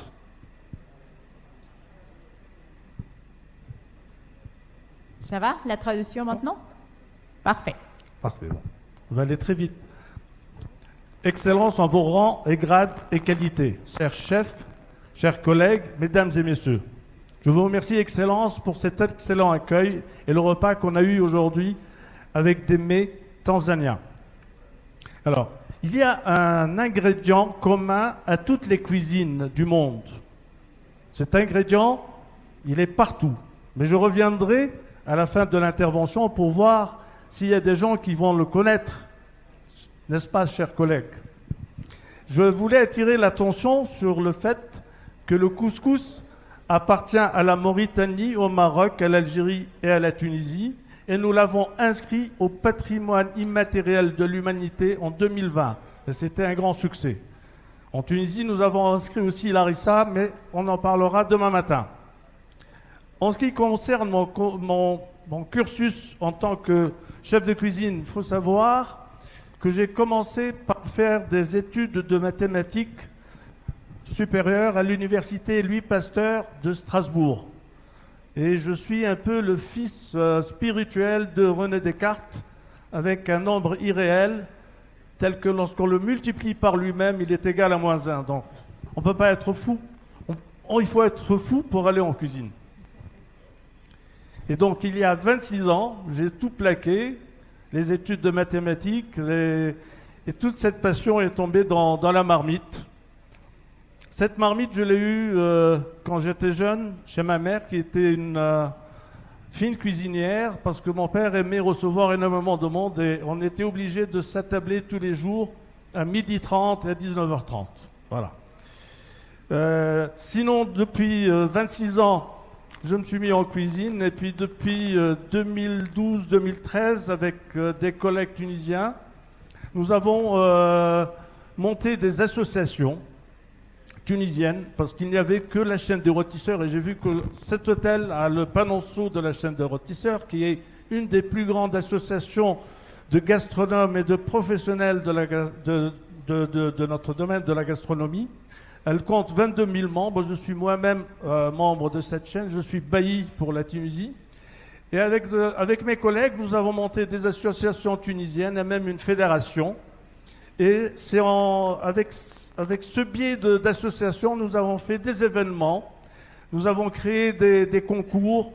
Nous avons fait des festivals. On a fait énormément d'opérations afin de mettre en valeur notre gastronomie.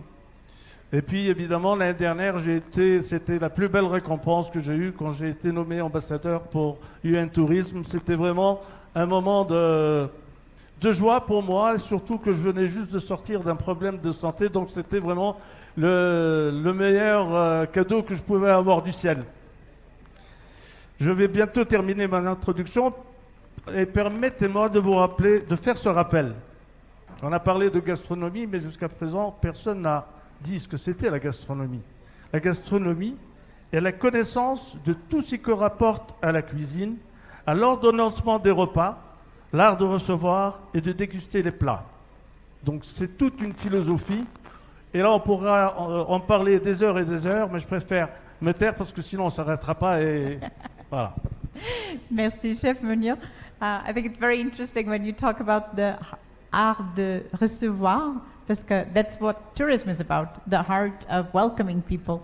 So tourism is inside your definition of gastronomy. And we will hear what is the ingredient that's common to all at the end. Very good. So we go back to Jeanette. Jeanette, what is Agri-Lux marketing? Oh, thank you very much, Sandra, and for the organizers for inviting me to such an occasion. Just a bit of background. Before I started Agri-Lux Marketing, which is just a few years old and registered in South Africa, I am from the Caribbean, Trinidad and Tobago to be specific. Most of my career I spent working in international development, with most of it with the World Bank. I spent working in the agriculture, agribusiness space. I also worked for a few years in the International Trade Center, where I focused on the creative economy, and a very shorter period with the CARICOM Secretariat, where I was their regional agribusiness coordinator. I trust everybody heard what I said the last few seconds. So I left the World Bank at the end of 2019 and registered in the middle of COVID because I got caught in South Africa, Agri-Lux Marketing. And the intent of Agri-Lux is to facilitate market linkages between the agriculture and tourism spaces. So this is quite apt. In 2021, within the UN Food Systems Summit, we convened this independent dialogue to make a case that investment in agritourism, of which we believe gastronomy tourism is a subset, is a direct investment into transforming the food system. And in an era where there is a global food crisis, we do believe that there is an opportunity for tourism, specifically the gastronomy tourism, to contribute to reimagining our food systems to the benefit of citizens. And I do believe, although these are trying times, that they're also exciting times, because there's a trend, a dynamic trend in the tourism sector. We've heard about it throughout the morning, where people are becoming more health conscious. And this augurs well, not just for gastronomy tourism, but also for Africa, because I do believe that African countries have resources in the agriculture sector that augurs well for creating products and experiences that respond to the market demand of these tourists. There was a stat this morning that said around 80% or so plus of travelers look at what their cuisine options are to decide where they want to travel. I want to throw another stat in there. We did a survey a few years ago and found that over 70% of travelers said that they choose their destination based on options for nutritional food.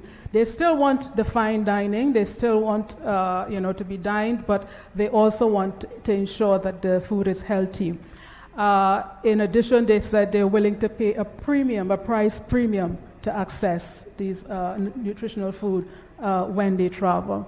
And so as a result of that, some of our focus is mostly on the indigenous and neglected food crops, which research is showing, and it's beginning to resurge in popularity, these crops, that both from a nutritional point of view, it is quite a powerful response, but also from a climate smart adaptation strategy.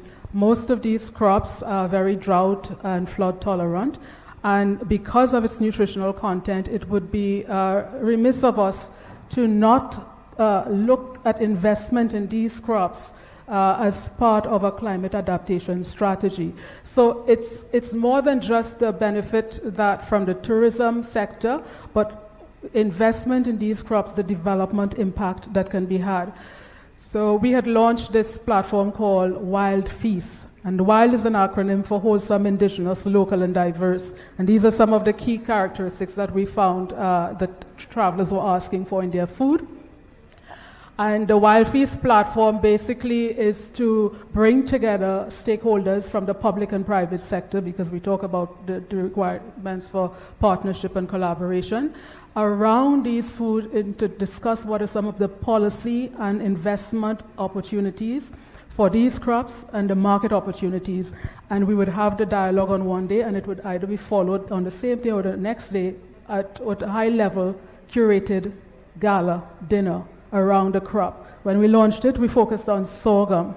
So we're getting a bit wilder. We're looking now at wild travel, because most of the gastronomy success stories, we've recognized that, for example, in Spain, they have developed these trails, culinary trails.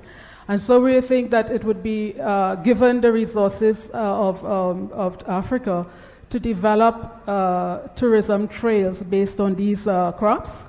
And given that the Caribbean is seen as the 6th region of Africa, we thought of developing these wild route between Africa and the Caribbean. And I have been trying to get a sense of the type of appetite that there is for it, including asking your head whether or not we can have such forum for the Caribbean, because you're already doing it in Africa. And as you know, Sandra, you're participating in our seminar on May 8th, which we are going to use to raise awareness of the opportunities of these crops and for the possibility of establishing this type of route. I don't know, I'm going to be a bit of an opportunist here. To those of you who may wish to join virtually, let me know. I'm happy to share the information so that you can participate and be part of this very wild experience. Thank you. I think that's, one very important point, especially here in Africa, is to recover those resilient crops. So I think we'll learn a lot on the 8th. I'll go on my left side now. And Delia, tell us all about Grove and Meadow and Food Beyond the Plate movement. Thanks, Sandra. Thank you, everyone, for having me. I'm Delia, and it's really good to be here because I'm a food processor. And today I think I'm probably the only one in the room. We've talked about chefs. But how does all this food get to our hotels, and who's making them, and what are they doing to those crops along the way? And I'm a very passionate food processor. So I'm a mid-sized dairy processor in Kenya, but my passion and my new baby is Grove and Meadow. And that's trying to craft and stimulate demand for these foods, underutilized and overlooked foods that are here. They're immensely powerful, amazing ingredients, and they're so overlooked by the hotel industry. So because we sit in the middle of that supply chain, we work directly with farmers and we connect directly to hotels and the tourism industry. We really want to be that catalyst for change, where we can craft and get these foods onto the hotels' menus. And part of that is creating value for the hotels. We're a bit lazy, well, in East Africa we are, because we rely on our lovely big animals that we can see here. And so tourists have come for a long time to see our animals and our ecosystem, but we've, I think, let tourists down a little bit on the food front.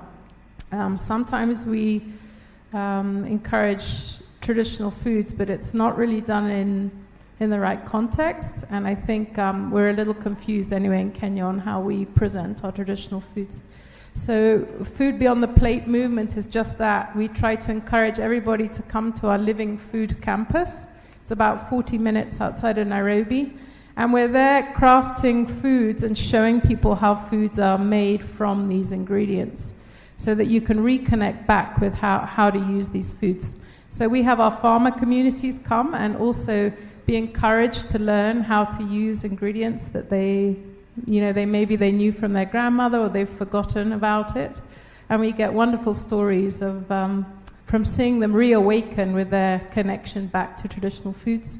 We went along with chefs to say, please no more imported quinoa and couscous, which are imported to us in Kenya. We have our very own millet and sorghums, and we don't need your quinoa and couscous. Please go to Morocco and Tunisia and enjoy those, but let's try to be proud of what we have within our regions. So that's a little bit about what I do. Yep. Thank you. Thanks so much, Delia. And also Delia brought some of her products. So if you want to explain. Just on the back where we were going to have coffee break, you can come in and out, but you'll see Moses there who came with me. He's got some of our products there that you can taste. We have breakfast granolas and cereal bars and some plant-based cheeses there that you can see, all fermented and made traditionally using traditional methods. And it's super exciting on the nutritional front. Our granola failed the Kenya Bureau of Standards because it was so high in protein. So the cereal standards, we were off the charts with our traditional grains. So it's super exciting to do that and even set the nutritional standards for a country by pushing the boundaries. Thank you so much. I think that's a great point. And this morning we talked about food sustainability a lot, and that is again to the point that was being made before. How can we bring the value? And now back to Morocco. I know you have a fantastic program to support small businesses in gastronomy tourism. One of the challenges SMEs always have is access to finance, how entrepreneurs can start their business and resist also the challenges and the risks of the market. Tell us a little bit more about the program and how the ministry is pushing for a gastronomy tourism strategy. And I think so it will speak in French as well, so be ready with your headset. Thank you. Merci Sandra. Alors, je me permets tout d'abord de me présenter. Je suis Madame Saad Melimi, je suis docteur en économie et je suis la responsable du programme de gastronomie marocaine au niveau de la SMIT. La SMIT, c'est la Société marocaine de l'ingénierie touristique qui opère sous la tutelle du ministère du Tourisme. Et aujourd'hui, comme vous l'avez cité, on a diagnostiqué qu'en plus du patrimoine matériel que nous avons longuement et fortement soutenu pour attirer plus de touristes, comme ça a été signalé par ma collègue Myriam, c'est qu'on a atteint vraiment des objectifs et qu'on a dépassé les objectifs prévus. Yes, yes, je t'aime.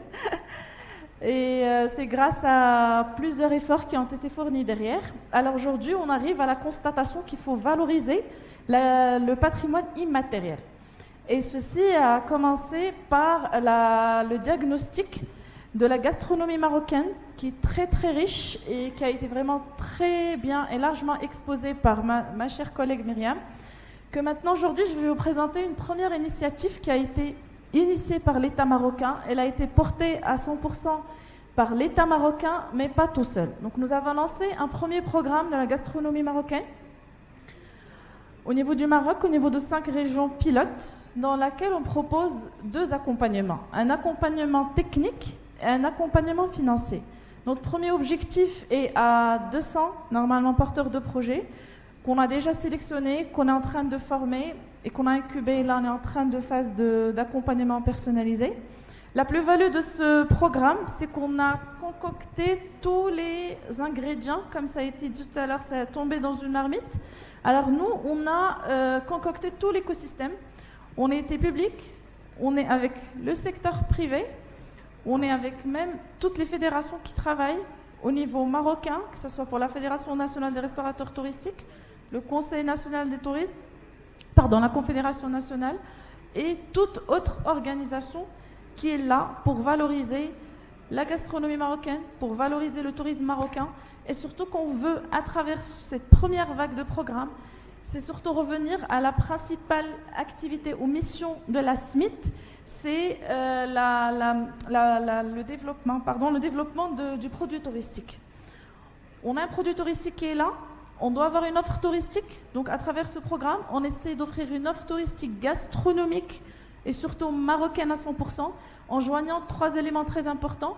Le premier, c'est l'innovation, sans perdre son identité, travailler dans un écosystème et offrir une offre gastronomique marocaine qui va rendre ce pays demain une destination gastronomique. Et on peut parler des chiffres qui émanent d'un tourisme qui peut être culturel. Figures focusing on the culture. Development of that program was not done randomly. We launched that program to have a creation of touristic areas in Medina area and all the circuits, so that we can have a new destination in Morocco. I'm with you if you want to raise more questions. I hope that I made myself clear. Thank you very much. Great example, because there's the identification of the diagnosis that the product needs to be developed. Développer et appuyer, cela est fait à travers les petites entreprises. Pre-selecting specific destinations where tourism is already developed. So I think for those who are interested, I think it's a very good case study to look at. We were discussing before, I think the amount that is given to each company is up to 40,000 euros, more or less. So it's a very good investment basis, and it's a very good way to incentivize. But coming back to the topic that we were trying to discuss is, and Delia was talking about it, is that we have the producer, we have people like Delia who do food processing, we have the restaurants, we have the hotels, we have the chefs. How do we bring all of those together? And Chef Mounir talked about associations, which have been critical in the case of Tunisia. How do we make it in a way that it's not just goodwill, but that it's actually a system that works, bringing everyone together? And how do you see the role of I would say the tourism administrations in bringing all the stakeholders together? Maybe Chef Mounir, I'll start with you, because you talk about associations and how important they are. So, en Tunisie, ce que nous avons fait avec nos associations, on est allé voir le ministère du Tourisme et le ministère and the Ministry of Agriculture, the Ministry of Professional Training, vocational training. We talked, we knocked on the doors so that we can identify some products. We worked for years. We identified 5 regions. Specific regions. So every region is specific for the wine, olive oil, Lisa. We did all that program. We did the mapping of Tunisia during the last forum. That was work, a very big work, which took 2 years almost or more. Everybody contributed. Now we worked on that so that we can achieve the results. We identified the we used the origin names. For example, we have of Sidi Bouzid. They feed in different their meat is not fat. In the north, the veal has fat, and it has a different taste. All that was not done. We didn't do it alone. We worked with other.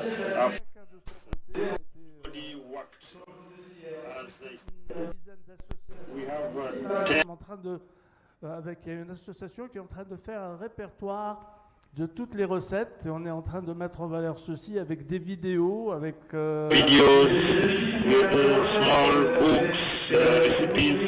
There are a lot of books which are being edited. There are videos which are being made to identify all that national heritage that we don't want to lose. We have culinary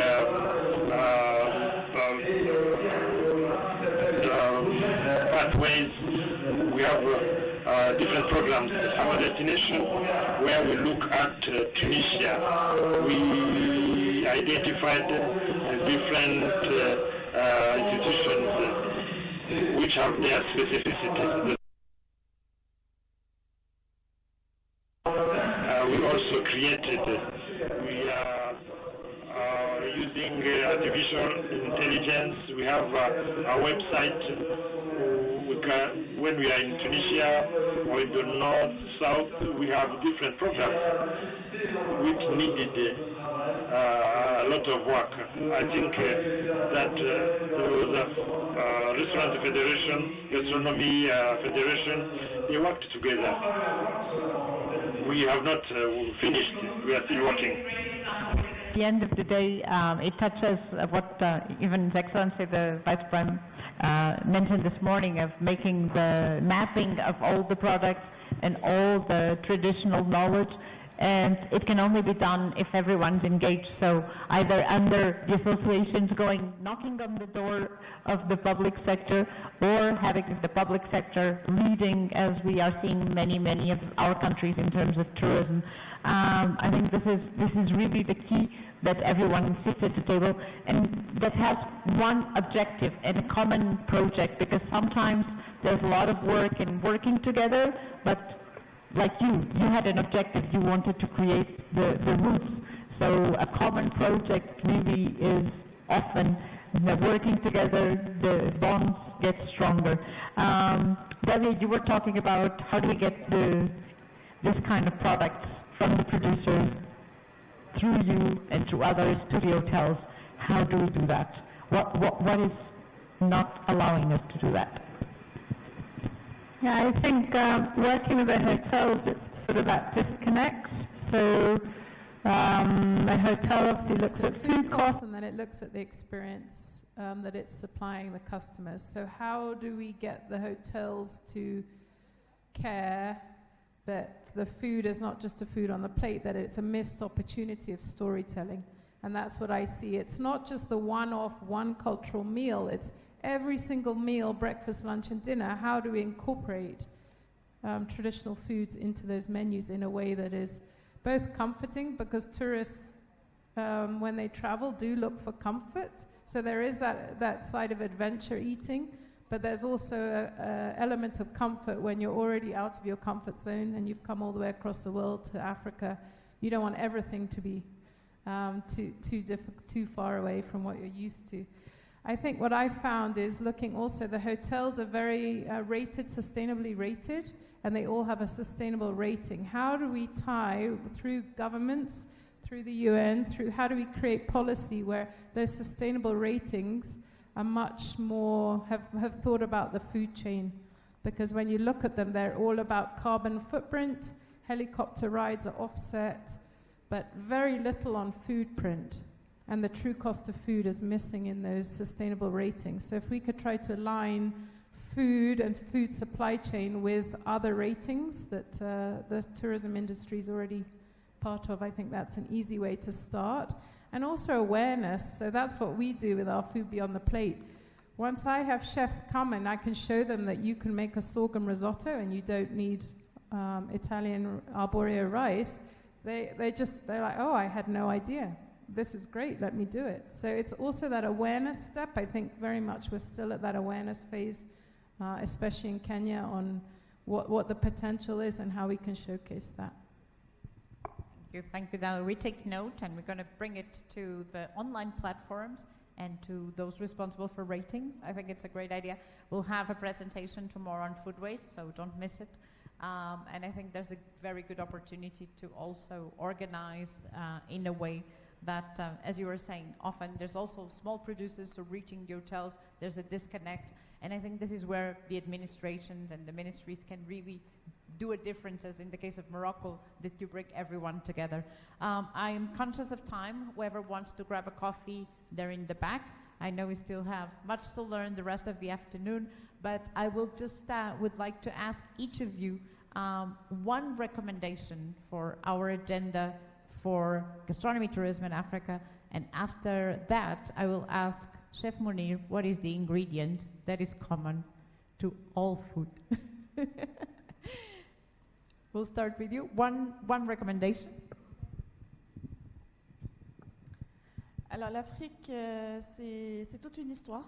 Donc ce qu'il faut se dire et se mettre en tête, qu'il faut travailler tous pour avoir le même objectif, c'est de faire valoir cette histoire, la faire nourrir sans perdre son identité, mais chercher à l'innovation. Comme ça a été signalé, on va intégrer l'IA, oui, mais on ne va pas pouvoir intégrer l'IA dans tout, sauf qu'il faut vraiment savoir vendre et surtout réunir les efforts, pas que chacun travaille dans son petit coin. I think for us, especially in Kenya, agritourism is the easiest way to start. Let's start with the low-hanging fruit, excuse my pun. But tourists already know us for our exports, our cashews, our mangoes, our moringa superfoods. So that's an easy way to start with encouraging tourists who are coming to see how we grow our foods. And so that's, I think, is easy way to start. Thank you. Excellent. Chef Mounir, one recommendation pour avancer l'agenda pour la gastronomie en Afrique et le tourisme. Il y a plusieurs, en fait, il y aurait plusieurs domaines, mais disons, pour faire avancer, il faudrait peut-être mettre les blouses blanches, les cuisiniers en avant. Il faut bien les médiatiser. Ce n'a pas toujours été évident en Tunisie, mais nous, on a bataillé. Il faut mettre ces blouses blanches en avant. C'est des gens qui travaillent quand les gens s'amusent. Donc là, je commence à donner un peu la réponse. Et je pense qu'il faut vraiment mettre tout ce travail. C'est-à-dire que jusqu'à présent, la gastronomie n'est plus une question de maman ou de grand-mère. C'est devenu des techniques très difficiles. Personnellement, j'ai fait plusieurs stages en France pour apprendre les techniques de cuisine et les techniques de cuisson et les techniques de dégustation. Donc, il faut encourager les jeunes à aller de l'avant et bien les médiatiser. Voilà. Merci. Alors, education, skills development, and put them in value. Very good. Okay, mine is centered on the issue of coordination, which is fundamental. In fact, it's not a lack of finances that is plaguing the sector. It's a lack of coordination amongst the many stakeholders that are required to pull this together. And this is a great platform, Sandra. And my recommendation, part one, is that many more officials from different sectors need to be invited here, particularly from the agriculture sector, because there's no gastronomy without agriculture, but also other sectors, health, education, etc.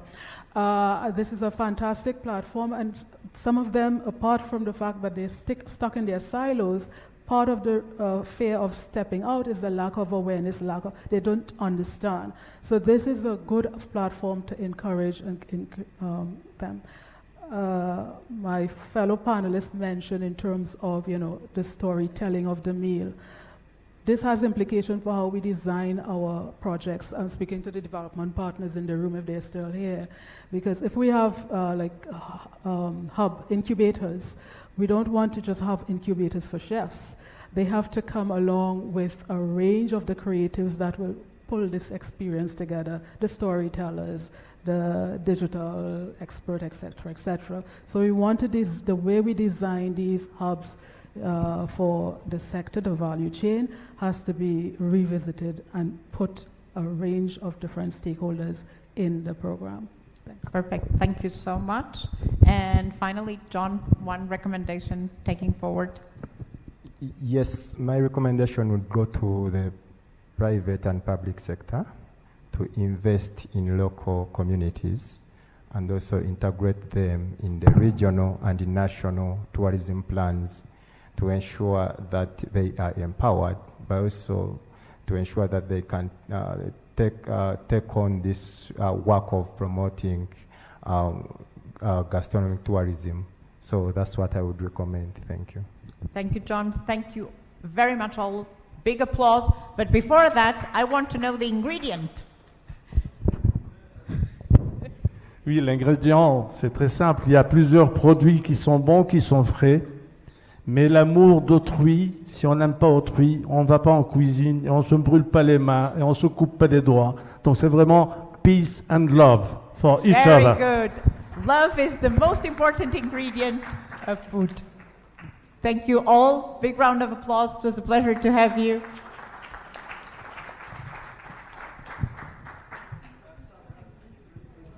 Yes, I think we're going to take a group photo, so if my fellow panelists would like to join me.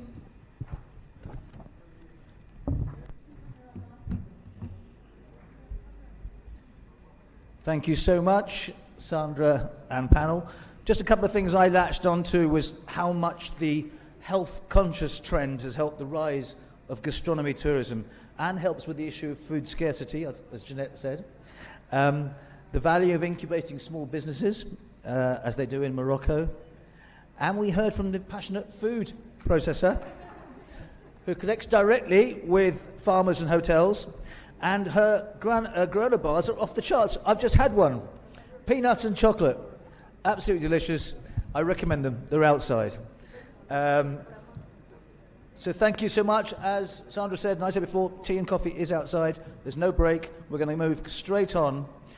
And we're going to go to another example of a successful initiative. It's my pleasure to shortly introduce on stage Ms. Marlies Gabriel, the director of Wundergarten and owner of Hatari Lodge, which are two pioneering projects rooted in Arusha National Park. And they champion culinary conservation, local sourcing, and community impact through a truly Tanzanian farm-to-table approach. I have just spotted Marlies, I think, and here she is. So please, give a big hand.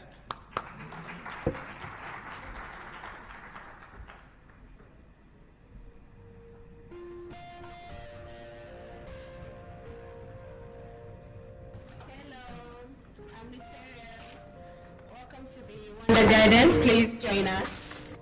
Wonder Garden, a humble beginning in a lodge kitchen, embarked on a journey in search of a local substitute for almonds. Today, it has blossomed into an independent entity, a company, and a brand in its own right. Our journey began with kweme, a local substitute. It is also called the oyster nut, a sacred ingredient from Tanzania.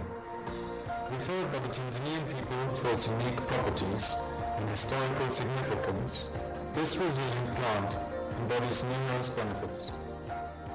It symbolizes Wonder Garden's mission to integrate the wisdom of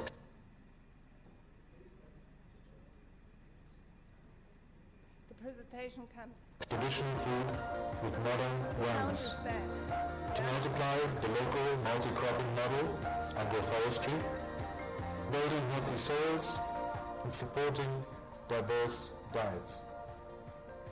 In our factories, kweme is meticulously dried and processed into various products, such as kwemella, our naturally made Nutella, and a cooking oil, to name a few. This garden-to-table process, where guests can enjoy breakfasts. We start again.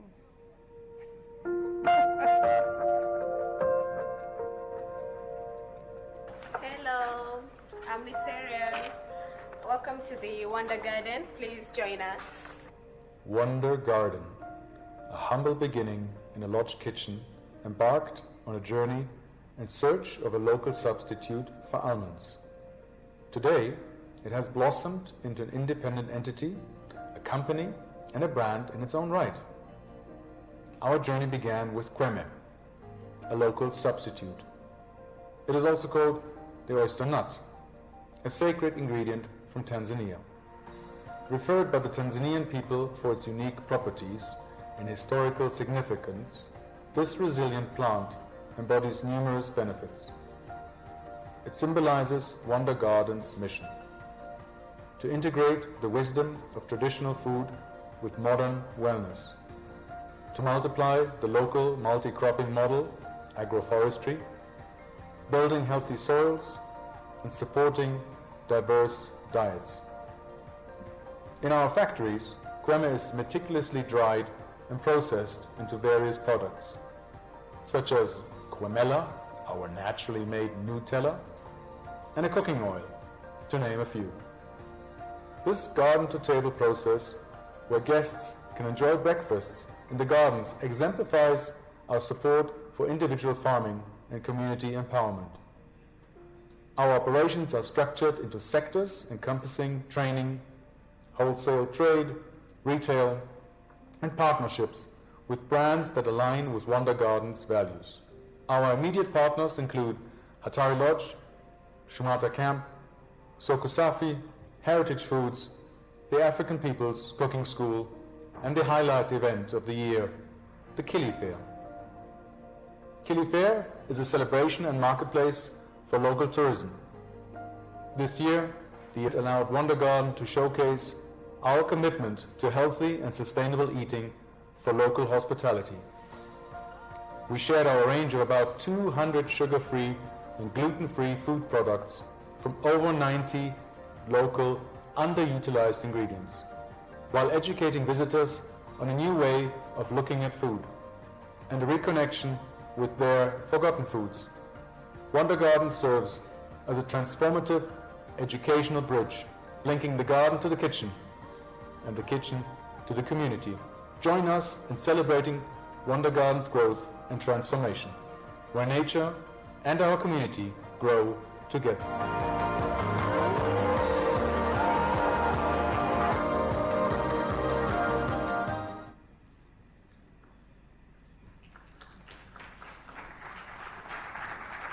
Thank you.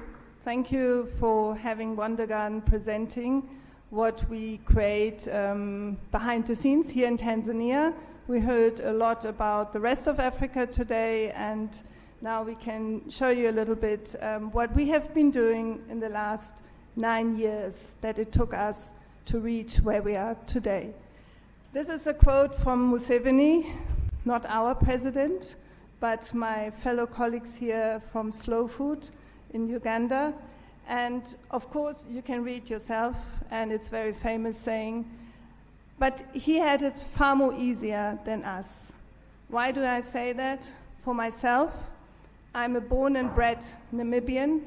I lived my first 25 years in my home country, where my roots are, that's Namibia, and after that, 25 years now in Tanzania. So when I arrived here, all I found was the local fast food. And it didn't go well with my gut, say it like that. Setting up and then running a lodge with my husband, who's also here, there, Jörg, I really turned to European cuisine. And that's all that I cooked in the hotel. I was not interested to venture at all outside. Today, say the first 10 years was like that. Today, 15 years later, we are 90% local. And I want to tell you the journey, how we got there. So we have 2 companies now. One is the hotel company, the other one is the food processing company. So, Delia, we are the other food processors here in the room. Okay, we can go to the next slide. And I must add to this, Namibia didn't have any food culture when I grew up, but I grew up on a farm, and the farm workers was from the San community, and I loved going out foraging with them. And we come back to that story later. How did we actually venture into the Tanzanian native foods? Right. These are our 2 pastry chefs. One of them is here. She doesn't like to stand up, but I asked Ellie to stand up. She's our sous chef and head of pastry. Now, this lady produces something which Grant Melia, by the way, benefits from, because we deliver every week. Together, I must say together, for the last 2 years, we've been experimenting. How do you create a gluten-free sourdough bread that is so good and so delicious, of German quality, that you do not miss at all your conventional bread. We managed, we bake, we deliver. And the ingredients are all here in Tanzania. They are grains, plantains, tubers, seeds. We get them raw, we dry them, we mill them, we process flour, we make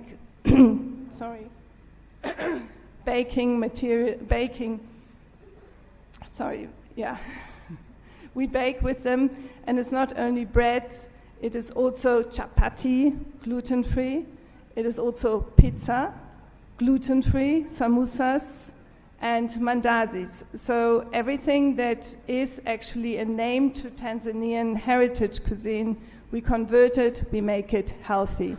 That is what we are known for, to make something healthy. We can continue.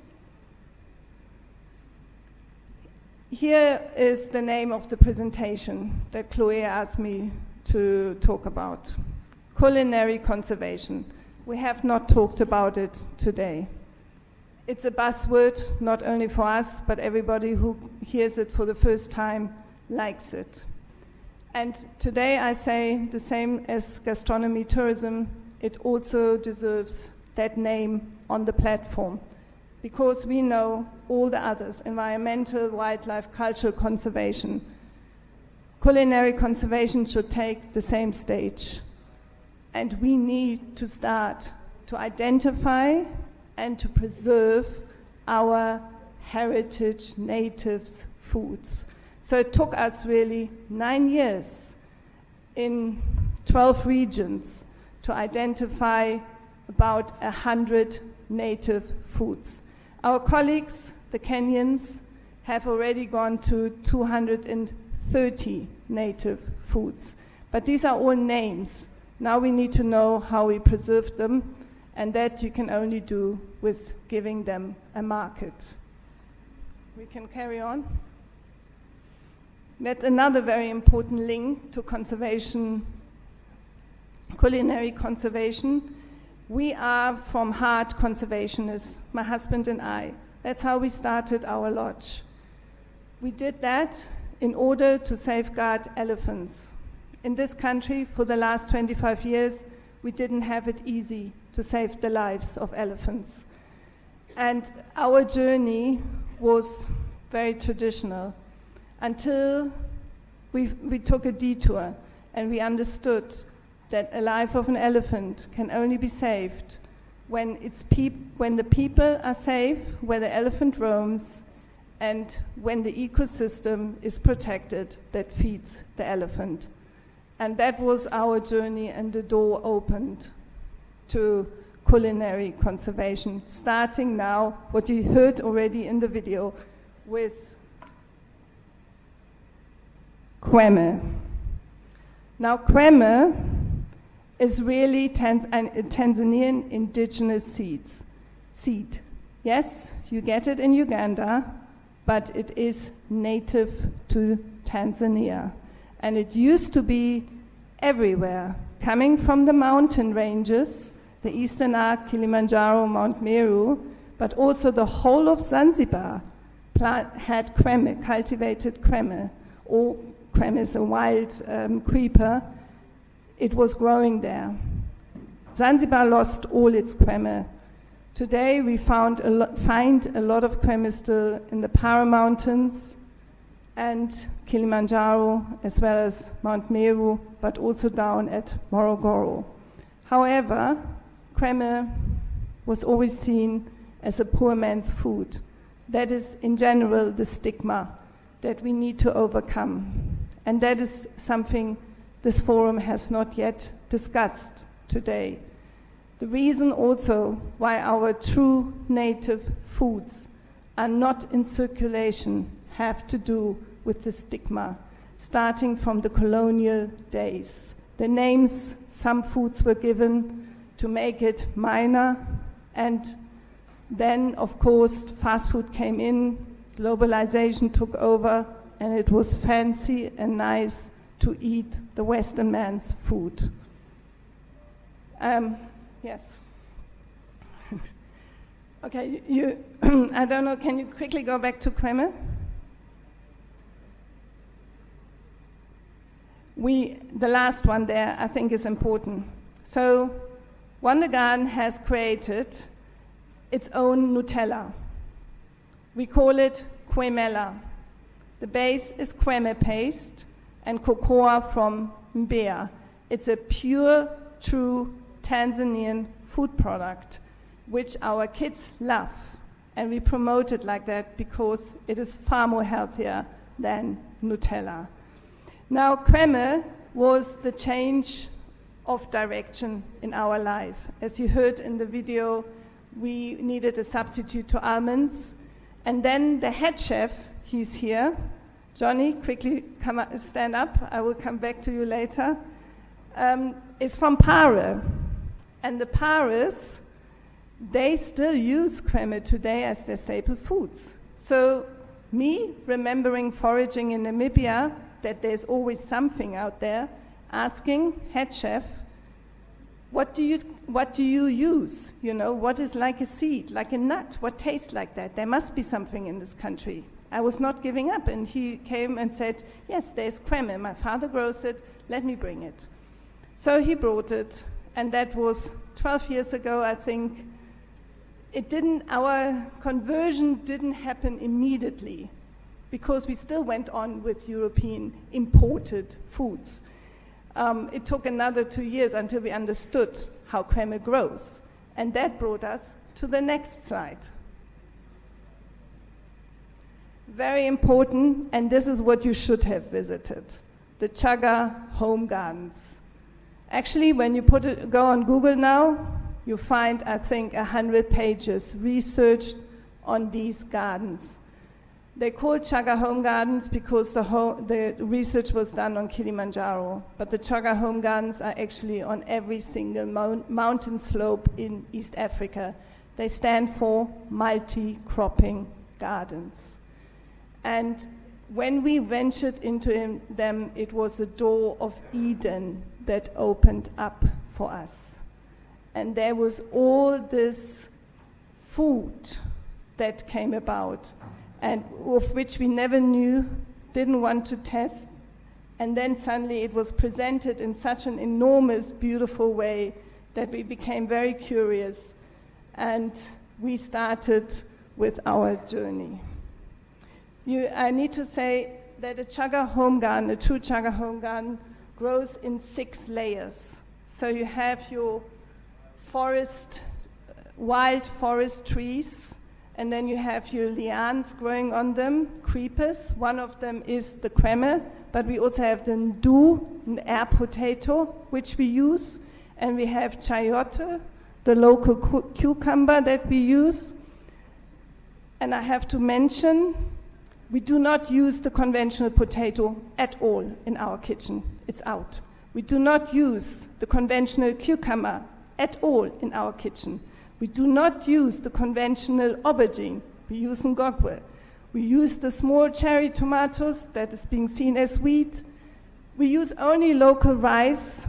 Later on the conclusion, I can go to those, what is really proper rice in this country.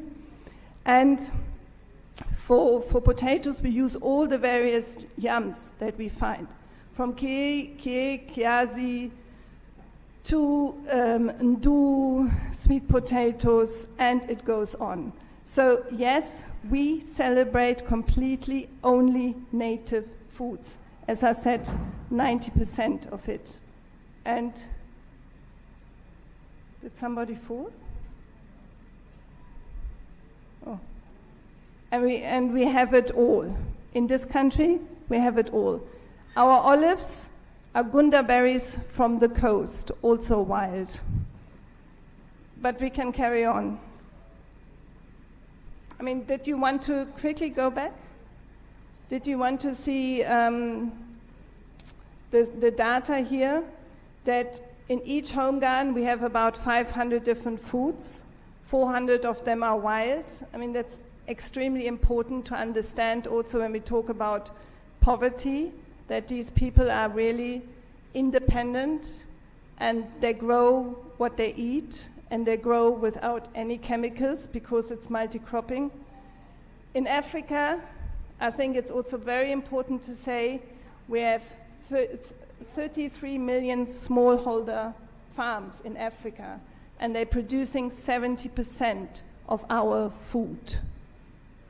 Again, something we want to stress and promote, because all of this is building one garden at a time.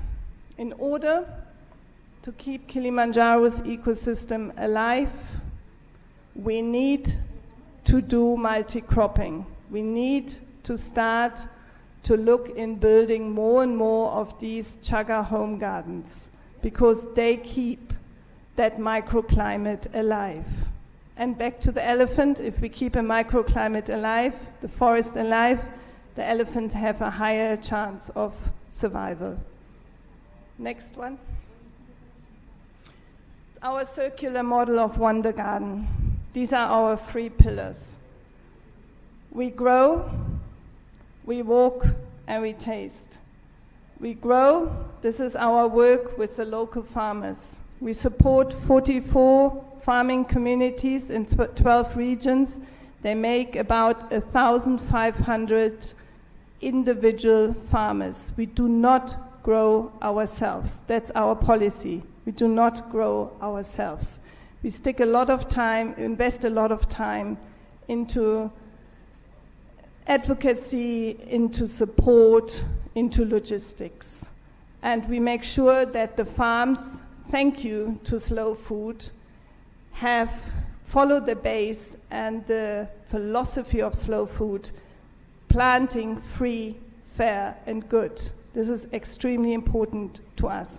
We don't talk of organic, we talk of naturally grown, because organic needs to be certified, something we talk about in the conclusion.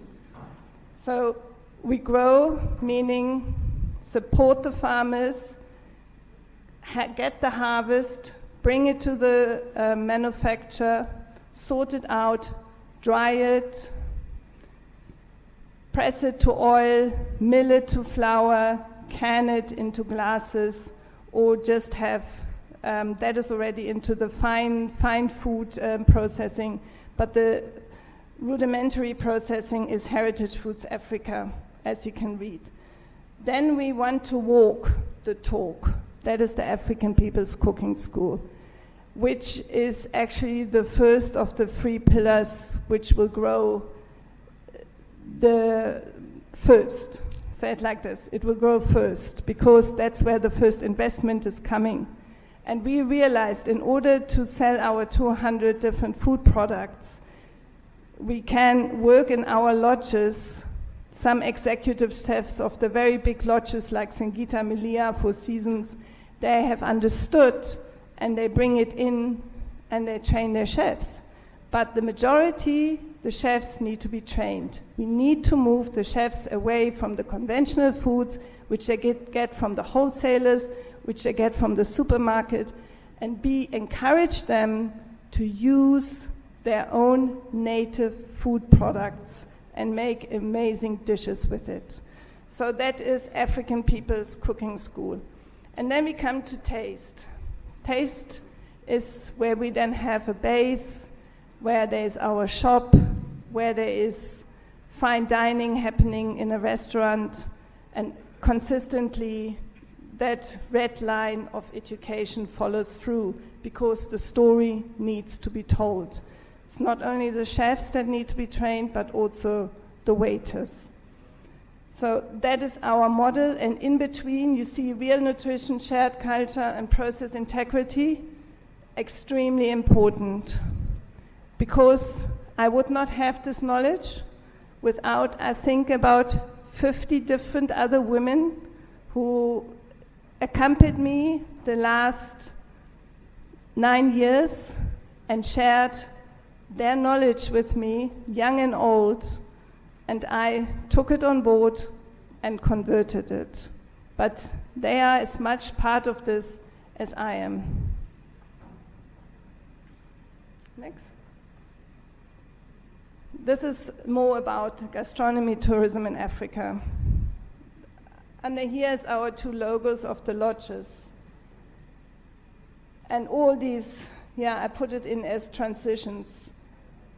We moved away from the wholesalers. One day I got a call from the wholesaler 2 years ago, asking me, or saying to me, our procurement manager must not be honest to us. I said, why? Well, because our sales, our buying dropped by 90%. I said, well, yes, I know. And that's not the reason, because of our procurement manager. So it's actually a relief, and it's a revolution to move away from imported foods. And we can't ever go back again, because we taste the health. And the health you cannot buy. So then we transition to Wonder Garden. Then the evolution is also coming now, what John from Slow Food talked about. Every week, the 4 gardens closest to our lodges on the Momella Road, our lodges inside the Risha National Park, which you are going to visit on Friday. We are actually the only lodge there. If you like to, and your program allows, karibu for coffee when you have done your journey. So we have 4 gardens that are closest to us, and every week each garden gets visited by one group. We started with botanical tours for the guests to understand what they have been served at the lodge. Now they get in the garden, they can see it. And then we moved a step further after a year. We built toilets in all the gardens, and the guests visiting the gardens now are being served breakfast by the women who own the gardens. This is on their way out to Serengeti. It's so popular that we have to make a movie, which we're doing, a short film. And that short film will be shown on the big screens in Berlin in June, because that tour operator who's sending those groups, he understood that this is the future, because the heart opens when you visit those gardens and you interact on eye level with those women that are the owners of the gardens. It is not visiting a boma with dancing Maasais and you feel, you're an unwelcome guest, or it's not going to an orphanage and you feel you need to leave money. No, here you come and you learn about tradition that you have long lost. And so it's going back to the roots, and it's a real success. Yeah, we can go on. So this is just a screen. I wanted you to see how about 100 native foods, we say 90 plus because it changes, looks like in one overview. We can go on. Yeah? And then we put them into categories, because we make sure we have from everything something to cook a proper menu in our lodge. That is why we wanted to show it. Next one. And these are the regions where we are already operating in Tanzania. We have not yet covered all. I would always say it is a little bit more than 30%, so we still have a long way to go, because every single region in this country has their own native foods, and we would like to discover them. Yeah. So a very important slide. This is again Chef John with a basket full of heritage, something I would have loved to see for lunch. So again, Chef John, who I introduced. No? There we go. I think those words are important to read, because we forget to talk about it. We talk about gastronomy tourism, and how it is easy to serve, maybe even what people not conceive as fast food, but it is fast food because we use the wrong sugars and oils and ingredients. And we forget to talk about our small-scale farmers, how they struggle to keep their seeds clean, and how they struggle to fight against chemicals, and how they struggle to get a market because they produce free, fair, and good produce. So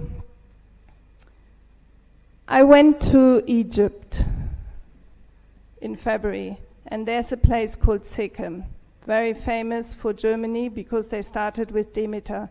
Demeter is the highest certification that you can receive in organic foods. And they have a very interesting model which we, the politicians, should look at in the rest of Africa, as Egypt for me is also in Africa.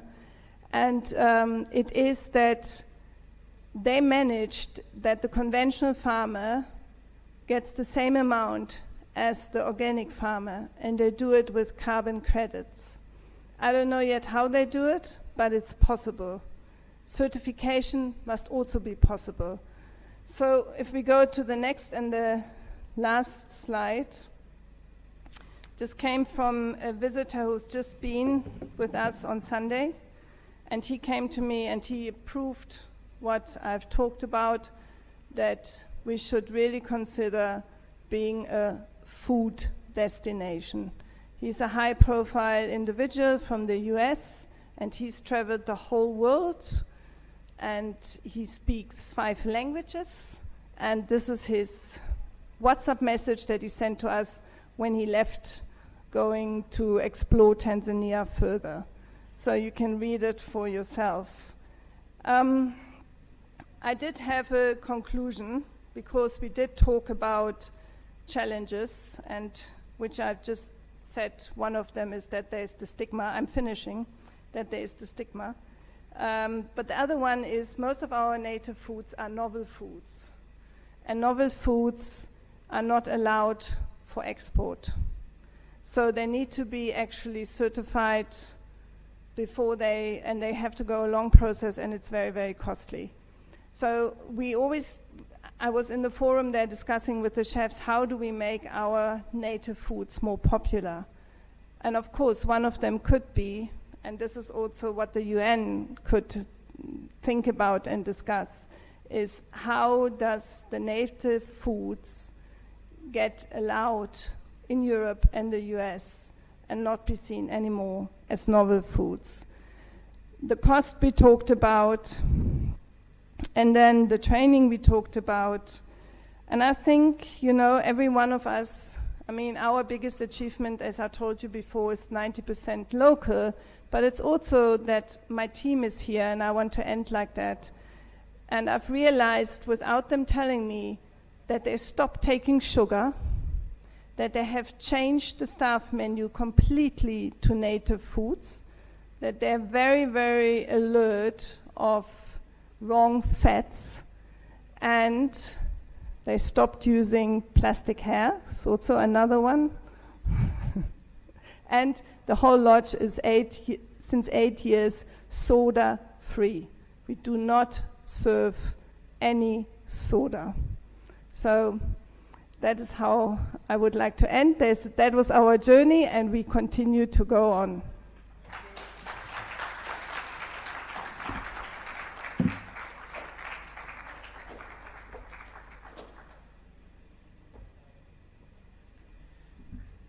Thank you, Marlies. Some fantastic insights there. A real journey through your experiences and the lessons that we can still learn today, and particularly how we need to protect small farmers. I think that's a really vital lesson, so thank you. Right, we need to zoom on. This is the last panel of the day. Just to reassure you before we get there that the buses that brought you here will be taking you back to your hotels straight after this last panel, and they will also take you to the drinks at the Arusha Coffee Lodge, just to calm any nerves that you might have about that. So let's shift our focus now to a crucial element in promoting our culinary delights around the world. And that crucial element is branding, because branding is one of the key pillars of UN Tourism's agenda for Africa, and it plays an essential role in promoting African gastronomy. By harnessing the power of branding, we can position African cuisine and its rich diversity as a world-class attraction, driving both tourism and economic growth across the continent. And to guide us through this discussion, we are pleased to have with us Lynn Brown, who is a BBC travel journalist. Now, you might think, because I'm a BBC travel broadcaster, that Lynn and I know each other, but we don't, because Lynn has come all the way from New York to make this presentation. That's a long journey. Please put your hands together for Lynn Brown, who will introduce the panel.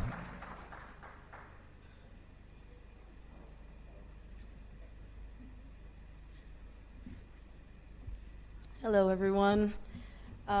Thank you for coming to the second UN Tourism Forum on Gastronomy Tourism in Africa, and thank you for making it to this last panel. As Raj mentioned, we're going to be talking about branding Africa through its gastronomy, and one of the things that I wanted to mention before I bring up the panelists is just when we talk about branding, a lot of what we're talking about is storytelling. What are the stories that we are telling about African food? How do we shape those stories to just better represent the diversity of the continent, the diversity of the ingredients, and the diversity of cultures that go into African food? And so to kind of answer those questions, I've got my four panelists who I'm going to call up one by one. I'm going to start with Helen McKenty-Carlisle, who is the co-founder and elected president of the African Marketing Confederation, which is a Pan-African body of marketing professionals that's spearheading the ongoing development of industry standards. Our next panelist is Yasmin Fofana, who is a celebrated speaker, culinary entrepreneur, and marketing communications professional, as well as the founder of Afro Foodie, which is Côte d'Ivoire's first food blog. Côte d'Ivoire. Yes. I also have Kwake Donko, who is the Chief Executive Officer of Africa Tourism Partners, who's a leading Pan-African advisory firm recognized by the UN Tourism for its contributions to tourism development across the continent. And then finally, Kojo Benton-Williams, who is the senior expert on communications in Africa for the UN Tourism, as well as the managing editor and publisher of Africa's leading travel tourism magazine, Voyages Afrique. Thank you. Let's welcome our panelists. So the way I'm going to do this is I've got like one question for each person, and then I've got like a quick round to finish it off. So I guess just to start off, actually, I wanted to talk with Kwake. Can you talk about some of the challenges that we're seeing in terms of how we brand, how we talk about African food?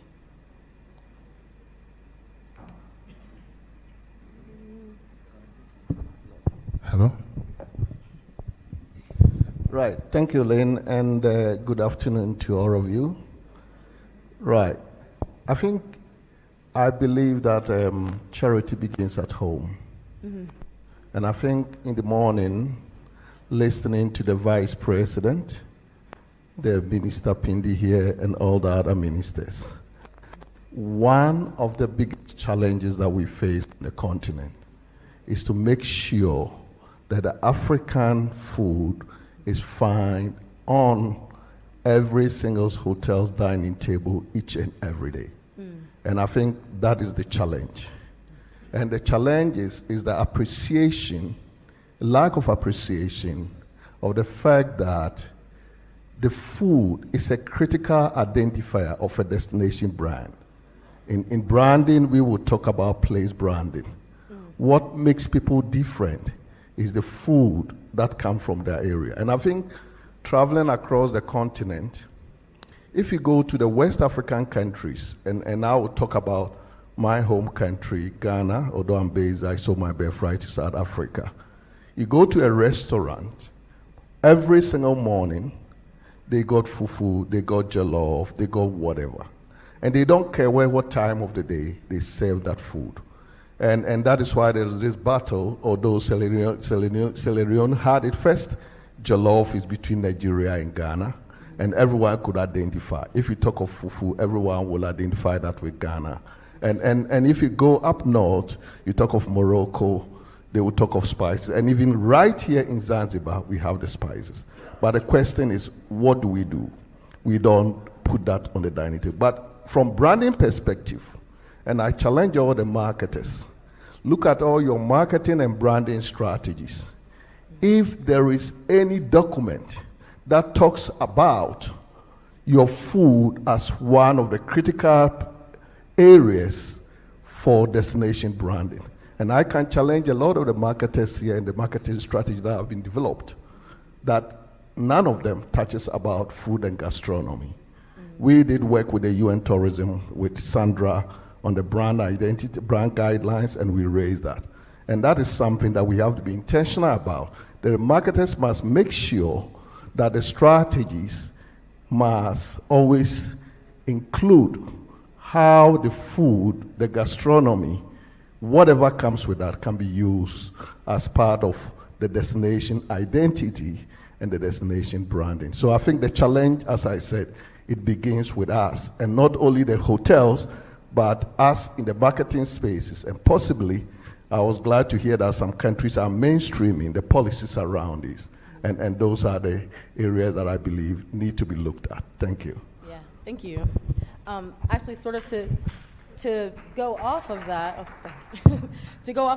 I actually wanted to talk with Helen a little bit about, can you give me some examples? Can you give us some examples of strategies that have been particularly successful in terms of branding African food from different places? Okay, good evening. Oh, it is evening, yes. I was going to say good afternoon, but good evening now. Thank you all for inviting me here. I've been giving this obviously quite a lot of thought. I'm a marketer. I'm not a foodie. So I've found the stories here absolutely enlightening today. Entrepreneurs, local farmers, but from a marketing point of view in my mind, and I agree with very much what you've just said. We're very lucky. Tourism marketing is. Can you get this one out?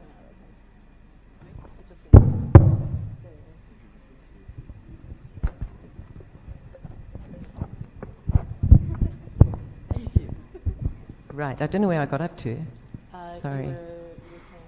Just from that I'm a marketer, and from a marketing point of view, I absolutely agree with what you're saying. In terms of destination marketing, it's, as you know, intangible. It's very difficult to market a destination because people can't touch it. They need to experience it. But with gastronomy marketing, surely it's all about taste. So I absolutely agree, and I was chatting just the other evening, in terms of, in the hotels, for example, instead of a bowl of fruit, just have a little plate of local cuisine, so people can say, I like that, I want some more of it. I was looking at ordering something at the hotel. It was quite an expensive meal. I didn't understand what it was. So in order to taste something, perhaps sampling, we should go back to basics, basic marketing, all about food. Sampling, you go into a supermarket, they launch a new ice cream, you get a little sample. We've just sampled the cheese outside, which was delicious, by the way. Thank you very much. In terms of local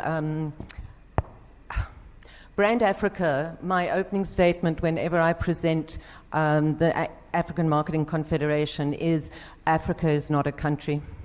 And we have to recognize it is so diverse. So in order to see and listen to the success story of Morocco and the Tanzania success story and so on, we actually have to realize that each country, whilst its tourism is different, so is its foodstuffs.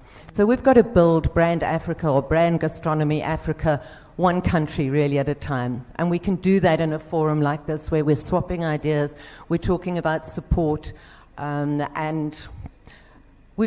I'm based in South Africa. We've got a couple of small companies that are starting to do really well. I'm sure you've all heard of Amarula. which is a liqueur made out of the marula stone. That's going up into Africa. I was quite pleased to see it's actually available here in Tanzania. We also have marula jelly. We have Mrs. Ball's chutney. But what was interesting during COVID is we all sat back. I live in a small tourist town. The lodges closed down overnight, as you know. It was an extremely difficult time for us, and it's a small town, and so we all started saying, let's support local. And I see that's been reflected in most of what people have been saying here. Let's support local. Let's actually look at small entrepreneurs. There's a spice company, I can't recall it, in Zambia that are doing beautiful pastes and jars of local spices. There's a young chap in Ethiopia that is using local peanuts to make his own peanut butter. And it's through these initiatives and some of the ones that we've heard about today that I think we're going to grow brand Africa through gastronomy. Thank you. My next question actually is for Yasmin here. So kind of going off of that, I'm wondering what you feel the role is of like media and influencers in terms of like getting these stories out, right? Getting out this, the uniqueness of African foods, the diversity of African food, and also just like we've heard from a lot of entrepreneurs as well. So like supporting small businesses and that kind of thing. What is the role of media and influencers in that process? Why am I not surprised that this question is for me? So you talked about media first and influencers. So of course media plays a huge role, and influencers as well. When you think about media, what comes to mind right away is, have you heard, you know High on the Hog? Yes. I don't know if anybody watched that show, High on the Hog, on Netflix. Yeah. Okay, all right, I see my foodie people. And so for me, that was honestly, right when I think about it, the right representation of how, Netflix being Netflix and the transatlantic slave trade being so beautifully narrated, even though it was horrible, but so beautifully narrated, and how like African American cuisine was traced back to Benin. So that was for me very interesting, and seeing that on Netflix and how then everybody wanted to go to Benin. The same with Ghana, the way Ghana, the Ghana Tourism Authority did the what was that called? Going back home, year of return. Thank you. How can I forget that? I apologize, Ghana. I apologize. Year of return also, how like everybody from the diaspora wanted to come. So for me, media played a huge role. And as a foodie influencer, of course, it's all about telling the right stories, about making a connection. I love how she said that if you don't understand something, then you cannot taste it. Right. As open as I am about food, I heard about banana stew at lunch. And being a West African, banana and stew in the same sentence was not going right in my mind. And I wish, I was telling that to my people, I wish I had a chef right there explaining to me what banana stew was to me, because then I could better picture it, visualize it, and then being willing to try it. So really telling the right story, also make it visually appealing. As far as, media, our food is colorful, our products are colorful, we have plenty of it, diversity is amazing on the continent. So just making sure it's clearly represented, that the story connects with the people. Like we say, we don't buy products, you buy emotions. Same thing with food. You don't just eat something, you connect with the culture, you connect with the people, you connect with the story and things like that. Yeah, thank you. Kojo, I have a question for you. So can you talk to me about one of the things that I think sometimes happens is that you get something that becomes sort of a trend and then it disappears, right?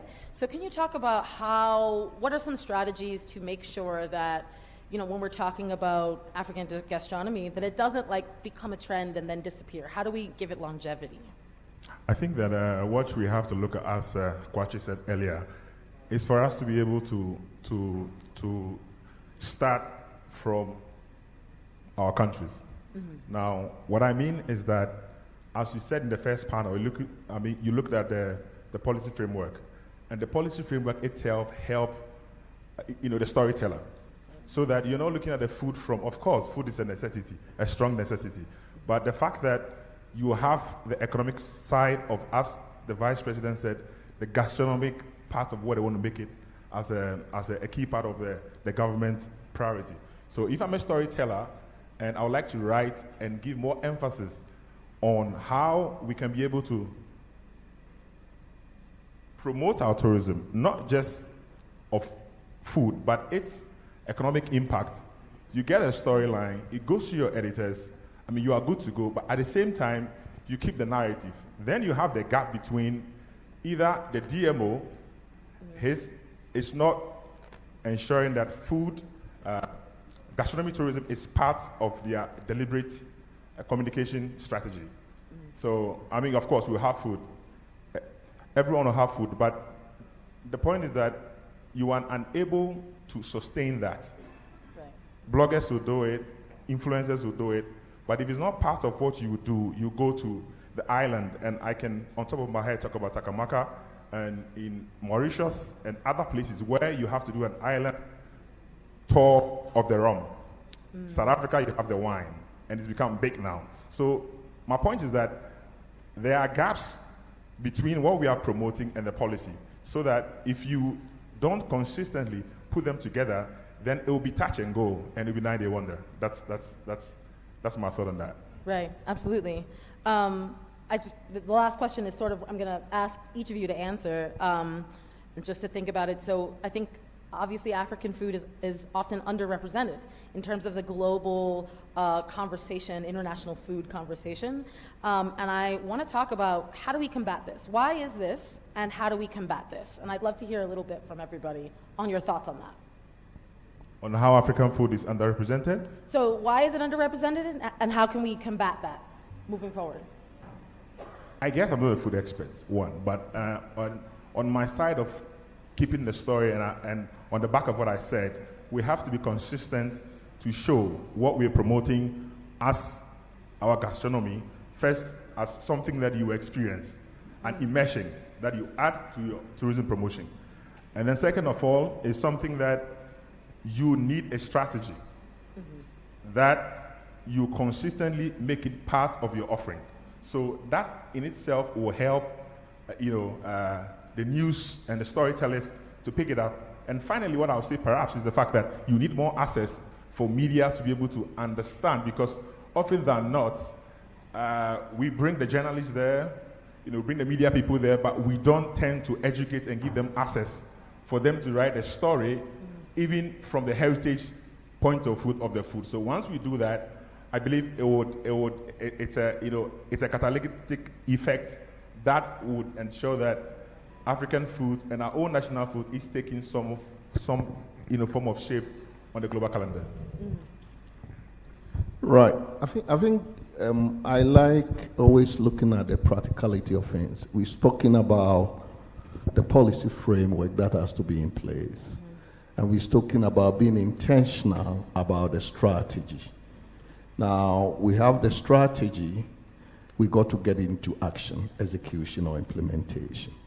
And there are a lot of global case studies around that we could learn from.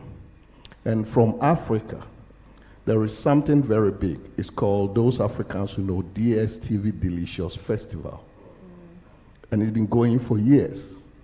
And it's basically about food, international food, local food, music, and dance. And what I want to underscore is that if you look at the value chain of tourism, and you look at the value chain of every single industry, gastronomy is central, whether we like it or not. So we got to create initiative that could help the brand, the food brand, resonate with the destination and resonate to the people that come to the destination. And one good thing is festivals. Yeah. We know Oktoberfest in Munich. How long has it been going? Right? We know the Taste in Chicago. How long has it been going? Can anyone tell me any big food festival in Africa? Not much. So countries can use that to defend themselves and to underscore the identifier that I spoke about initially. So in Tanzania, for instance, and for this not to end, I see ministers sitting there, I see a lot of executives sitting out there. Can we start investigating, mapping up from here the next action, because this summit is going to go somewhere else, but how do we leave behind as a legacy? And my challenge is, can we look into having the annual Tanzania Food Festival. Whatever name we call it is something else. But it got to be with specific niche that you can't find anywhere, and bringing all the other, I could call it the product, the core product as a marketer, with the products around that will build that particular. And that could go on years and years and years. I was involved in what they call site here many years back, concept development. And you could start from there, which is what brings in the tour operators, the hosted buyers. They are the guys that will be used as the channels to build it up. And it's been done in so many parts of the world. You go to Bali, there is what, Ubula or something festival. And you can talk, we can talk and talk and talk. So each of the countries could then take advantage of creating their own festival that is unique to their own identity and good on. Then one advantage that possibly we've not leveraged, if you look at the Africa Continental Free Trade Area, which is coming, and no one has mentioned it, there is one key component that we are looking at, which talks about trade in services and trade in goods. To build this up, Ghana, for instance, has got an agreement with Kenya, making sure that the Kenya coffee gets to Ghana, right? How do we take what each country has around the gastronomy space and make sure that we are able to, through bilateral or whatever agreement, have relationship with our distant? And in this case, we'll be building, because this is the biggest market. I heard one of the presenters talking about exporting in Europe. I go back to my first point.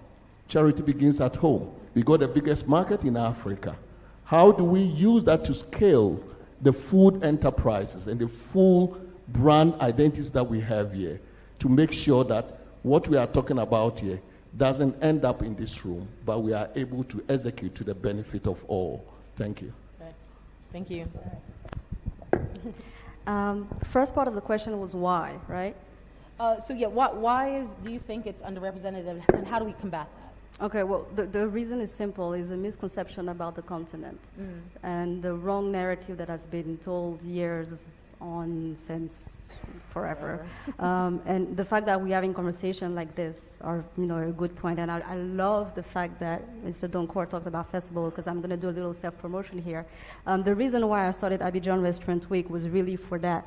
The fact that, New York can have a restaurant week, Paris can have a restaurant week, London can have a restaurant week, so can Abidjan, which is the economic capital of my country. And so for me, it was really important to put us on the map on the international stage, because we do have all type of cuisine, we do have the amazing products, but what are we doing, festival-wise? And for me, doing that as also, we're into food, but food and drinks, also co-founding the Abidjan Cocktail Week was also the same thing. So same narrative, having annual events that bring people together, not only tourists, but also the locals, so they can also own those stories, own their places, and be proud of, what we're doing back home. So yeah, I just wanted to add that. Yes, thank you. Thank you, yes, and if I could just emphasize that, I think it's misrepresented because the rest of the world doesn't really understand Africa. 2 years ago, I was invited to talk at the World Marketing Forum hosted by the Asia Marketing Federation in Bangkok, Thailand. I presented, as I told you, a bit about Africa. It's not a country, it's diverse, it's got so many different languages, etc. And rather humorously, at the end of my presentation, I asked if there were any questions, and one guy put up his hand and said, "Why didn't you bring a real African with you?" So again, I had to emphasize the diversity. I am a real African, I just don't look like it. So, and I think going back to what you just said as well is we have to change the dialogue. Every conference I have been to over the past 3 years has been saying there's so much interest in Africa, but there's such a fear. And if you have a look at the news reports, there's famines, there's wars, there's floods, there's poverty. And we need to start changing that, and we need to start telling the story that Africa is ready for the rest of the world. I've just signed collaborations with the Asia Marketing Federation and with the European Marketing Federation. There's so much interest in our continent. Everybody wants to learn. I'm sure there's a few devious reasons for some of the countries wanting to be involved in Africa, but there's an excitement, and I think the data that Natalia showed us in terms of tourists wanting to taste the local cuisine and everything, we're ready to strike, and I think it is up to the marketers working with the gastronomy tourism and with the tourism board, and I think we can make it happen. Thank you. Yeah, thank you very much. I wanted to keep it short, but are we great? So thank you so much for your answers and giving us something to think about in terms of how we tell the story of African gastronomy. Thanks to my panelists.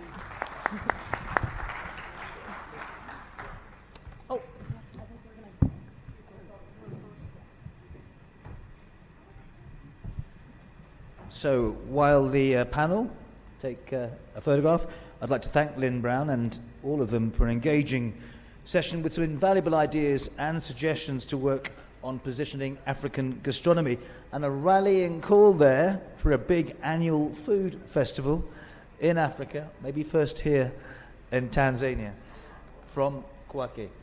Okay, with that, we officially conclude the first day of this forum. Thank you. I hope you've enjoyed today's discussions. It's because conversations like these are what shapes the future of gastronomy tourism in Africa. For our online participants, we'll be back at the same time tomorrow. For all international participants here with us, we invite you to the welcome cocktails at the Arusha Coffee Lodge this evening. As I mentioned before, the same buses that took you from your hotel are outside to take you back, and they will wait for you from 7 o'clock onwards to take you to the Coffee Lodge. Please leave your headphones even, on your chairs, because they want them back. And we look forward to seeing you for another fun-packed day tomorrow with more inspiring and engaging conversations. Enjoy your evening. Thanks a lot.